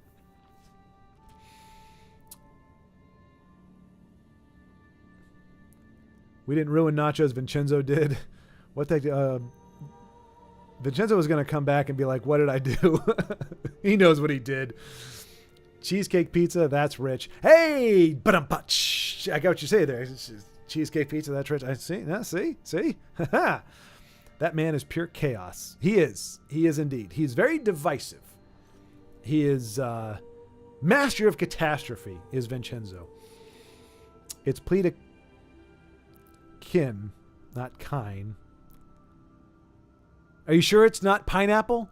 It's not plea to pineapple? Because apparently pineapple just means the world to everything. So maybe it's just plea to pineapple. So plea to, okay, kin. Kinnereth. I think kine sounds better. Kinereth? Okay, no it doesn't. Kine sounds better on its own. Kin just sounds like kin. Kine sounds kind of cool, but when you add the erith on the end, it does sound better as Kinnereth. But why don't they just spell it with the I then? Why bother with the shenanigans? Why the quasi vowel? This uncultured Nord of a streamer Schward. Wow. Racism.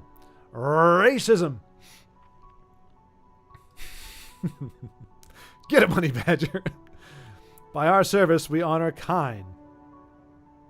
Ooh! Ross. Well said. Wait a minute. The man calling me uncultured. An uncultured Norn, and tried to lecture me on the pronunciation of kine is wrong. Wait. Kind is not kind of. They're two different names. But okay, to be fair, they're two different names, but they're in the same lexicon. They're in the same word grouping, like the same people. It's in the same world. Why on earth would you have one that is spelled like we have that in English? That's our bad. There's no reason why you would have KYN sound one way with an E at the end and like kin with another one. And to be fair, to A-Ross's point, by our service we honor kind, that's the only time I hear them ever say it. Because the actual card, all it goes is, what the hell is that? I don't know I don't know how to pronounce that. Powell, that is like the origin of the word from Italy. Pizza, as we know it, is American creation. Yeah, no, well, yeah, no, 100%. I think I'm curious though, because Antoine is from Italy, I believe. He said his first pizza was in the UK, but he is from Italy, and what he described sounds very similar to our pizza. Maybe the dough, I mean, you mentioned sourdough, and most of our pizzas aren't sourdough, but it kind of sounded like the same-ish ingredients.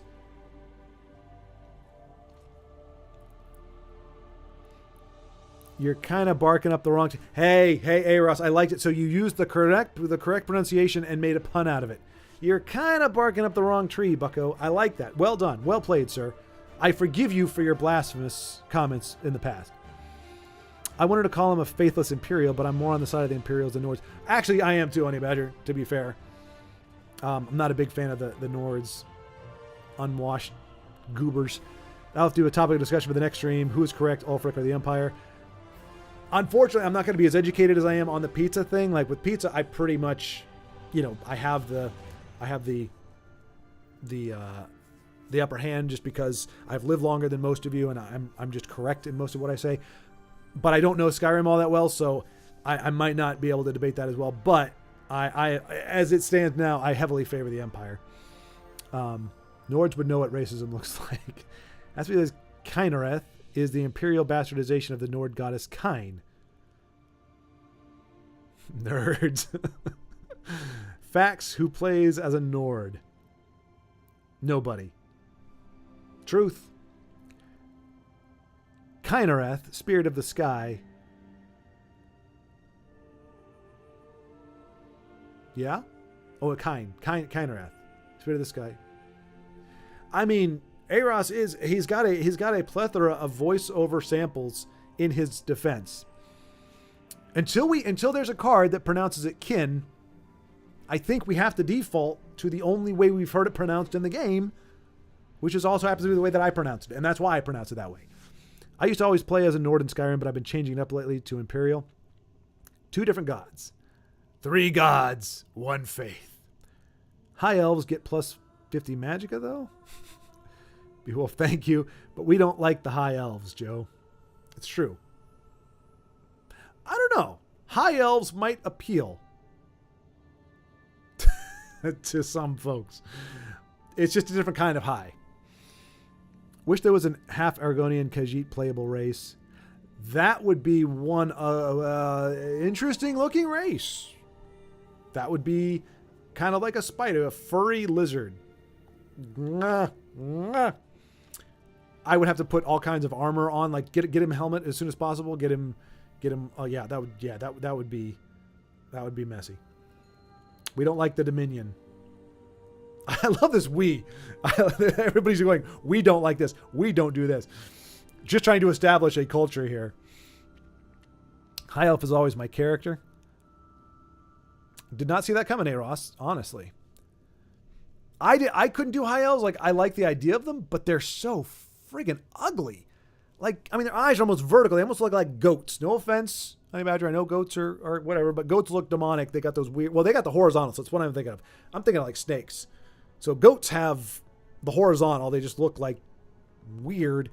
And then the high elves got the almost vertical eyes and the weird proportion. They're goofy looking. Goofy looking. You got to throw a helmet on those guys. Wow, and here I was thinking we were all friends. How did you get... We have just gone to war over some of the most important topics, and we are the most divided community in the world right now. How could you say we were all friends? We can't be friends and disagree about something like pineapple on pizza.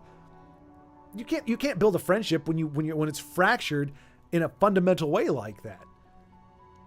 Like, whatever you try to build on that afterward, it's all going to come back to, but you like pineapple on pizza. And it's like, you got no defense. You got nothing to say about it. Like, Talos was a Nord. That's how you know he's not a god. Is that legit? Crawfish head bite man? Kynareth, goddess of sea sailors. Okay, it is hypocritical. Okay, is it hypocritical if I say that Talos should be a deity in Elder Scrolls? Actually, same god, unthinkable. As an Empire sympathizer. Wait, so yeah, because the Empire says Talos should not be a god, right? Or it says he isn't, if I'm not mistaken. But that's not what defines the Empire mentality, right? They're trying to bring order and just order to everything, and Talos, I'm guessing, is intertwined with rebellious underpinnings or something. Different names depending on region. High elves got to stay away from the special herbs. Well, then they're not. Then they're just elves. They got to be like, welcome to... I can't think of a city. Whiterun. The high elves aren't on Whiterun, are they? They aren't. They're from Thalmor, right? But that's not in... I don't know. I'm very, very, very thin ice when it comes to lore of Elder Scrolls stuff.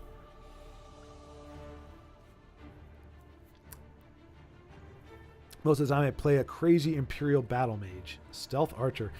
Isn't the joke that everybody ends up playing Stealth Archer? Like, no matter how you start out, ultimately everybody plays Stealth Archer. The defense is, yes, feels okay, man.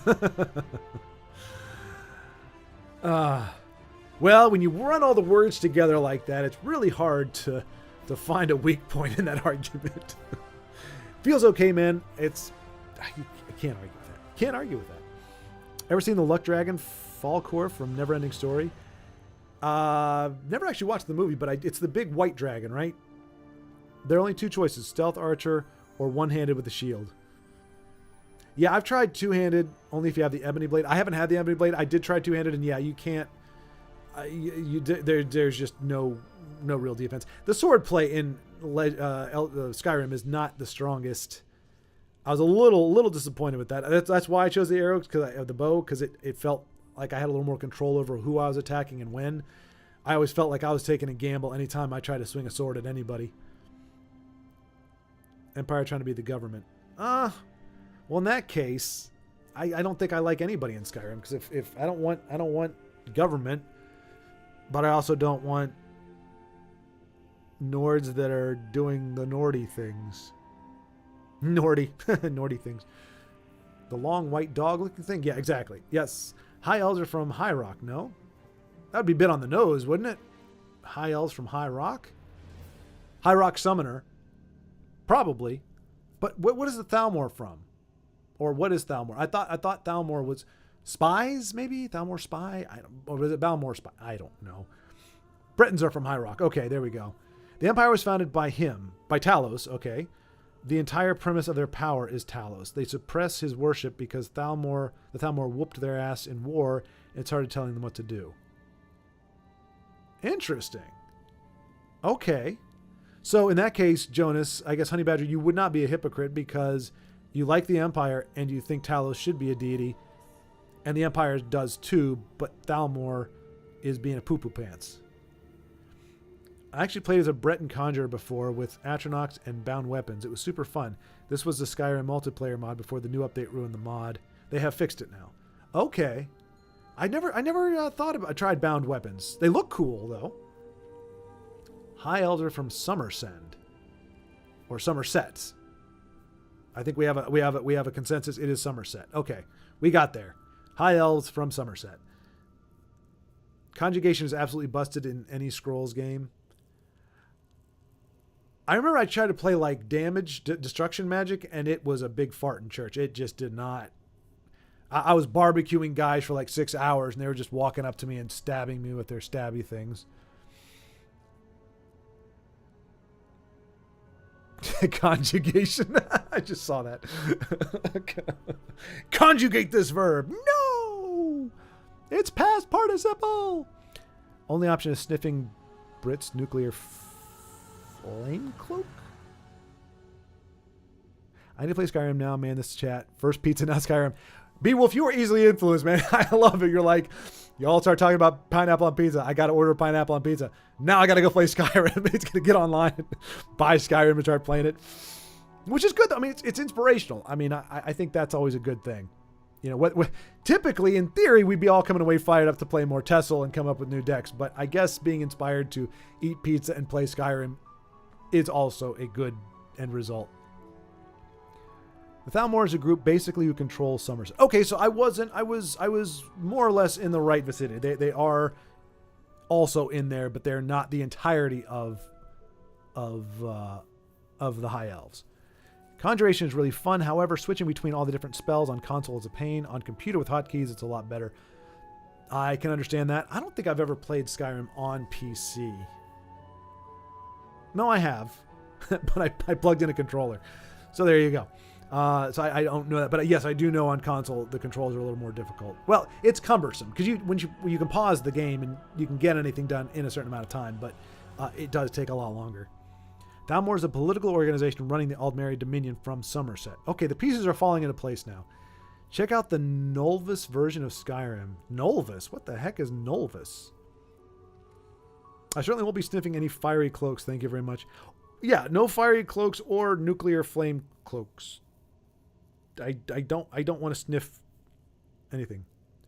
Bold of you to assume he doesn't own Skyrim. That's true. What was it? Exactly. Deeply offended. Okay, all right. I apologize. Mea culpa. I am sorry. But you just said now I want to play it. And so for some reason in my mind, that meant you had never played it before.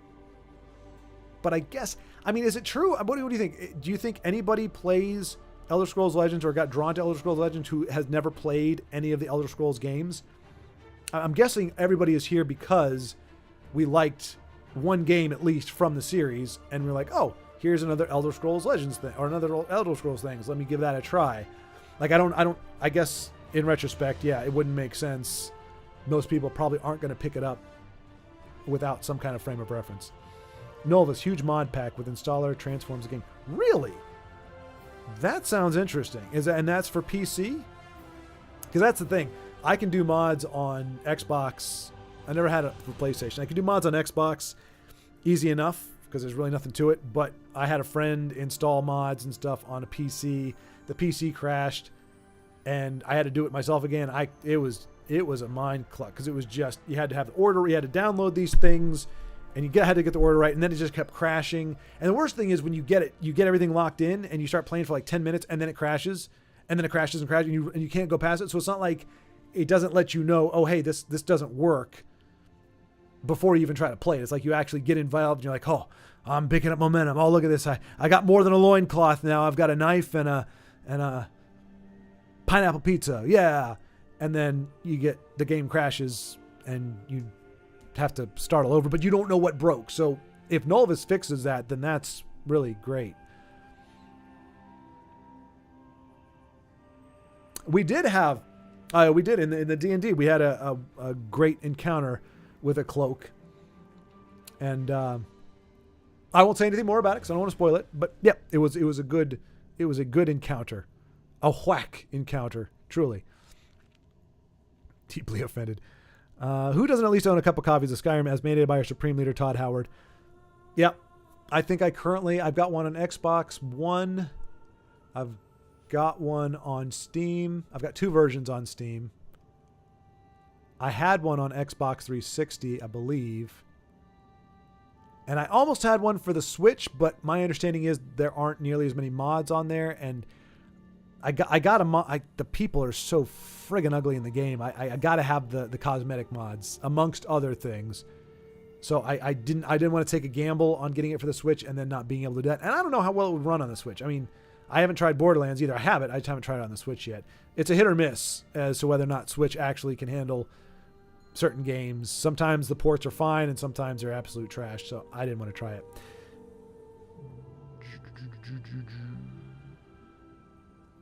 Let's see.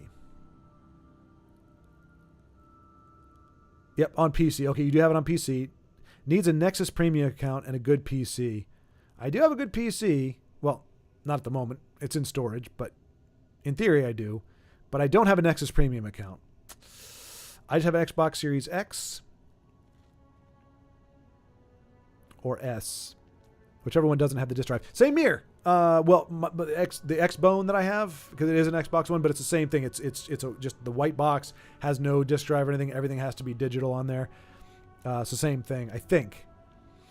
I started playing Tesla because it had been years since Skyrim. ESO wasn't my thing, and I needed something to carry me over till Test 6, which will probably have to be another 10 years. And the bitter irony, of course, is that this game only lasted like 2. Little did I know I would experience the entire life cycle of this game exactly before Test was even in pre-production. Feels bad, man. Exactly, Jonas. Yeah, that is the. Yep, you said exactly my thoughts. Short, you're quite picky with the looks. So I like interacting with characters. Like a lot of what I like doing, I like building my houses and farming and making weapons and blacksmithing, but I like interacting with characters. And if they're all butt ugly, it hurts my eyes. So I want them to, they don't have to be like Adonises. They don't have to be like, oh, she's so hot or he's so fine. They just, they look dirty, and they look cross-eyed, and they look like their hair is just like Lego hair, and their faces, no matter what you do to them, they always look like they're just ugly stick victims. Like it just, so yeah, I mean, you're running around, you're going to talk to so many people, you're going to interact with so many people. Either make them all freaking Argonians or Khajiit because they look fine, or whatnot. But they're just, that's why I love exploring the like Skyrim, the land, because I think they do great, especially with a few little mods.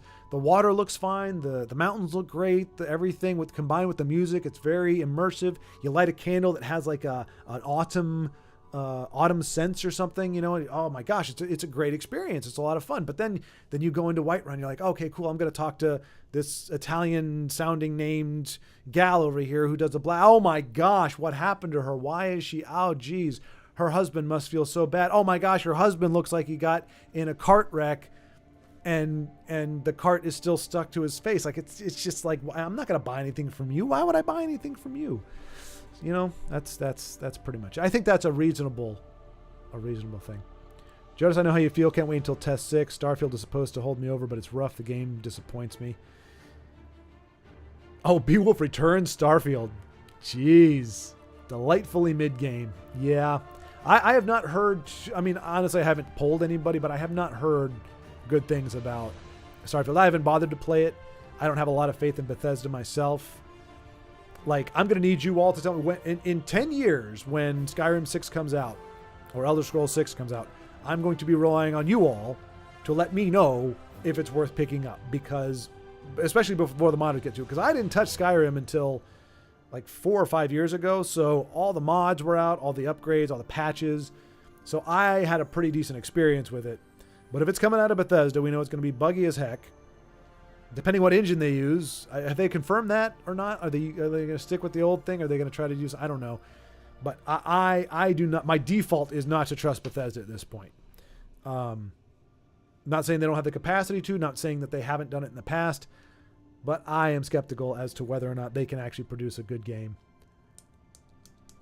And to be fair, the video game industry in general isn't really cranking out aces these days. There's a lot more misses than hits, and the prices are skyrocketing.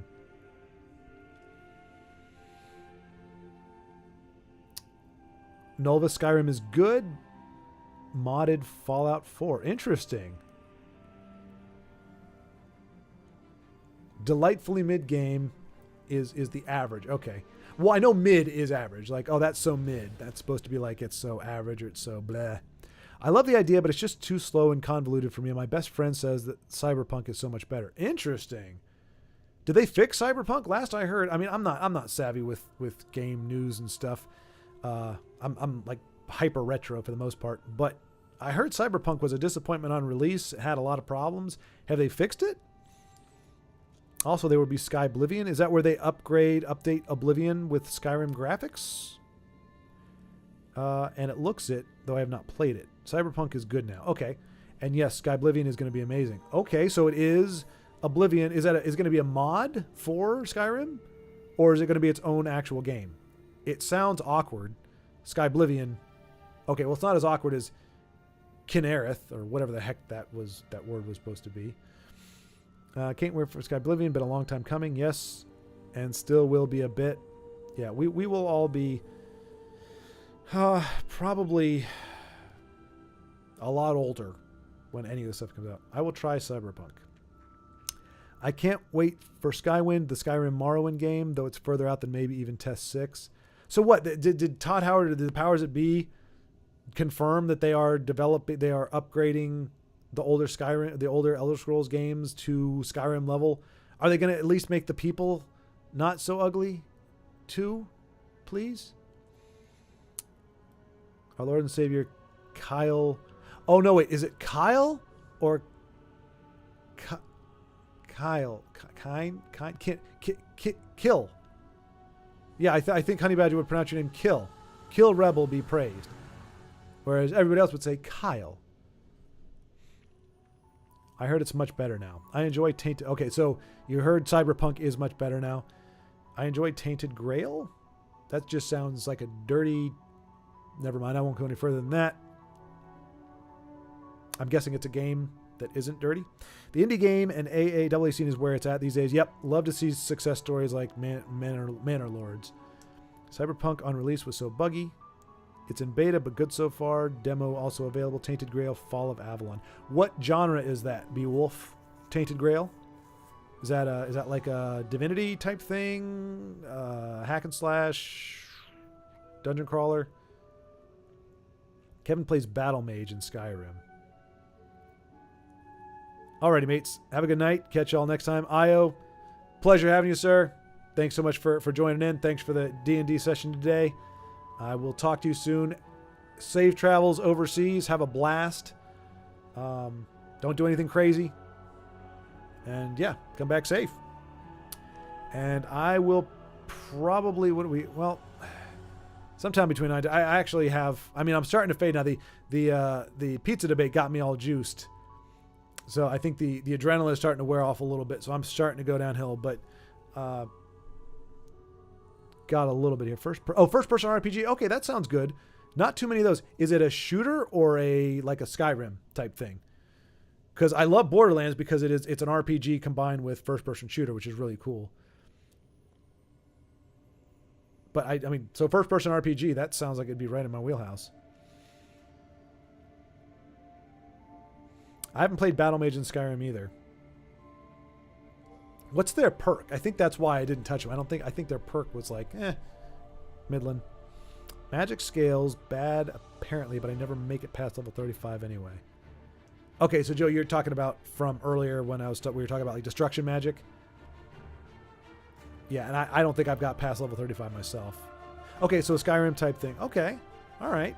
But with obviously better graphics and hopefully a better plot maybe, because I honestly, like, I love the world of Skyrim, but I never cared about much of the plots. I like the different guilds and stuff, but like the whole, like, I don't even know what the main plot was. I mean, obviously for our character's journey, it was stop Alduin from eating the world, and so we had to do our shout thing and all that, which seemed a bit roundabout, but I didn't mind it, I guess. But then there was that second plot with Ulfric and the queen and the king and the killing and the stuffs, and it was like political intrigue. But I'm like, I just want to build a house and make cool weapons and walk around and one shot everything with my cool bow. Yeah. Conjuration is bonkers good. Well, that is a strong endorsement. I mean, I have to take that endorsement with a grain of salt, considering our previous conversation, but I'm willing to allow that perhaps your taste in gaming and your familiarity with it supersedes your culinary bent. We do have to keep in mind that Skyrim is 13 years old, and this year almost old enough to drive. That is very true. That is very true. It's just weird, like some elements of it, even in the vanilla game without any of the upgrades, I mean, not bug-wise, but visual, some of those hold up really well for 13 years. I think some of them were probably not even all that great 13 years ago. I had to get into the plot too. Reading the books, taking time helped. Thanks for reminding me that I'm close to death, Honey Badger. Yeah, Joe, you are, I mean, being a grandfather is probably right around the corner, and then there's just the waiting for the sweet embrace, 34, forget about it. Hopefully you weren't in the middle of trying to achieve one of your dreams, because, I mean, let's face it, it's just circling the drain. Darelot's lore vids are a great inspiration too. Oh, cool! I didn't know he did lore vids. That's awesome. That's really good. He's done a smart thing with his channel. Then if he's doing like Tessel stuff, and then he's also doing related content, like that's great. That's a smart way to run a channel. Mine's like, hey, here's a little of like 3,000 things. Doesn't go well. So that's awesome if he's doing that. Well, I was 11 when it came out. 13 years ago? Yeah. I definitely was not 11. I think half of you I could be I'm old enough to be your father. Yep. Well, yeah, if that's the case, I definitely was old enough to be your father. Yep. Heck, I could almost be Joe's father. No, I couldn't. No, good. Not in a realistic way. Skyrim had okay graphics for its time. I played Daggerfall when it came out. That's the thing. I really, all these other games, like I know Vincenzo, he's done some playthroughs from the older games, and I'm like, I can watch them for a little while, but like if you did not grow up with those graphics, or if you did not play them when those graphics first came out, and you have the nostalgia glasses to help you, they look really rough, like worse than Nintendo 64. Nintendo 64 was an ugly, ugly system. With the exception of like Star Fox, because it's a lot of angles and geometry anyway, so it kind of worked. Aside from that, it's just an ugly system, and like some of the earlier Elder Scrolls games are like even worse. Old enough to drive might be a stretch. Old enough to drink in certain necks of the woods might ring truer. Well, so unless they changed it, I know in Virginia, you got your permit at 15. Couldn't drink till 18. No, 21. 18 was smokes. You could. 15 was permit. 16 was license. 18 was cigarettes. 21 was drinking, and 25 was renting a car. Believe it or not. I think that's most places in the U.S., if I'm not mistaken. So, but perhaps in other places of the world. Holy buckets, Beowulf. I just got like heavy Batman 66 vibes. Holy buckets, Beowulf. Daggerfall was what? 2002? 1996? Anyway, it was nice being here, guys. Loved it. Have a good one, guys. Hey, he spelled guys in a different way. I'll be live in about an hour. Oh, dang, Aros, you jumping on. Man, you have incredible energy. I guess that's the joy of being young. Like, I'm going to brush my teeth and pass out. But, yeah, y'all, if you're up and you want to, especially if you want to continue the conversation and everything and keep things going, Aros on Twitch. And Aros, it's just your name, right? Oh no, is it the Aros? I think it's Aros, if I'm not mistaken. But yeah, and he is somebody who was actually able to play the game and take your comments. So a definite upgrade in that regard. My older brother wasn't even born yet. 1996. But Aros, thank you so much for coming in, man. I appreciated having you here. It's been great. Yeah, it was great to see you in this neck of the woods, and hopefully, I won't be able to be doing any playing for the next week, but hopefully, amongst all the hotel stays and everything during the move, I can jump in and maybe catch you on Twitch as well, and then we'll see what chat looks like. Muhahaha. Civ won when it was just squares. Wait. P-Wolf 1996, 48. I keep being amazed. I think I'm the youngest in the group. Wait, Beowulf, you're 48? So you're right up there with me then. If that's what you're saying.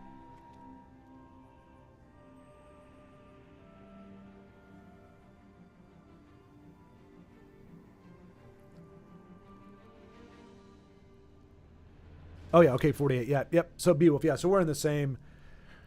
Which makes your taste in pizza all the more puzzling. I thought it was like a Gen Z thing, like kids who are raised by crazy people and stuff and have not matured, but you're actually in my ballpark. Honey Badger 24, that sounds about right. Yeah. Dad, is that you? I will be 44 in less than a month. So, like I said, I'm roughly in your neck of the woods, not quite there yet. But for all intents and purposes, because you scale as you get older. Like the difference between 20 and 30 is huge. The difference between 30 and 40, not so much. The difference between 40 and 50, I would say negligible. And then 50 to 60, you might not even. Like the older you get, it's once you get out of your 20s. See, Honey Badger, you've got another 6 years of saying ridiculous things and doing ridiculous things, learning from your mistakes, big mistakes, small mistakes, what have you.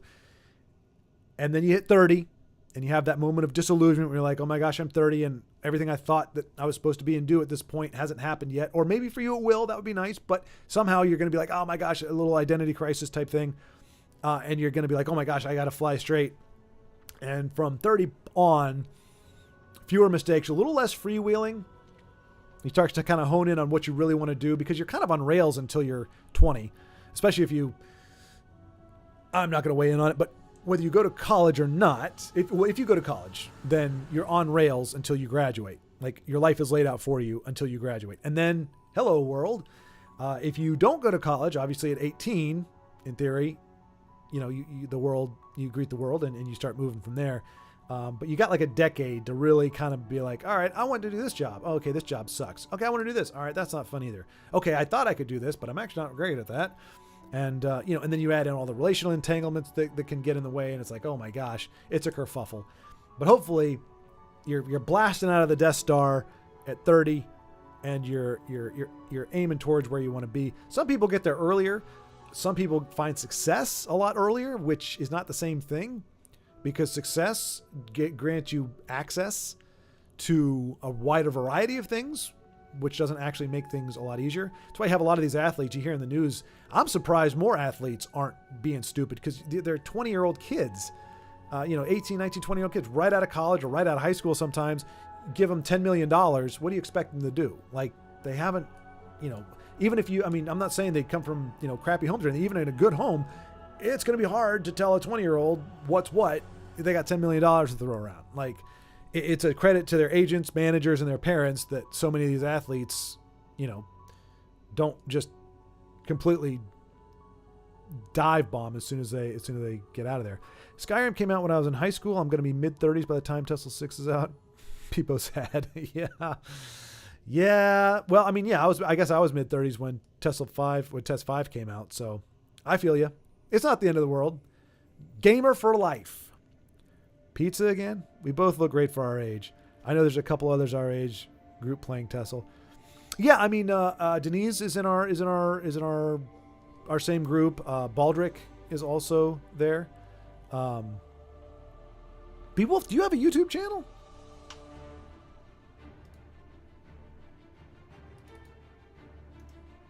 Let me see. Well,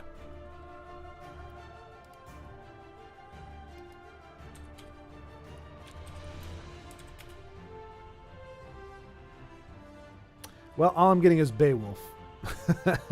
I type in Beowulf and I get Beowulf, so dag nabbit. Jumping spiders. Why is that still up? Gosh. But thank you, Beowulf. On my mother's side, they age very slowly. So, I'm starting to get the gray at the temples, but I've been very fortunate that the aging process has been relatively kind to me. It sounds like it's the same for you. So that does help. It's harder when you look at yourself in the mirror and go, I'm how old? So, I see it. I do see it, but it's not that bad. But it has been a pleasure, folks. A very spirited debate, a very fun stream. I am on my last legs because I'm ancient. Beowulf should be in bed there. Okay, no in channel. Okay, I got you. I thought I'd check because I know Honey Badger has a channel. So I jumped on there. Haven't posted anything in a while there, Honey Badger. See some FPS games, but nothing in like the past 6 years, I think. But anyway, been a pleasure, you all. So have a fantastic evening. It was a great time, and yeah, indeed, fun live at 5 Friday. As I said, next Friday won't be here.